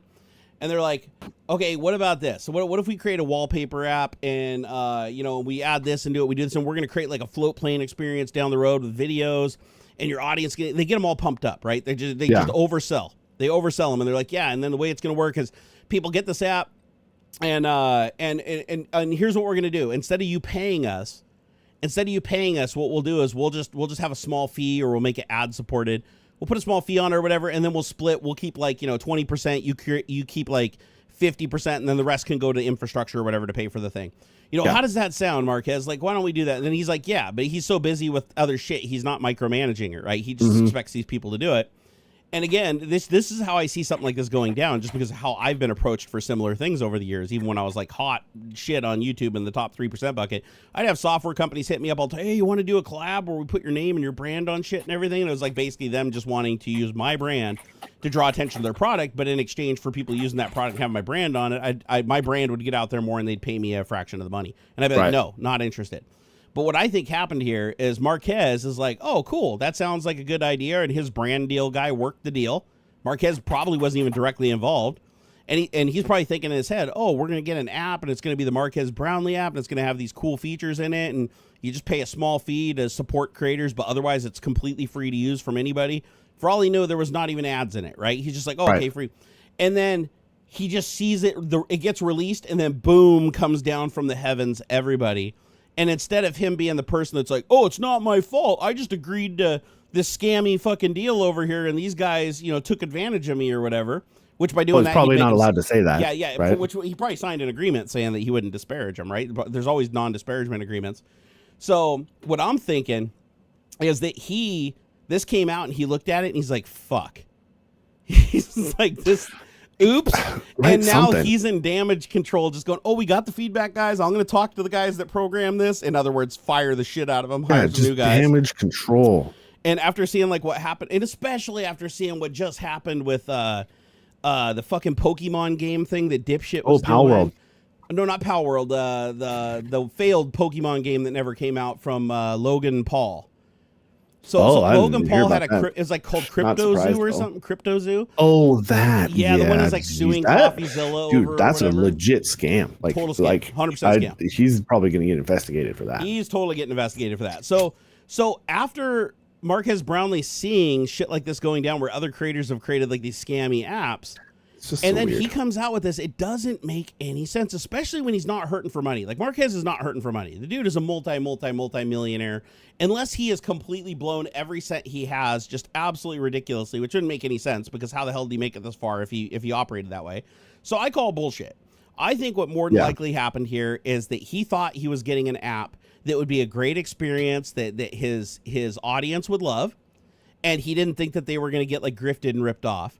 What they ended up getting is like a chat GPT app generated that was nothing like what was promised. It was already delivered. People had already paid for it. And instead of him going, oh, I just endorsed something that's a piece of shit and I endorsed a scam, he's trying to save face by going, oh, no, this is just first round. We're trying to get feedback. We're gonna change everything. And now he's frantically on the phone like, you motherfuckers didn't tell me you were gonna charge $50 a year. You didn't tell me the app was just downloading wallpapers from a public location. Like, what the fuck are you guys doing? And now he has to like smack him into gear and take the punishment publicly, so that the project doesn't completely fail and he doesn't lose the respect of everybody, right? So that would be my guess. Again, I have no evidence of this. Is purely speculatory, but I just don't see somebody like Marquez Brownlee. I'm not saying it's impossible, but I don't see somebody who has made a career out of being brutally honest about tech products, even when it's hurt himself. Like he's reviewed shit that he stood to make a lot of money off of poorly and sent that company packing to never work with him again, when he could have just made shitloads of money offloading garbage on people. So I don't believe he consciously did this. I think at the end of the day, he's probably, he has to play along because of the position he's found himself in. But I really don't think that his intent was to ship a completely valueless experience that had no security, was stolen code basically, and cost $50 a fucking year. I think that if another creator did that, he would have called them out, just like he's being called out right now. And so what he's doing now is he's just like, listen, guys, we heard your feedback, and now he's on the phone with that company that he agreed to the deal with or whatever, and he's like, listen, fuckers, like you need to fix this right now. Like, this needs to be changed. I will fire you. I'll hire another team. I'll sue the shit out of you guys. But he might also find himself in a legal situation, like you were just saying earlier. He might be legally bound in this situation because he already signed an agreement to support this application if it's in cooperation with another company or another creator or something like that. So he might not be able to disparage him. He might have to play along. He might just have to take his lickings for this. Yeah. And I think that's how we'll know the truth about this in the long run is, will he be able to just distance himself from it and say, yeah, I got scammed. These guys ripped me off. It's nothing like what it was supposed to be. And then distance himself, or does he just keep going along with it and be like, oh, no, we heard your feedback, but then it just keeps being a piece of shit and it never gets any better.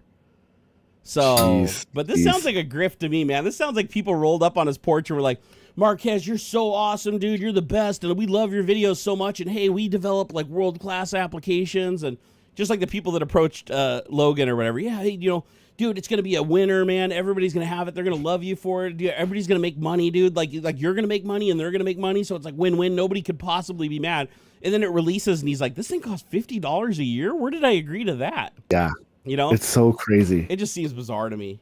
It seems really bizarre. But I can't wait to see, like, more shit will come out. Like, he won't be able to keep the secret forever. I'm scrubbing through some of these comments and, like, there's a script you can get all the wallpapers for free. All the wallpapers for free. Apparently they're in a public bucket. Apparently there's like a link you can just go straight to there's storage.googleapis.com blah blah blah blah blah. Somebody already found the app code. Open. Somebody already found the app code on GitHub too. It's a rebranded project from GitHub.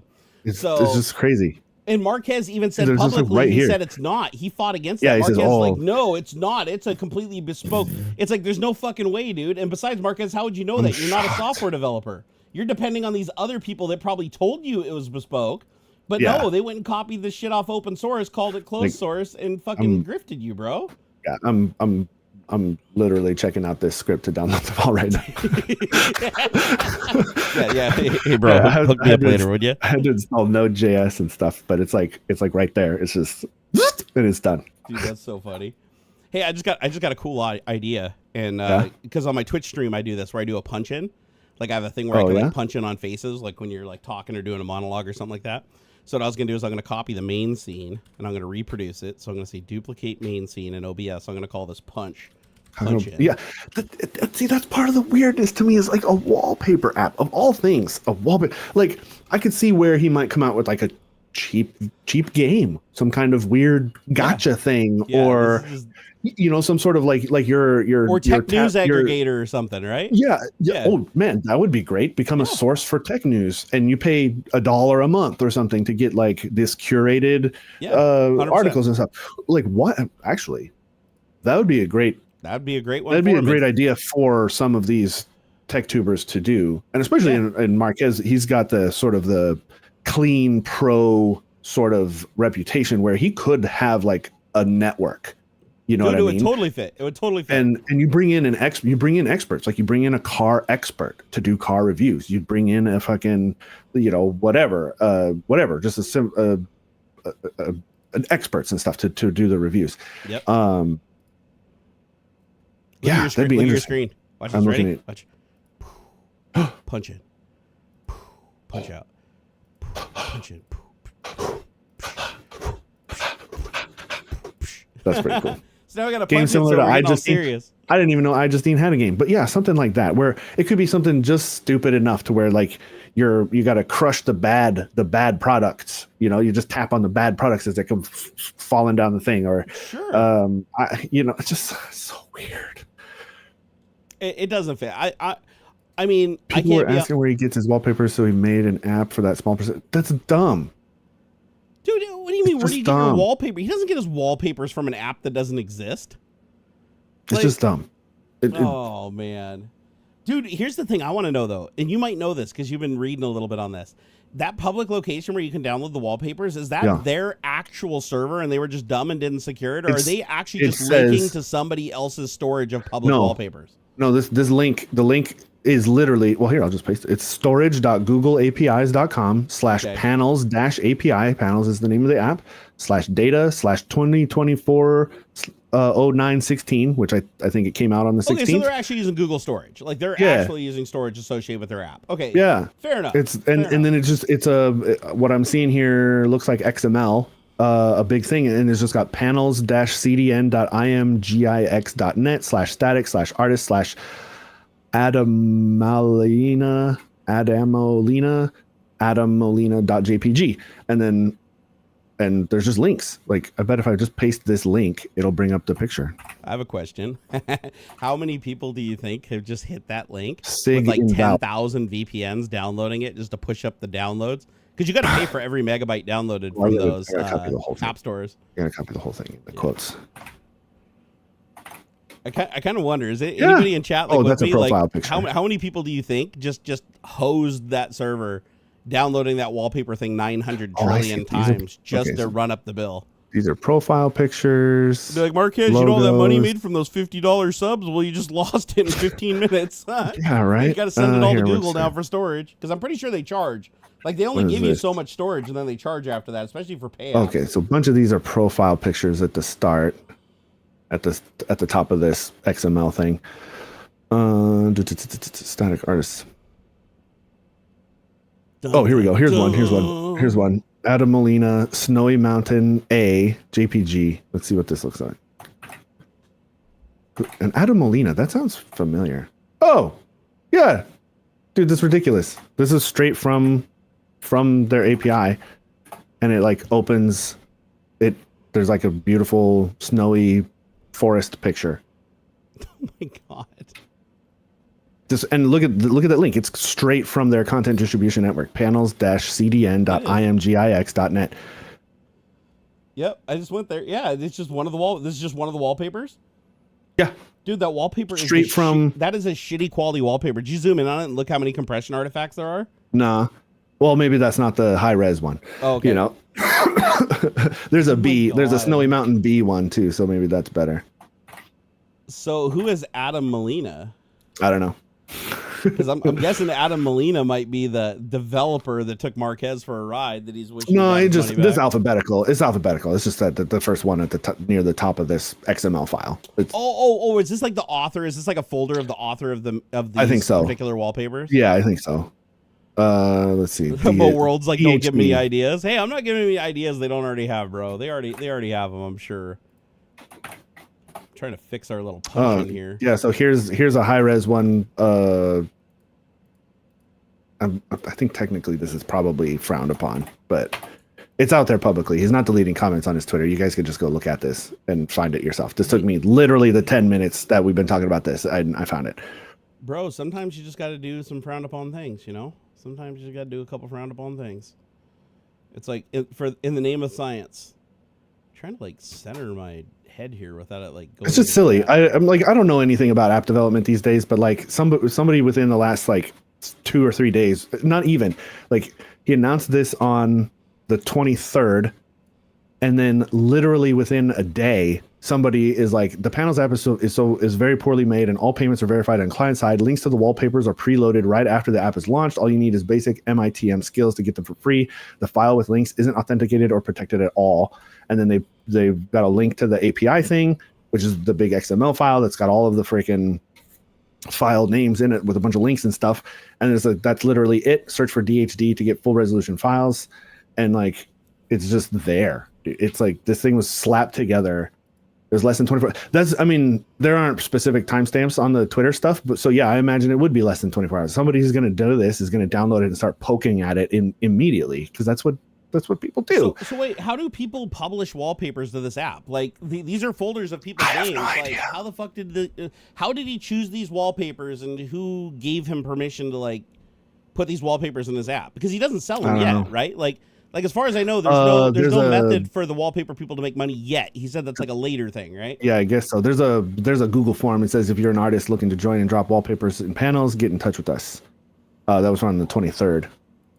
Yeah, because I'm sure he's not already rev sharing. Like especially with the platform set up the way it is right now, that would be absolutely impossible to track. So my guess is these are just people that he's like, hey, do you want to be on the ground floor and like get in here before everybody else does? You know, in exchange for me just getting your shit for free. Which, don't get me wrong, I do think it's cool. Like places that sell images, like image marketplaces and stuff. Yeah. I do think that those are cool. Like there's a place for those, and people get good value out of them to buy an image to use in their graphic or something like that. And wallpapers are, you know, usually nice, high resolution, nice to look at graphics. And if people could publish their wallpapers, and when you select their wallpaper, they get a cut of the profit. That'd be kind of cool if they did a thing like YouTube where it's like, because he said that they'd get like 50% of the profit, but it's like, 50% of what? The $50 a year everybody's paying? Or are you going to do a thing where it's like 50% of the average revenue generated depending on how many people downloaded your wallpaper in the app? Kind of like how YouTube, if you watch 10,000 videos and you pay for, you know, premium, each person gets like a cent. But if you watch like 3 videos, then they split $4 or whatever, you know? Yeah. So it's like the less videos they watch, the more each one of those videos actually gets paid. It's 50-50 revenue sharing, which is outside of the norm. Yeah, I was saying that earlier, Old Tonian. It's bizarre that he was like, oh, yeah, and 50-50. Because here's the thing. 50-50 rev split is absolutely ridiculous when you're talking about images that are so small that take up such a small amount of storage. Like this is like, honestly, Google gives you like 100 gigabytes for like $2 a month of storage. Yeah. So how in the hell is he going to be charging you $50 a month? Or be like, oh, we're going to keep 50% of the revenue. So every time somebody downloads your wallpaper that pays us $50 a year, we're going to figure out your portion of that $50 a year based on how many wallpapers they download and they use out of the 50, and then divvy that up between all the people that have wallpapers that were viewed. No. I don't get how they're going to do that, and how it's fair for them to keep 50% of every wallpaper that's downloaded. Because you're not paying per wallpaper. You're paying for a service where you can just download all the wallpapers and switch the wallpapers, as far as I know. It didn't look like it was a marketplace for buying wallpapers. It looked like it's like you pay the $50 and you get access to all the wallpapers. So, and then you got to trust them too, to be like, you know, to be honest about like which wallpapers people downloaded. And like, I guess I need to know more, because I didn't see exactly how they were talking about their business model other than, oh, it's a 50 rev split. How do you do a 50% rev split on something when everybody can download your wallpaper 5,000 times, or nobody could download your wallpaper at all? It's like, how do you get 50% of that in either place? Like, is it 50%? It's got to be 50% based on, if you give Marquez $50 a year and one person downloads your wallpaper, then do you get 40, but they don't download any other wallpapers. They only ever download your one wallpaper. Does that mean you get $25? Yeah, that's like, right. That's the thing that I can't figure out. Is how the hell you're are they not computing paying that? You're not paying for the all right. I mean, whatever. The rev you're share. Not paying for the wallpaper, so how can they say it's a 50-50 rev share? I don't know. It's so weird. Yeah, I don't get it. I really don't get it. And then they're like premium wallpapers, but from what you sent me so far, these look like just randos. Like they just, everybody that emailed them and said, hey, I'll put my wallpaper in your thing for free, and was willing to sign the NDA. They're just like, oh, okay, cool. We'll throw it in there.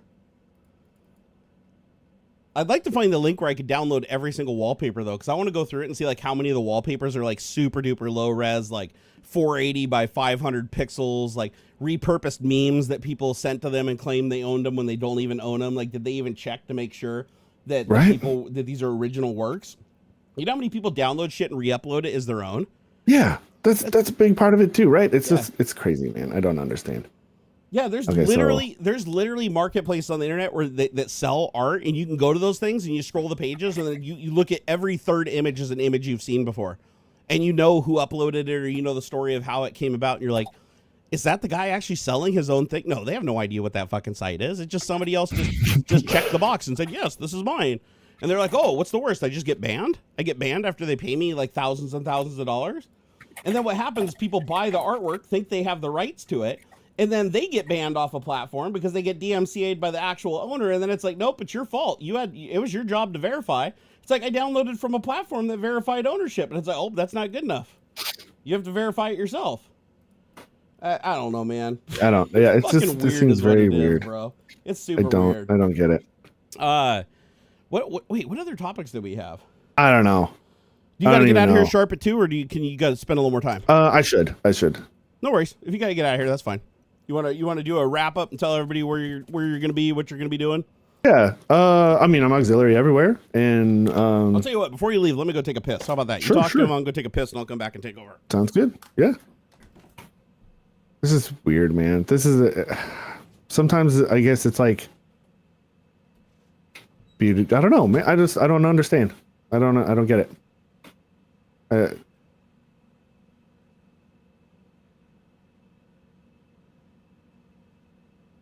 What do I open this with?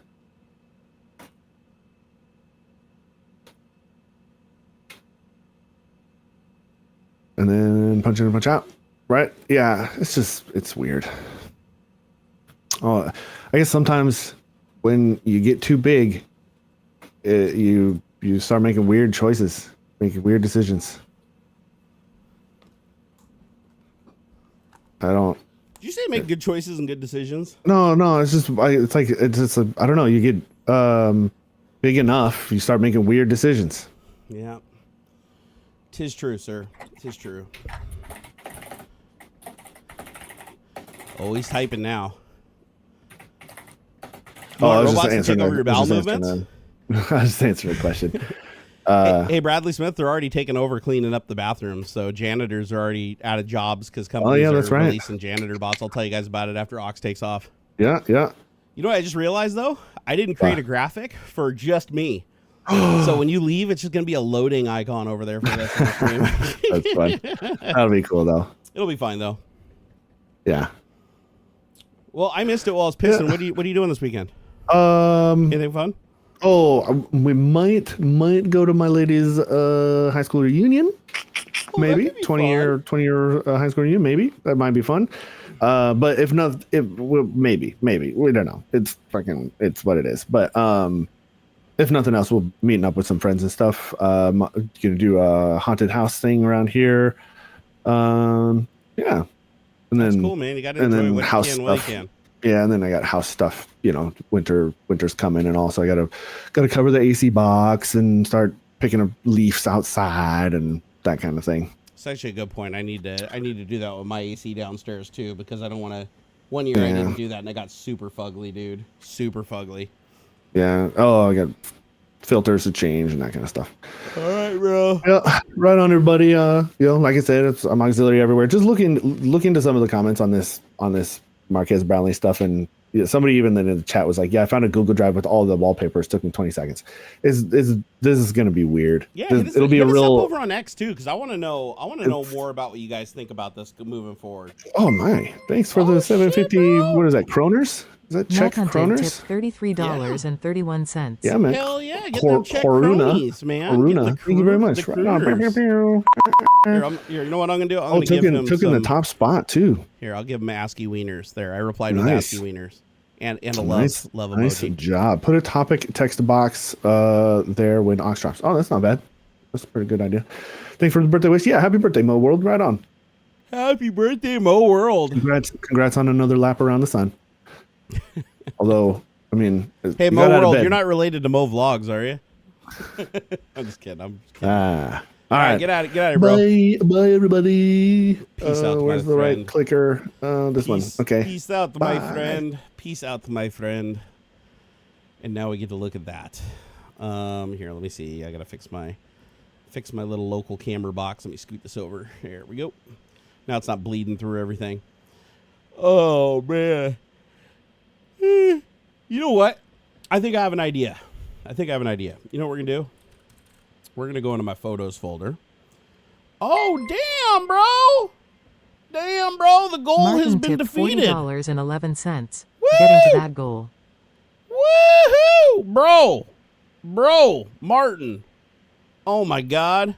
Matone Ted and Martin just throwing down. Here, I'll give you an ASCII wiener too. There you go. Enjoy your ASCII wiener and your like.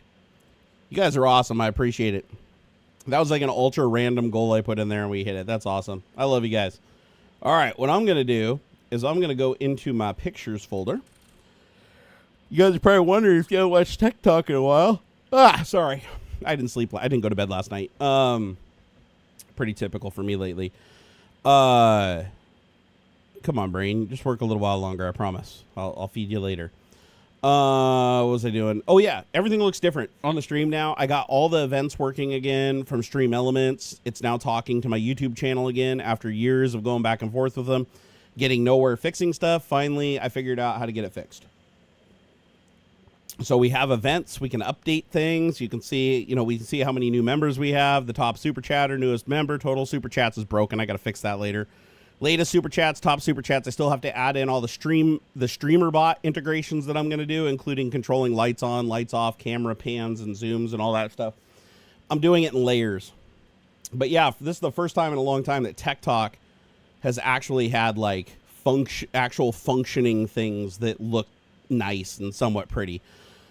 My graphics capabilities are pretty atrophied. I need to fart around with that a little bit more.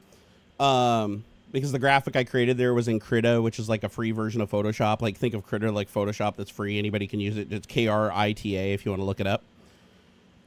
Steve Miller said if I donated $40, I couldn't pay my cell phone bill. Then please do not donate $40.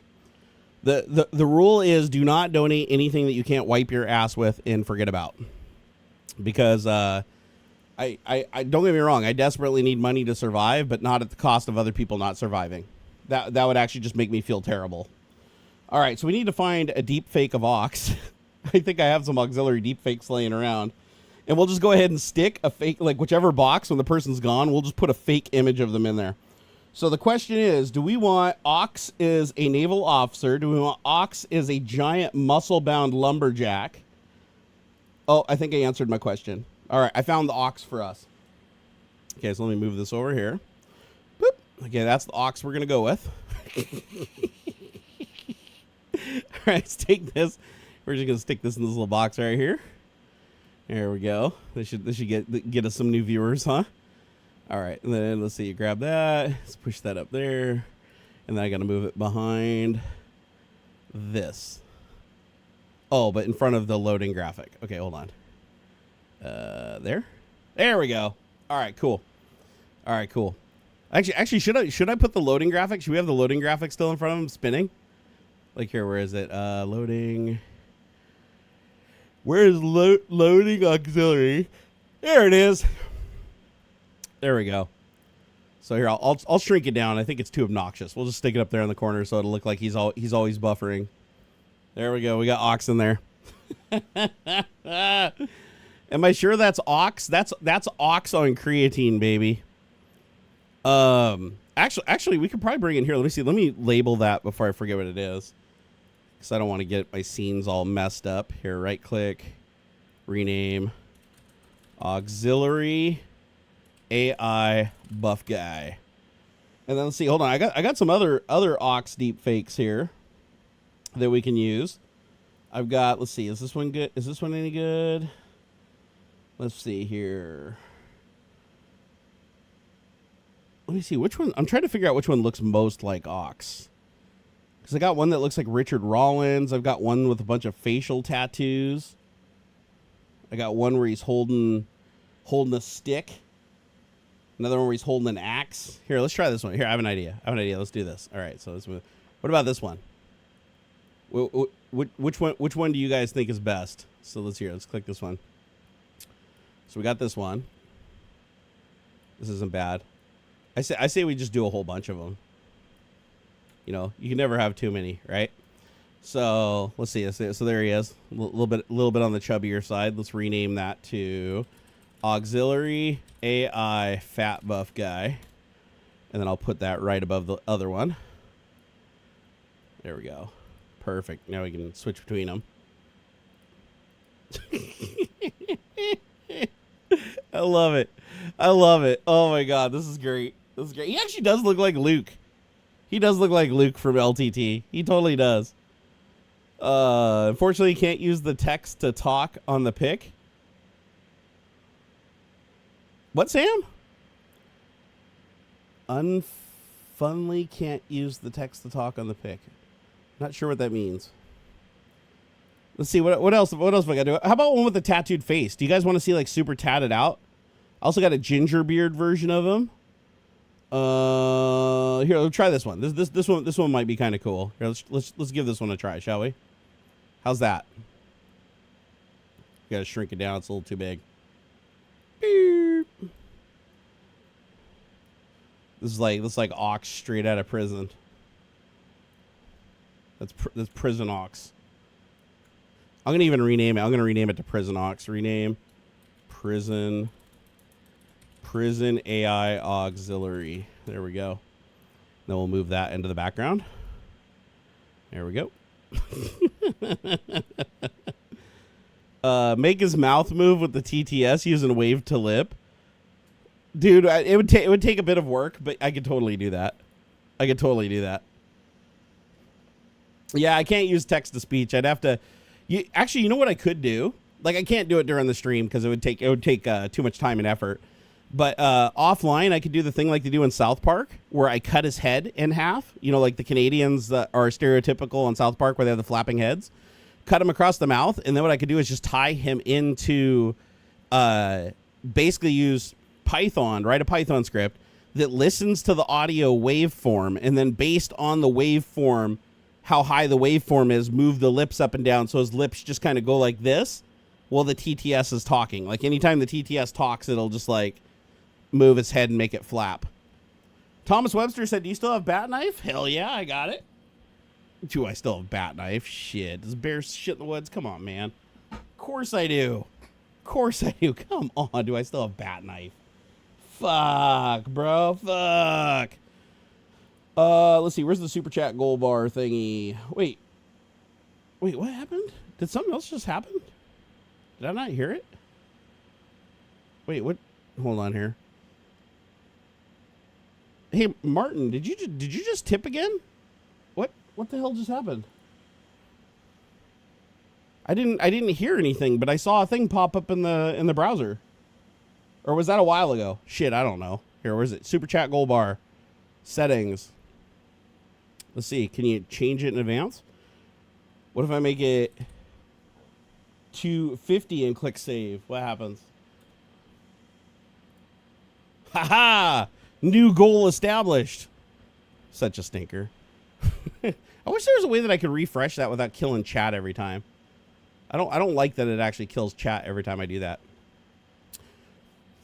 Actually, I don't know. I think I want to go to the other auxiliary. That one's kind of scaring me. Here, let's do that. Let's go to fat buff auxiliary. There we go. I don't know. Which one do you like? That one or... Hold on. Or this one. So there's this one, and then there's this one. I feel like this one's probably going to get more viewers coming in here. Because they're going to be like, whoa, where's that dude?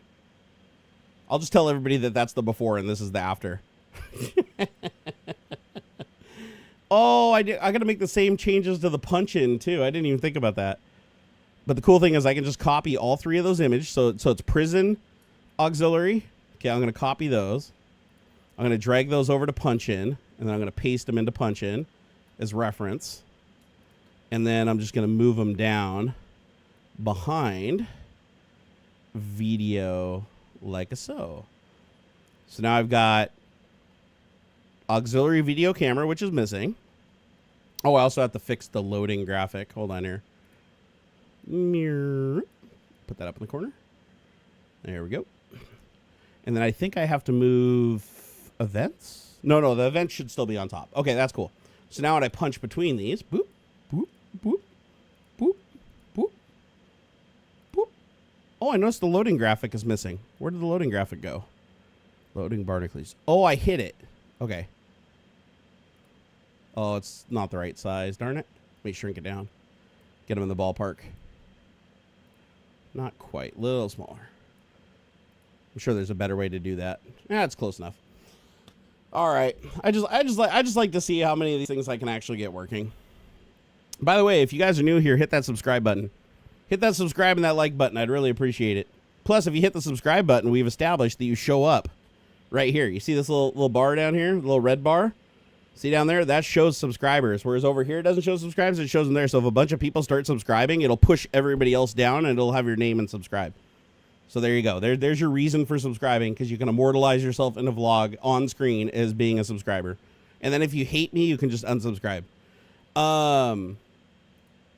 Hey, Martin, huge shout out, bro, though, for that $40.11. Dude, absolute legend. That's cool that I can see the exchange rate by just looking. It says 30 pounds in Microsoft. Sorry, not Microsoft Edge. What am I doing? 30 pounds in the activity feed, but then it converts under Stream Elements activity feed to dollars, which is $40.11.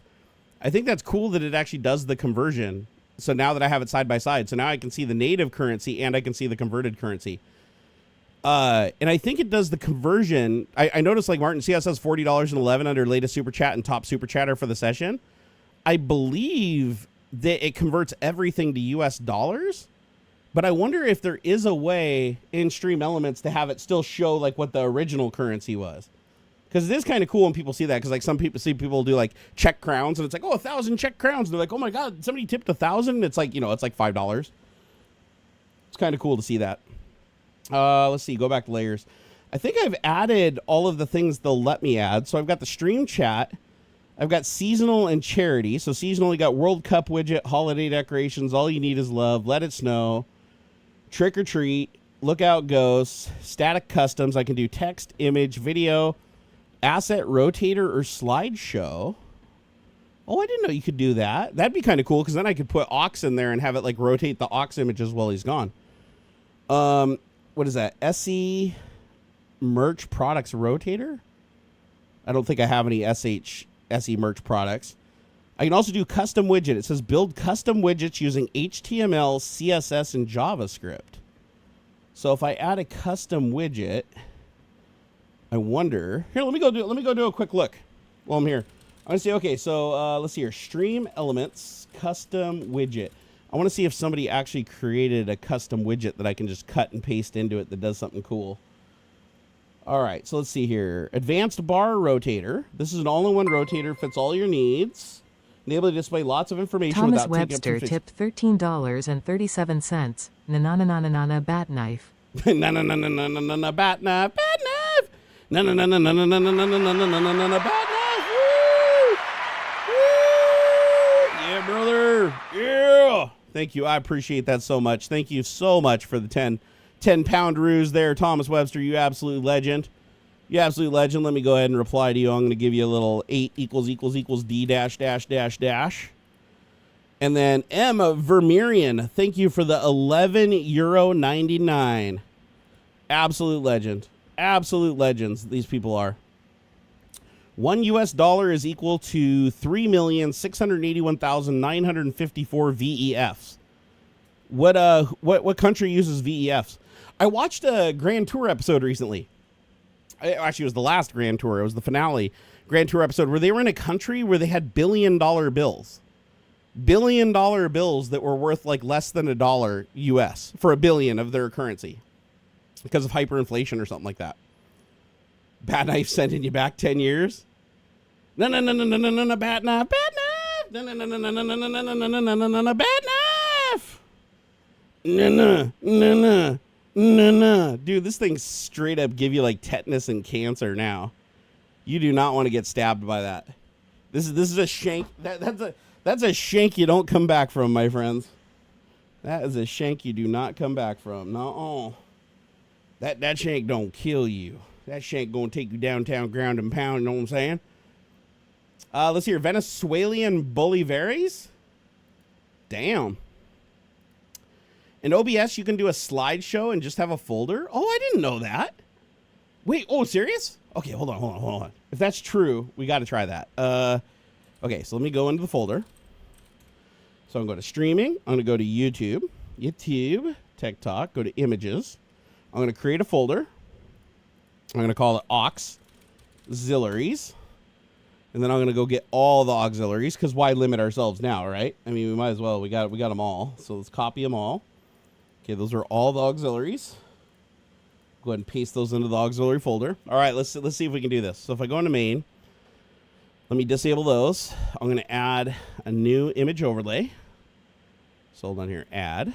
And then there's image. Oh, image slideshow. Yeah, you're right. Okay, so AuxxZillary AI fakes.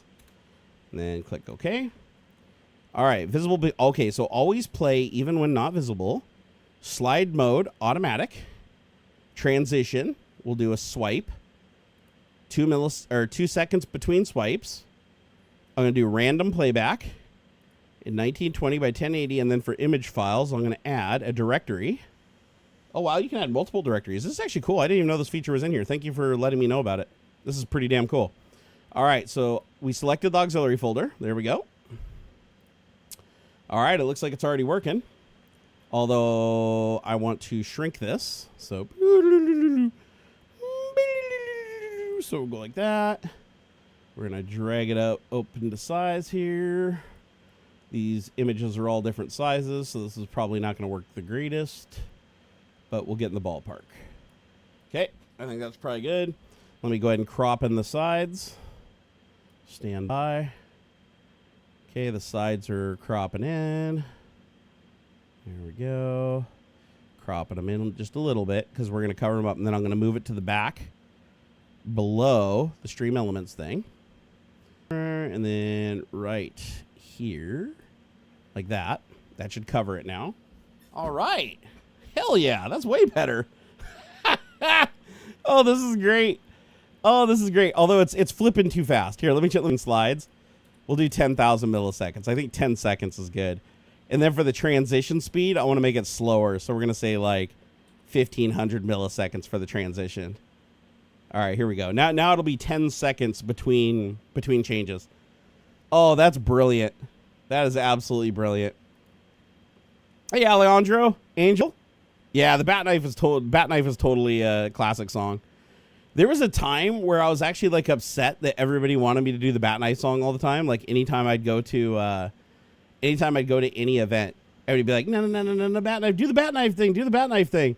And I used to resent it. And it's like, now you fast forward to today where it's like I'm a crippled nobody that, you know, can't get very many videos because my arms are all fucked up and I'm always so hurt. I'm laid up in bed half my life now, fucking struggling. It's like, I look back at those days and I'm like, I would do anything to just dance like a monkey and do the Bat Knife song for thousands of people a day. I would be so happy to do it compared to like what I live with today. Like, oh my God, like in a heartbeat, I would have begged for it. I would have absolutely begged for it. Oh, should I do a fade? I can do a fade. Here, we'll change it from swipe to fade. There we go. That'll probably work better. Ooh, that's a creepy one, man. That's super creepy. Bat Knife is okay. Bat Knife is classic, but you still feel pressured over it. I seem to recall you talking about. Oh yeah, I just talked about that. Yeah, no, I don't feel pressured about it anymore, dude. After the things that I've been through with my health and not the doctors not being able to help me, and spending so much of my life laid up and just endlessly gaining more weight and you know being more and more uncomfortable every single day, I would kill to have the honor to perform Bat Knife 5,000 times a day for anybody that wanted to hear it. Like honestly, I would feel just truly touched that you know, because I was so blessed. Seriously, not even religious, and I was blessed. You know what I mean? It's like just the fact that people enjoyed what I did so much that something so silly like that brought them so much happiness. You know, I'd do it in a heartbeat. Anytime anybody asks for it, I have no problem doing it. See, VR Gimp said, now that you have the 13900K and the 4090, you should check out lossless scaling on Steam. You can use frame generation on any app. I use it so I can strobe my LCD at 179 hertz at 179 FPS. So it's called lossless scaling? And what does it do? Here, let me fire it up here. Here, what is it? Steam. Let's fire up old Steam and check her out, shall we? Money punny. All right, let me go over to store. It's called lossless scaling, huh? Lossless scaling. Is it a little rubber ducky?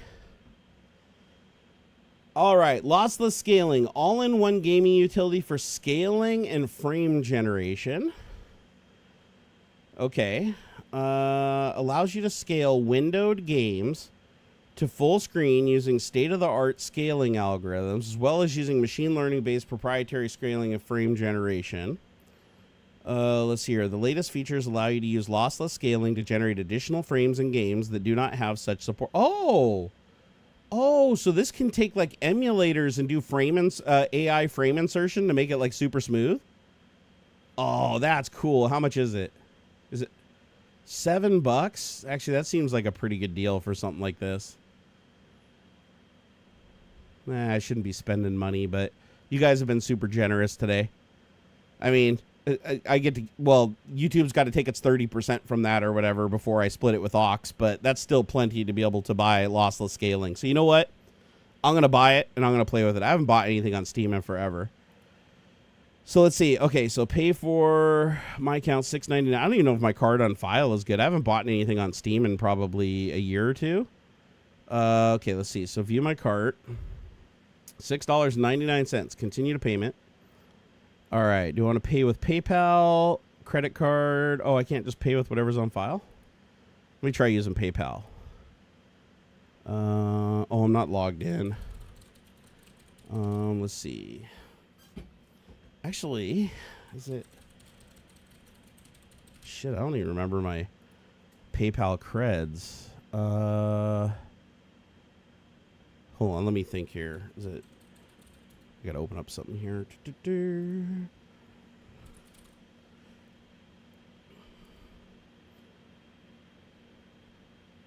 I mean, it looks cool, VR GIMP.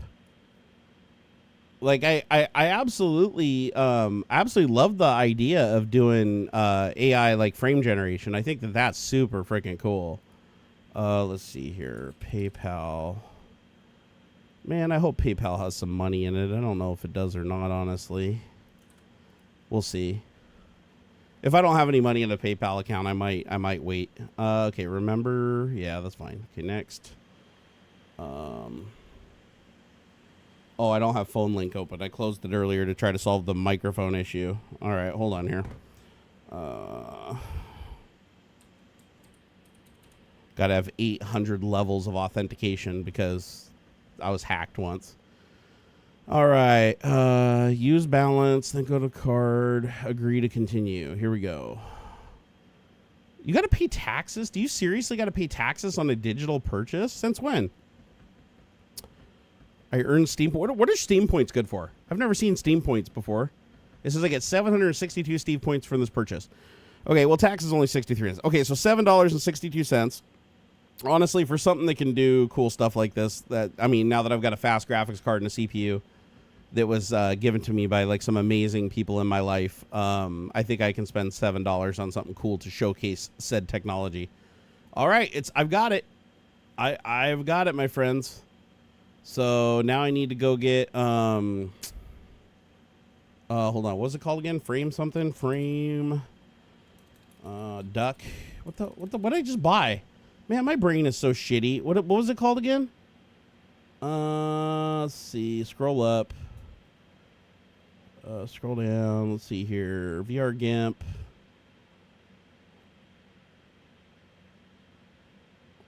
It's funny. I just bought it. Oh, man, my brain is so fried. Oh, there it is. Okay, lossless. Lossless scaling. All right, I am installing it right now. Lossless scaling is installing. So I could probably use this even on DOSBox Internet Archive HTML5 games, right? Because you could just, will this work with like a browser window too? Like, can I attach it to a browser and have it do frame insertion on browser or like with video and stuff? Because if it works on like any window, that. Oh, hey, Adam. Oh my God, I'm so happy to see you, brother. I miss your face, man. I haven't been doing great lately.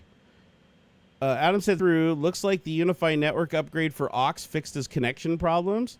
You up for Sunday or Monday? Let's do Monday.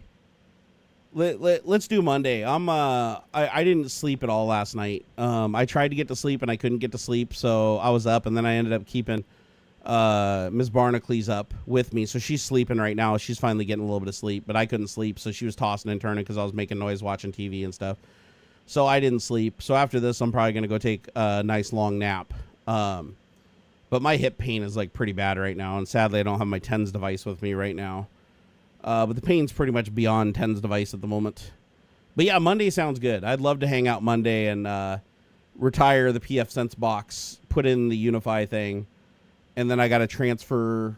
Well, actually, the ingenious stuff will work with the Unify. I keep forgetting. Like, it's just going to see it as a because it just does pass through. It's just going to see it as a router, right? I mean, because it does. Because right now, all it's doing with pfSense is just passing through DHCP and everything. So the DHCP the Unify does, it's just going to go out through the ingenious Unifit stuff. So that'll be fine. That'll work. All right, sounds good. Have fun at Joel's. Give him a big hug for me. Tell him I miss his face. Next time I come out his way, I'll spend some more time with him. So VR Gimp said, to get it working properly, just make sure you lock the FPS to half or 1/4 the refresh rate, depending on how many frames you decide to interpolate. So if you want 120 hertz FPS to 60 and choose frame generation X2, lossless scaling. Oh. There's always something going on at Joel's, man. Always. Paul's like, what the fuck? It looks like Luke from LTT. Oh my God, everybody keeps saying that. Do all the pictures look like Luke from LTT? I mean, it does actually. It's funny. It's funny when you drag AuxxZillary into AI and you're like, hey, make him into a lumberjack. He does end up looking like Luke a lot of the time, doesn't he? And there he looks like Richard Rollins from Gas Monkey Garage.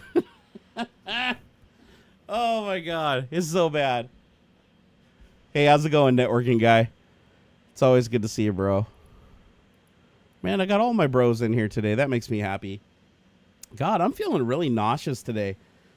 I don't know if it's because I ate a freaking old cheeseburger for breakfast because I just needed something quick because I was lagging behind and I didn't get any sleep. But I'm getting like hot and cold flashes and I'm feeling kind of nauseous. And I ran out of water. Well, here, I mean, we got this... well, actually, shit, how many of the topics did we miss? I feel like I don't want to wrap a tech talk without talking about the topics. So we got to do the topics. I'm going to stop this not talking about the topics bullshit. So we did talk a little bit about this, the Intel Microcode 0x125. I think it's 125. I don't know if I typed that in right earlier. But if you guys have a 13th or 14th gen CPU, i.e. a 13900K or a 14900K, they're plagued by this problem.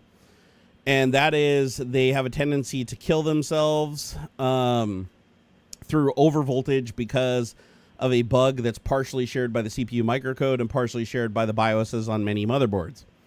Doesn't affect everybody, but enough people that it became like a huge problem, and a lot of people have been hitting problems with like hitting thermal limits and locking up and having problems with instability of their systems that they haven't been able to track down. And this microcode update should solve that. ASRock already released the microcode update as of yesterday, but each motherboard manufacturer is probably going to take a little bit more time to roll it out. So make sure you're checking your motherboard manufacturer for a latest BIOS update. The BIOS update should contain the CPU microcode update. So it's going to update your BIOS, and then it's going to update the CPU microcode on the first reboot. Once you install the microcode update, because they already released one, I think it was 1.2.3. Now we're on to 1.2.5, or maybe it was 1.2.5 and 1.2.9. I'm not sure. But they released a stopgap that like fixed the problem, but it didn't do it properly, so it wasn't well optimized, and it created some other issues.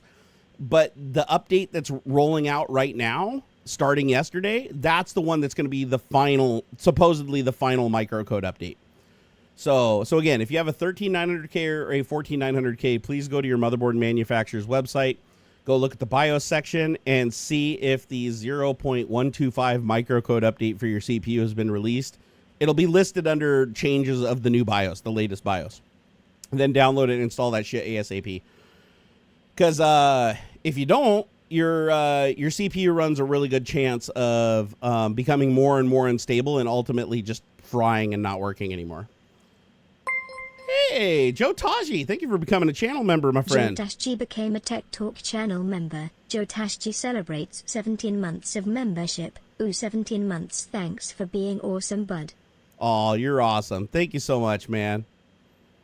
You're awesome. Oh, the Metalhead Man said people with 700K class chips also need it too. I think so AuxxZillary was saying that this problem also has plagued like 11th gen and 12th gen, which I didn't really understand because I had an 11th gen CPU that I didn't have any problems with. But yeah, I would check even if you're on 11th or 12th gen, it doesn't hurt to check and see if there's a BIOS update. As a matter of fact, Altonian tipped $13.37. Oh, thank you, How is the Framework Altonian. 16 going? I've just bought the new improved webcam module for mine. Should be an easy swap. Dude. Thank you, Altonian. I appreciate your support so much, brother. Honestly, means the world. The framework is awesome. It's absolutely it's my favorite laptop. It's my favorite laptop I have ever owned. It is freaking awesome. Hold on. I missed something up here that I was looking at in my brain. I saw Adam respond. He said fixing camera equipment when he's out. Oh, okay. So Adam's fixing up his camera equipment. Dude, Adam is so good. Man, Adam is awesome. Adam is a friend that everybody needs. The dude is just straight up fam. Honestly, I would be in so much worse condition if it wasn't for him in my life. Honestly, if we hadn't crossed paths, I don't know where I'd be right now. Retro, my bitch, you have a Core i7 6700 CPU. I think it's 11th gen, isn't it? With the framework, do you swap the screen size also? You're kind of limited on screen size because of the form factor of the laptop, because it has to be able to like line up to close the screen. But you could technically upgrade to a higher resolution screen or an HDR screen like as they become available. So yeah, but the screen is modular. Like just like everything else on the laptop, it's all modular and easy to replace. Who was it that said they got the improved webcam module? I did notice the webcam is severely lacking. The actual webcam that comes on the framework is pretty ghetto. Like it's nothing special at all. I didn't know they had an improved webcam module. First of all, how much is the improved webcam module? And I don't know, is it really easy to swap? I'd imagine because the bezel just pops off. So I'd imagine you just pop off the bezel and just unscrew the little module and disconnect it and plug the new one in, right? I didn't even know they had an improved module. Hold on, let me check that out. So if you guys want, it's frame.work. That is literally the URL. If you guys want to go check out this laptop. I absolutely love it. This laptop, it is so me. So check this out. The unplugger. Oh man, this thing, it's such a beast. So it's got a dedicated Ryzen GPU in the back. Well, it's also still got an integrated GPU, so it has 2 GPUs in it. Everything's modular without tools. Like I can literally move this pad here to the center of the laptop or over here. I can swap the keyboard and the 10 key or the macro pad I have here. I can also put a 10 key if I want it, but this can also be a 10 key. So I take this macro pad and this, I can flip them over. These are all completely programmable. I can put the keyboard in the center, put this in the center if I want, and put little LED strips, programmable LED strips on the side that can like do patterns and stuff like that. This is the webcam module up here though. And to change it, you just take off the bezel, which the bezel just pops right off. Cause I popped it on when I got it. I think you just get your little fingernail in there and pop it out. But, I like that they have physical disconnects to turn off the camera and everything, but there's the itty bitty little camera module. Man, it's thin.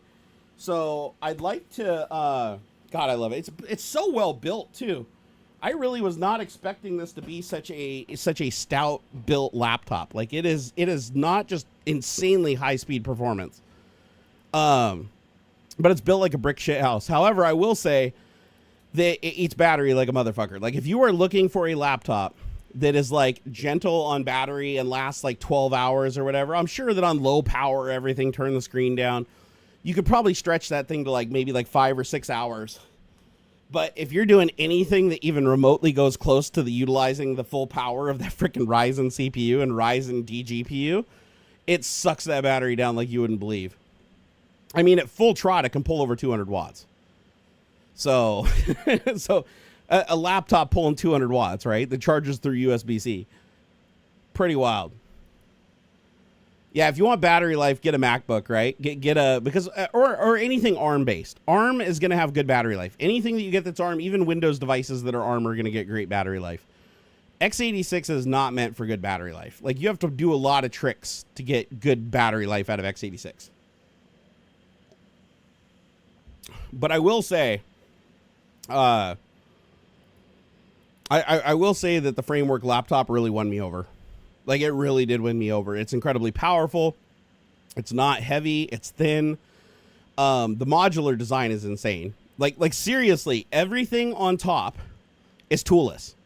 Everything on the top and bottom, all the modules for the ports, like the charging port, the display port, HDMI, USB-A, USB-C, SD card reader, networking, all the different modules you can get, or even third-party modules that people make because it's an open source technology. Anybody can make them. So all your modules can be popped in and popped out using just flipping switches with your finger on the back of the laptop. And they're all solid. When you lock them in, they're solid. There's no play in anything. Then you flip it over, and the keyboard, the macro pad, and the touchpad can all be rearranged, hot swapped with the laptop on. No problem. Everything just works. That blew my mind. Again, toolless, completely toolless. You don't need any tools to do it. The only time you need tools is when you're swapping like the battery, the memory, the storage, the CPU, the GPU. Those things require tools, but the only thing that you need the tool for is to unscrew the plate under the keyboard, the plate between the hot swap stuff on the top and the innards. And once you pull that plate off, everything is labeled with QR codes and words, and everything is just really well laid out where it's like you don't need instructions. You don't have to read any instructions. Like, it's so intuitive to install NVMe, to swap a battery, everything uses plugs, nothing's soldered. And like easy to remove plugs, not like those crazy plugs that you like unplug 3 times and they break, right? It's so well built. I absolutely love this laptop. I can't wait to review it for you all. Here in the next couple of weeks, I plan to sit down, and I've already got I've already got DaVinci Resolve installed, and I'm going to set up a camera, and we're going to go through it, and I'm going to tell you guys my likes and my dislikes. And there are some dislikes. Like I said, the webcam camera is absolute crap. So I can't recommend the camera for somebody who wants to live stream. Like, you'd want to hook up an external camera. However, somebody just said that there's already an upgraded camera module. I didn't see that, so I'm going to go look for it right now. So I'm going to go on Framework's website. By the way, they have the best community in the world. Like, if you just go to it's HTTPS Framework. So here, I'll show you guys. Their community is awesome. Like, even if you don't own a Framework laptop, you can just go in there and ask questions in the community, and people respond to you all day long. It's like one of the most active communities I've ever seen for any company that manufactures any hardware. And you always get somebody who works on the Framework team who will respond to you really, really quickly, regardless of where you post. They're just all over the place. But I've actually gotten a lot of help from people that are just other enthusiasts. Oh, Joe Taji, thank you, sir. Joe Taji tipped $9.99. Okay, so I was curious, so I downloaded the Wallpaper app and turned on a packet capture app on my iPhone, and okay. Yes, you can see where the images come from as well as possibly other connections it makes. Yeah, that seems to be the consensus, Joe. By the way, thank you so much for the super chat. Absolute legend and scholar. When Aux was on here earlier, he found a link directly to just download the images in a web browser, and there was like no protection, no authentication, nothing. It's all publicly facing and publicly visible, which seems like a bad business model for something that you're trying to sell, right? I do want to look up this module. Where was it at on the website? Let me go to Marketplace. Framework Marketplace.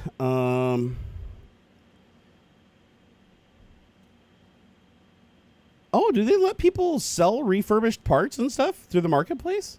Or is this them selling refurbished stuff? Because oh wow, you can get like a USB refurbished expansion C card for $9. Damn, these modules are cheaper than shit. I honestly didn't realize they had a secondhand marketplace. Can you also buy like laptops, like when people have upgraded, like the old Framework 13s and stuff? All right, here I want to go look at. Let's see, where is it? Framework 16. Okay, where are the modules? Modules. All right, graphics module, expansion base shell, keyboard, everything in it's replaceable too. Like every single part internal. You can buy different spacers. You can buy cosmetic spacers. You can buy spacers with LEDs integrated into them for like doing audio histograms and stuff. I kind of want to buy some of those just so that I can reconfigure it depending on what I'm doing. You can buy different colored bezels. Oh, yeah, that camera's super easy to replace. I'm looking at the camera module right now. It's literally just under the snap-away bezel. So again, it's like just pop the bezel off and take out the 2 screws and the whole camera module just drops right out. Let me see. Scrolling through. I don't see the new camera module, though. Is it publicly for sale? Like, am I on the right spot on the website? Like, where do I go to buy this? Here, support. Community. Let me go to marketplace.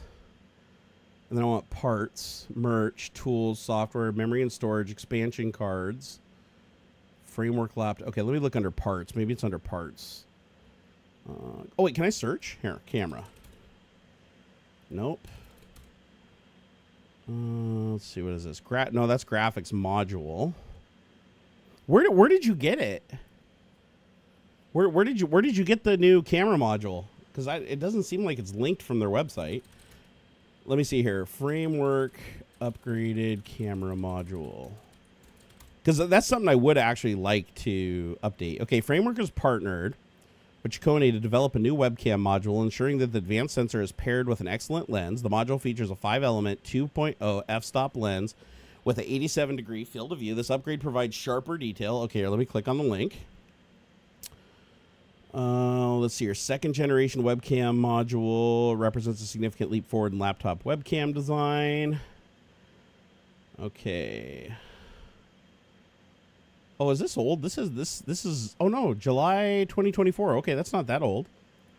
That looked like that was for the Framework 13 though. Is this for the Framework 13 or the Framework 16? Cuz I didn't think the camera was that good. Here. I freaking love how fast the thing boots up too. It's amazing. Like, I had mine fully shut down. When you have it in standby, it just like immediately pops up. But this is like a full boot now, right? So after it posts, it'll just be like, boom, in Windows.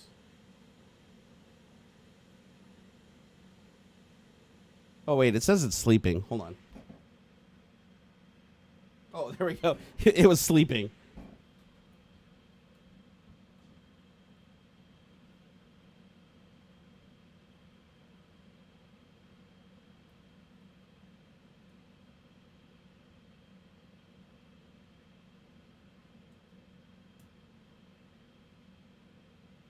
Yeah, see?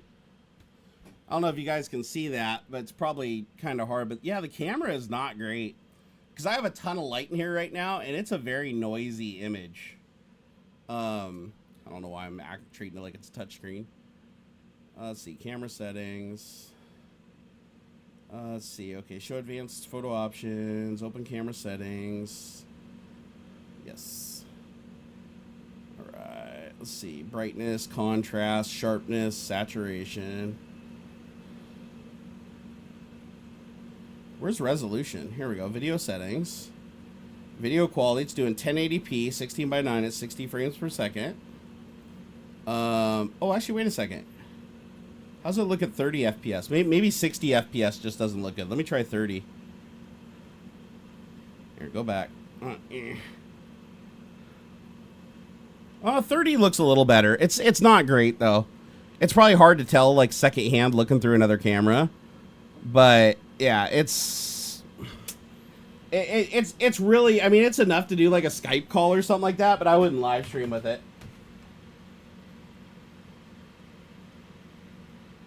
Yeah, I wouldn't. The camera sucks. But somebody said that there's a new camera. And I want to try that. Mo World said, I have a personal question. Does anybody know a good ethical hacker? I'm still dealing with Nigerian scammers and haven't left me alone. I mean, I know ethical hackers, but I don't know any ethical hackers that have the bandwidth to like help somebody right now. But what I would do is like reach out in forums, because there's a lot of them out there. I'm sure there's ethical hacking forums on Reddit. You might be able to find somebody over there that's looking to go fuck with some scammers, especially you can find a content creator that would actually get some value after going after them. Then it's a win-win for everybody. VR Game said Digital Foundry did a good video on the lossless scaling if you want more info about it. Oh, I'm going to play with it later after I get some rest. I think my brain is a little too mush right now to like make it work properly. The new module only for the 13th gen? Well, this is the brand new Framework 16, so I can't imagine they have anything newer than this. Like, this is literally a top spec well, more or less top spec Framework 16 with the highest end Ryzen CPU, highest end Ryzen GPU. Oh, you're saying, oh wait, are you saying it only works with 13 gen? Oh, never mind. Okay, 13 gen meaning Intel. Okay, never mind. I keep forgetting. Doesn't the Framework 13 use Intel and the Framework 16 uses AMD? Because I don't think you can't even get the Framework 16 in Intel, can you? I'm pretty sure the Framework 16 is only Ryzen because it has the 7040 HS Radeon, or the 7700S graphics card in it. And I don't know if that's compatible with like the camera, if it uses a special encoder or something like that. I'm looking through to see what they support here. Make it yours, load up on storage, privacy. I love how everything on it's replaceable though. Like you blow a speaker, it's just super cheap to replace it. It's freaking awesome.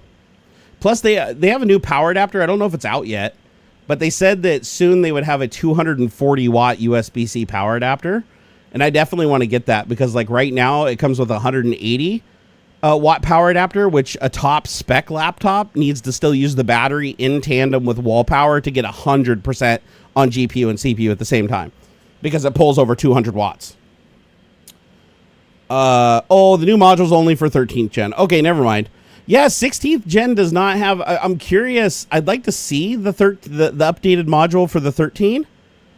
Because, and to be fair, there's no space. Like, it's such a thin monitor bezel. Like, there's no space to put a good camera in there. And the truth is, I have no problem, you know, because live streaming, obviously, you're not going to be using a tiny little camera. So, most people have the best camera ever right here. Like, a lot of people don't realize that you can just use an iPhone as a camera, and the lens in here and the optics and everything, like, rival really expensive DSLRs, right? So, like actually here, if I go into Epoch Cam, I think I can even do, let's see here, turn your iPhone into a webcam. So you got to download Epoch Cam from the web store. I think I already did earlier. Epoch Cam, there it is. I even bought Epoch Cam Pro, so it's connecting. Let's see here if it works. Okay, so go back to Epoch Cam. Let's see if I can do a live demo here. Excuse me. Okay, connecting to computer. You can either do it via USB or you can do it over Wi-Fi. Actually, over USB would be best for bandwidth, right? So, let's see. USB. Do I have a USB cable somewhere?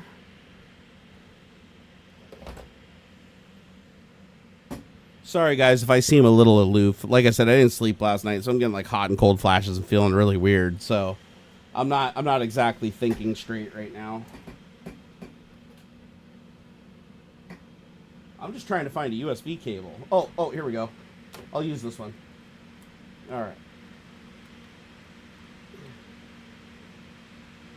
Plug in. All right. Let's see if it finds it when it's plugged in via USB. Here we go. Didink. Yes. Allow. Okay.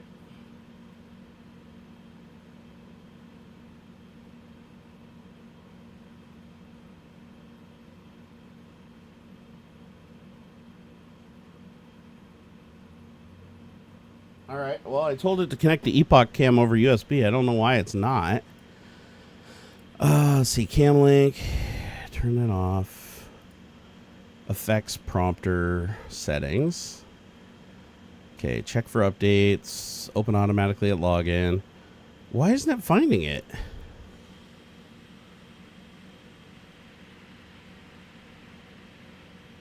Yeah, let me try closing it and reopening it.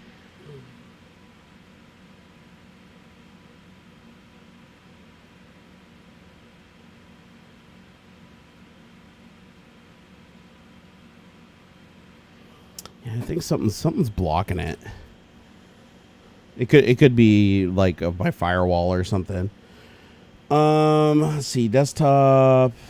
Go to the Apple iPhone. Okay, it can see the contents of the iPhone. So why can Epoch Cam not connect? Okay, effects, prompter. Do I have to like reboot or something? Yeah, it's not showing up. That's bizarre. Hey, take it easy, Handy Tech. Sorry, I'm not that entertaining at the moment. I'm not feeling too hot, brother. Let me unplug and plug it back in. Hold on.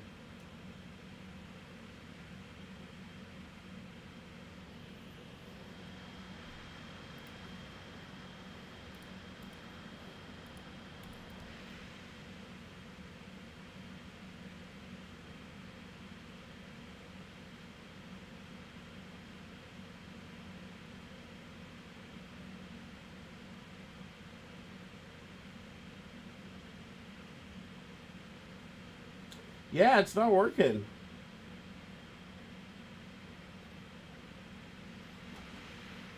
I told you to use USB to connect. It's not showing up under Epoch Cam. Let me see if it's not loading the driver under Device Manager. Nope, everything's loading under Device Manager. You know what? I probably have to like reboot or something after plugging it in and accepting it. Let's see. Didn't you close the Windows app before? Also, does the cable you're using support data? Oh, that's a good point. Oh, never mind. Yeah, it does support data because I was able to click on it in Explorer and access the file system. So yeah, it definitely supports data. Good call, though. Hey, Sushi Boy. How's it going, brother? The computer fan noise and aircon is putting me to sleep. Oh, I'm sorry. Is that translating through? Oh, I keep forgetting. I don't have any of the noise canceling shit enabled anymore. I used to have like full-on noise canceling. I probably should apply that before I forget. Here, let's give that a shot, shall we? Oh, wow. I'm actually like peeking out now. It must have, that audio ducking thing must have brought my audio back up. Let's see. To do that, I think I need to go into filters. I need to add the noise gate or noise suppression. Okay. And then under noise suppression, I'm going to do Nvidia noise removal. And I'm going to lower the intensity. All right. How's that sound, guys? Does that sound good? Okay, I don't know why I'm like now peeking way off into the woods here. Let's see, level. Check. Check. Okay, that's better. All right, how's it sound now, guys? Better? Okay, good. I haven't actually played with the Nvidia noise removal. It's actually built into OBS. You don't even need to install it anymore. You used to have to install the noise removal. Now it's just built right in. So it looks like you can use CPU, you can use RN noise, good quality but more CPU usage, or Nvidia. Here, let me try RN noise. So this is RN noise. It doesn't have any additional settings, but tell me which sounds better. So this is RN noise filter. Is this taking out the AC in the background and the fan and my little neck fan here? So if you like this one, type RN noise in chat if you think this one is the superior one. Okay, now I'm going to switch it. This is Nvidia noise removal at 0.69%, but this is Nvidia noise removal at 100. So this is 100% Nvidia noise removal. Usually Nvidia noise removal tends to muffle things a little bit, but I'm curious, which one muffles more, the RN noise or this one? So, oh, Sir Edno, you thought RN noise sounded best? Oh, Tarzok thought RN noise sounded best too. Interesting. Yeah, sounds terrible. Yeah, see, I don't like. How does it sound at 50%? Here, let me put it at 50. Okay, so this is Nvidia noise removal at 50%. So does this sound better, or is it still muffled?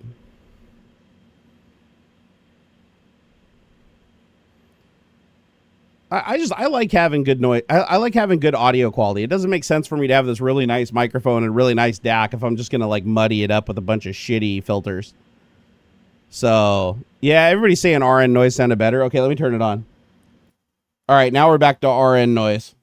So this is RN noise. And then I also have an upward compressor, a noise gate. I don't like noise gates though. Noise gates create weird problems. I could technically add a compressor. So let me add a compressor. So a compressor keeps me from spiking too much. So I can go turn the output gain down. Check, check, check, check, check, check, check, check, check, check, check, check, check. Checkity, check, check, check, check, check, check, check, check, check. Checkity, check.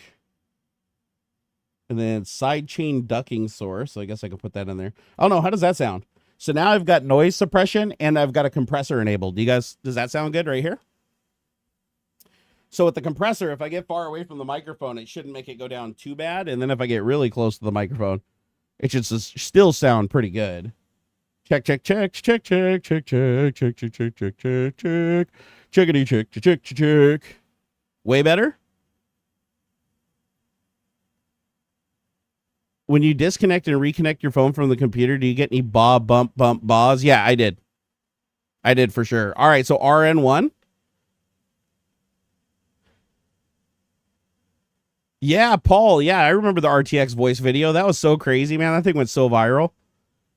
He said Jay had a camera with that built into it. Oh, they like built in the RTX voice tech like right into it, or like something similar. Because like right now I'm using RN voice. I'm curious what it sounds like. Here, let me turn on the monitor. You know what I haven't tried?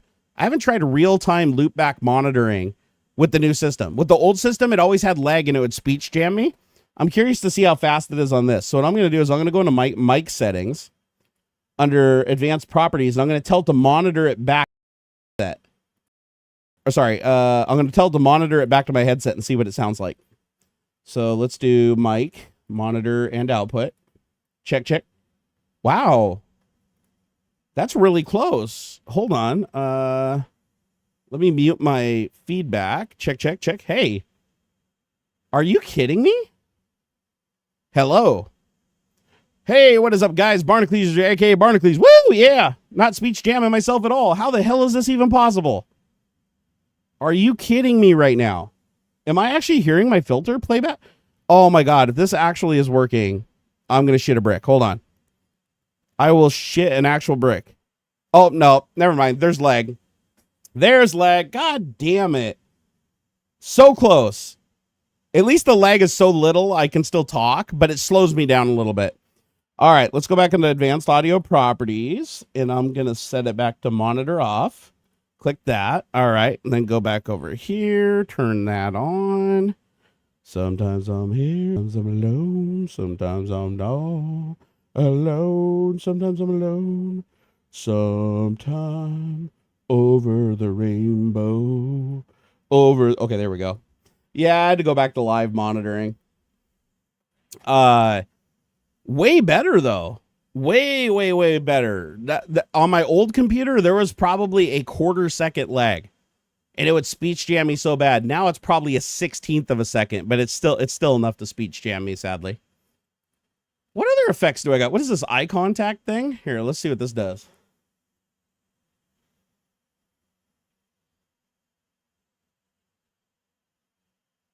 That does absolutely nothing. So I enabled eye contact. Am I not eye contacting? Do you guys, does it look like I'm looking into the camera? I can't tell if it's working or not. I can't look at it to see if it's working. I don't know. Is this creepy? Is this creepy? I enabled one of the plugins where right now I'm looking at the screen. Does it look like I'm looking into the camera? Oh my God. Did I talk about what I had to do last night to fix my computer? Which problem? I ran into a ton of them. I ran into problems after flashing the BIOS. I ran into a program trying to boot it back up after turning it off overnight. I did solve all the problems though. Everything's working great now. Oh, is it creepy? So like right now, does it look like I'm looking into the camera? Because right now I'm reading comments. It doesn't look like it works if I look too far away though. Like if I look over here, am I looking at the camera?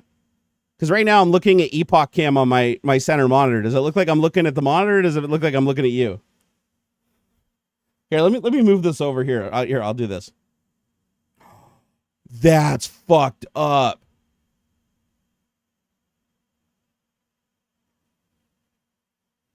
Oh, that's creepy. It looks like I have dead eyes. It looks like I'm looking at you, but I'm not. I'm actually... See, I'm looking up here now, watch.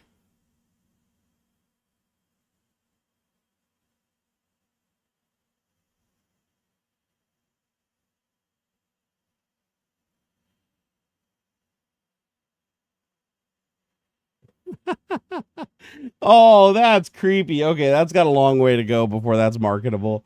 How do I turn? I gotta turn that shit off. That's creeping me out. Here, let me disable that. Oh, that's terrible. Oh, that's creepy. I put the monitor where I could look at it. I put it next to the camera so I could look at it while the effect was active, because it looks like it's only active around like a small portion around the camera. And oh god, it looked like I was looking at myself when I wasn't looking into the camera, and that was freaking me the hell out, man. Oh yeah, Kyle, I solved that problem. It looked like the best I could tell is that I had Wake on LAN enabled in the BIOS, and it was powering the keyboard, but the keyboard wasn't getting quite enough power, because I think this keyboard's a little more power hungry than most, so it didn't get enough power to like connect. But when I pushed the keys, it would have enough to like light up the LEDs and like try to come to life when I pushed the key. It was very bizarre. It was very bizarre, but when I updated the BIOS, it just went away. Because it disabled that option, I didn't re-enable it. I should re-enable it and see if the issue's fixed or if it still persists. I'm very loopy, LPP. I'm very... Are you down with OPP? No, I'm very loopy. I didn't sleep last night at all, so I've been up for probably a good 36 plus hours. I'm actually feeling fairly nauseous right now, so I probably should wrap things up. Wrap it up, G. Gotta wrap it up. I'll tell you what, this AI background thing is getting better, but it's not great. I can't lie, it is definitely not great. Here, oh wait, can you do your own backgrounds now? Oh, I didn't know you could do that. Here, what about this? Here, should I do a Tech Talk background like that? Welcome to Tech Talk. Actually, this one looks like okay, that's weird. I added like my own photo, and now the cutout actually looks pretty good. I can also mirror it. Flip it, mirror it, and reverse it. Flip it, mirror it, and reverse it. That is kind of cool. I have to admit, I like that. All right, let's go back to... I think you do animated ones too, right? Yeah, this one's animated. This one's animated. This one's animated. I don't know. I might play around with this a little bit. I'm curious if I put an actual green screen behind me, if it doesn't cut me out better. I do like the blur, though. The blur is kind of cool. So you can kind of like blur out the background. So if I do, let's see, like 1. So that's 0% on the blur. So it kind of gives you like a depth of field effect. Like it doesn't look that synthetic right there, does it? I should do an animated picture. Do AI Aux as my background? Oh, I totally could. Let's do it. Let's be creepy, shall we? All right, let's go grab an Aux deepfake. Let me put him behind me. There we go. Hey, big man. How you doing there? What's going on, big boy? Yeah. Yeah, huh? Hold on here. Let's see. Where's it go? Well, hold on here.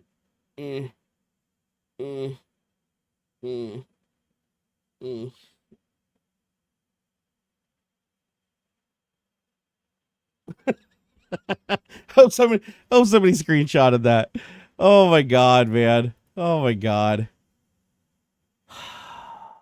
You guys and your shit, man. You guys and your shit. Hey,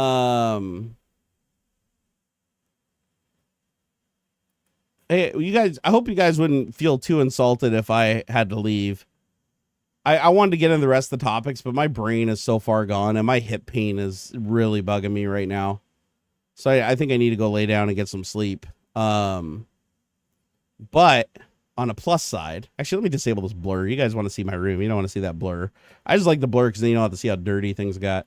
I'm just really tired. I'm really tired, but, man, I'm like losing my train of thought here. I do want to say thank you so much to everybody that super chatted today. That's crazy. The freaking $214 super chat goal. You guys are absolute legends. I mean, YouTube's going to take an absolute ass kicking out of that, but you know what? Hey, that's how the system works. At the end of the day, though, thank you for helping us pay some bills. I really need it. I'm literally living off my 401k right now. But that's my fault. That's not your fault. I'm just happy that I have you guys, you know, some of you guys that have my back and can have my back, because a lot of people are in a bad way right now. And I totally get it. Totally get it. I am super happy, though. The new computer is working. It's online. Took a lot longer than I thought to get built and to get everything reinstalled from scratch and set up from scratch, because I didn't want to use any of my old configuration because it was just so messed up. So everything I've done from scratch, all the graphics stuff with Krita, all of the setup with stream elements and the layers and the overlays and all of the plugins and StreamerBot that's going to be coming into the picture soon. All of that I set up by hand starting from scratch just so I could get refamiliarized with everything, since it's been so long and everything was so corrupt in my last setup. It wasn't working. So I'm really hoping that things get a lot easier and a lot better moving forward. Because like right now, this is the first time all the events have fired and have been working on Tech Talk before, which is great because now people actually get things popping up on the screen and text to speech and stuff like that, which makes things a lot easier for everybody.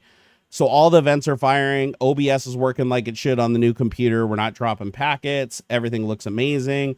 The encoder is working fantastic using the onboard GPU while freeing up the external GPU. Let's see here. What else am I thinking here? It's just good to see all this stuff working. Like now that it's all being set up from scratch and the stream elements issue with the events not firing being resolved. We might actually be able to get into doing some multi-platform streaming here pretty soon with some gaming stuff. But as I dig deeper into Krita and DaVinci Resolve and stuff like that, we're going to start improving things as things move forward. And the stream's going to get better. Oh, hey, thank you, man. Can we please get a scene with Jerry's mirrored facing each other? Also, have you started playing with Home Assistant? I haven't started playing with Home Assistant yet. It is on the list of things to do, though, because I have been heavily automating everything. Like, for instance, oh, Oystein, you son of a bitch, man. I love you. $47.62. Fucking Oystein, Great to see man. your backstream winking face. Thank you, bro. Oh, you're so awesome. Thank you so much, man. Aux thanks you too. He can't stay past 2 p.m. sadly. But that's the agreement that we have. So, but I still share everything I make while he's gone. So any day that he shows up for streaming, we split it down the middle, even if he leaves and I stream for another 8 hours. Because that's just the nice kind of guy I am. You know what I mean? As far as automation, sorry, Joe Taji, automation. I have my AC automated now because it has a relay that gets stuck inside of it that causes it to ice up and try to kill itself. So now I have it set on a schedule where it turns on and off on its own. Right before I come up to the Nerd Cave, I can turn it off remotely. I can turn it off with a script from the command line. I can turn it off with a button on my Stream Deck. I've got it like, so I'm starting to get heavily back into automation. It even plays the sound when I do it too. It's like, kink, kink, kink. It's pretty cool. And so I'm going to have everything automated. All my lights, all my DMX lights, the leaf blowers coming back, the smoke machines coming back, all that stuff's coming back here to Twitch in the next couple of weeks. All controlled through automation. Everything's going to be controlled by Python scripts executed through StreamerBot and some other mechanisms that I'm planning to build myself. But I also may even give the pay the tax to the OBS guy that makes the 3D effects for OBS, the one I was talking about earlier. Sorry, my brain is so shot I can't even remember. But I'm hoping to use that to do some cool effects and stuff and cool animations and stuff. Because at the end of the day, I love being like a DJ and like, you know, when I'm talking to you guys, being able to like augment my excitement over things. And I want to do screen capture too. So I have also been working on setting up a VM. I have a Windows 11 VM with full hardware acceleration using Proton. And so I can now use that and integrate it into the Twitch stream so that we can do full screen capture, so we can actually do coding and compiling and running stuff and testing stuff and using AI to code and doing AI stuff. We'll be able to start getting back into that stuff again, where you guys can actually see what I'm doing instead of me describing what I'm doing, which is like way more boring than people want, because I want to get back to like streaming more often, but my health has really been holding me back. Like yesterday, guys, I don't want to go deep into it because it's like, it's really stressful to even think about it, but I had a bad breakdown yesterday mentally and physically. I tried to play Beat Saber, a game that I deeply love. I got all my PSVR 2 stuff working with the adapter on my PC. Everything was running great. I fired up Beat Saber and I tried to play a song. I couldn't even make it halfway through the song before the pain radiating down through my hip went all the way through my knee, down through my foot, and all the way half up my back. I physically collapsed on the floor, almost broke the controllers. Both the hand grips, the protector grips, ripped out of the controllers and broke because I smashed the floor with both hands. Couldn't even catch myself. Almost took out the headset, and then I was stuck upstairs for 20 minutes because my wife was gone at Costco, and I didn't want to call her and freak her out and have her race home thinking I was hurt. So I just stayed up here in the most tremendous pain I've ever been in. Freaking finally got to the point where I could drag myself down the stairs and get into the bedroom, and I was just in tears and I was shaking. It was such an embarrassing experience to me because it beat me up so bad that I literally had my wife like work the massage. We have a Ben and Brad impact massager. I had to work that on my hip for probably 2 hours to loosen it up enough. And then I took a handful of muscle relaxers and I came right back up here to the Nerd Cave and I did it again. And you know what? I made it through a full song in Beat Saber, just barely. And it was a short song too. It was only like 3 minutes. And I made it through the full song and I instantly felt like redeemed, but I ended up hurting myself again really bad. And that's why I didn't sleep. That's why I didn't sleep, because I was in so much pain after that, trying to push it a second time. I'm actually surprised I'm walking at all today or even able to sit here. So, but yeah, it seriously hit me like a ton of bricks. So I was like, my God.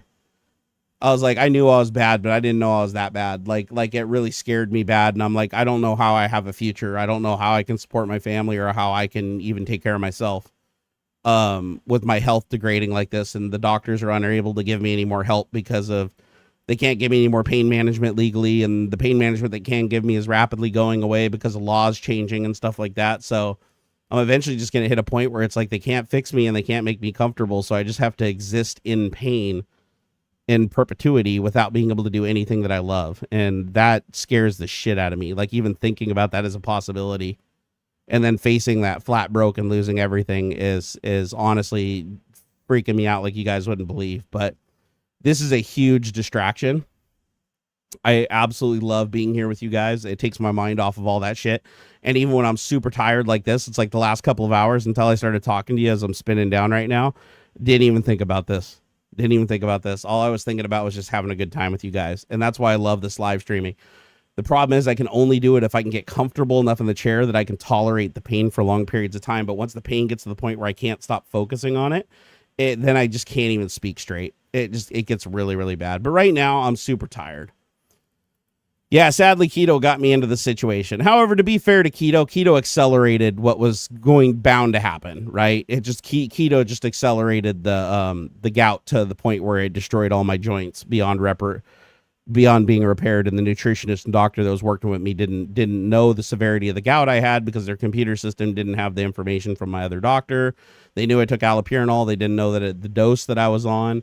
They didn't adjust the dose accordingly, and I paid dearly for it. So everybody's like, you should have sued him. And it's like, in hindsight, I'm like, I probably should have, because I'm not going to be able to support my family, and I'm going to suffer so much more now for such a longer period of time. But it's like, I'm not the suing type. That's not what I do, guys. It's not what I'm interested in. I want to focus on having fun and entertaining people and making people laugh and educating people on important things and getting people inspired to do stuff. And it's like, I don't want to have to focus on this other bullshit. I really don't. All right, I don't want things to get any more dark, though. I want to end on a high note today. All the events worked. Before the next stream, I'm going to fix up the layout a little bit more and add some more stuff, a little more animation, a couple new scenes, some stuff with some screen capture so we can like show web pages and stuff where we're scrolling. And I'm also going to try to get a live audio loopback feed somehow. I haven't decided how I'm going to do it yet to AuxxZillary so that he can hear all the events and hear all the music and hear anything that we play on the stream. He hears live, so it's like he's in the room with me. So we'll work on that moving forward too. And then you guys should see me back on Monday. Hopefully, if all goes well, you'll see me back on Twitch and we can have some fun. Hey, Wiltac, thank you so much, man. Thank you so much for that $5. $5. Good night, King. Rest easy. I will. I absolutely will. Miss Barnacules has been taking really good care of me. She's an absolute sweetheart. And so is Xander. I'll tell you what, if I didn't have those two people in my life, I don't know where I'd be right now. But if you got good people in your life and good friends in your life and good family in your life, hold on to them as tight as you possibly can, because trust me, when you have something like that and then it disappears, you're not guaranteed to get it back. So treat those people well and make sure they know how appreciated they are, because there's a lot of times that they put their priorities behind them to help other people, and I think that that's amazing that they do that, and we owe them. All right, I'm gonna get some sleep. I love you guys. Thank you for everything, and I'll see you guys in a couple days. Peace out.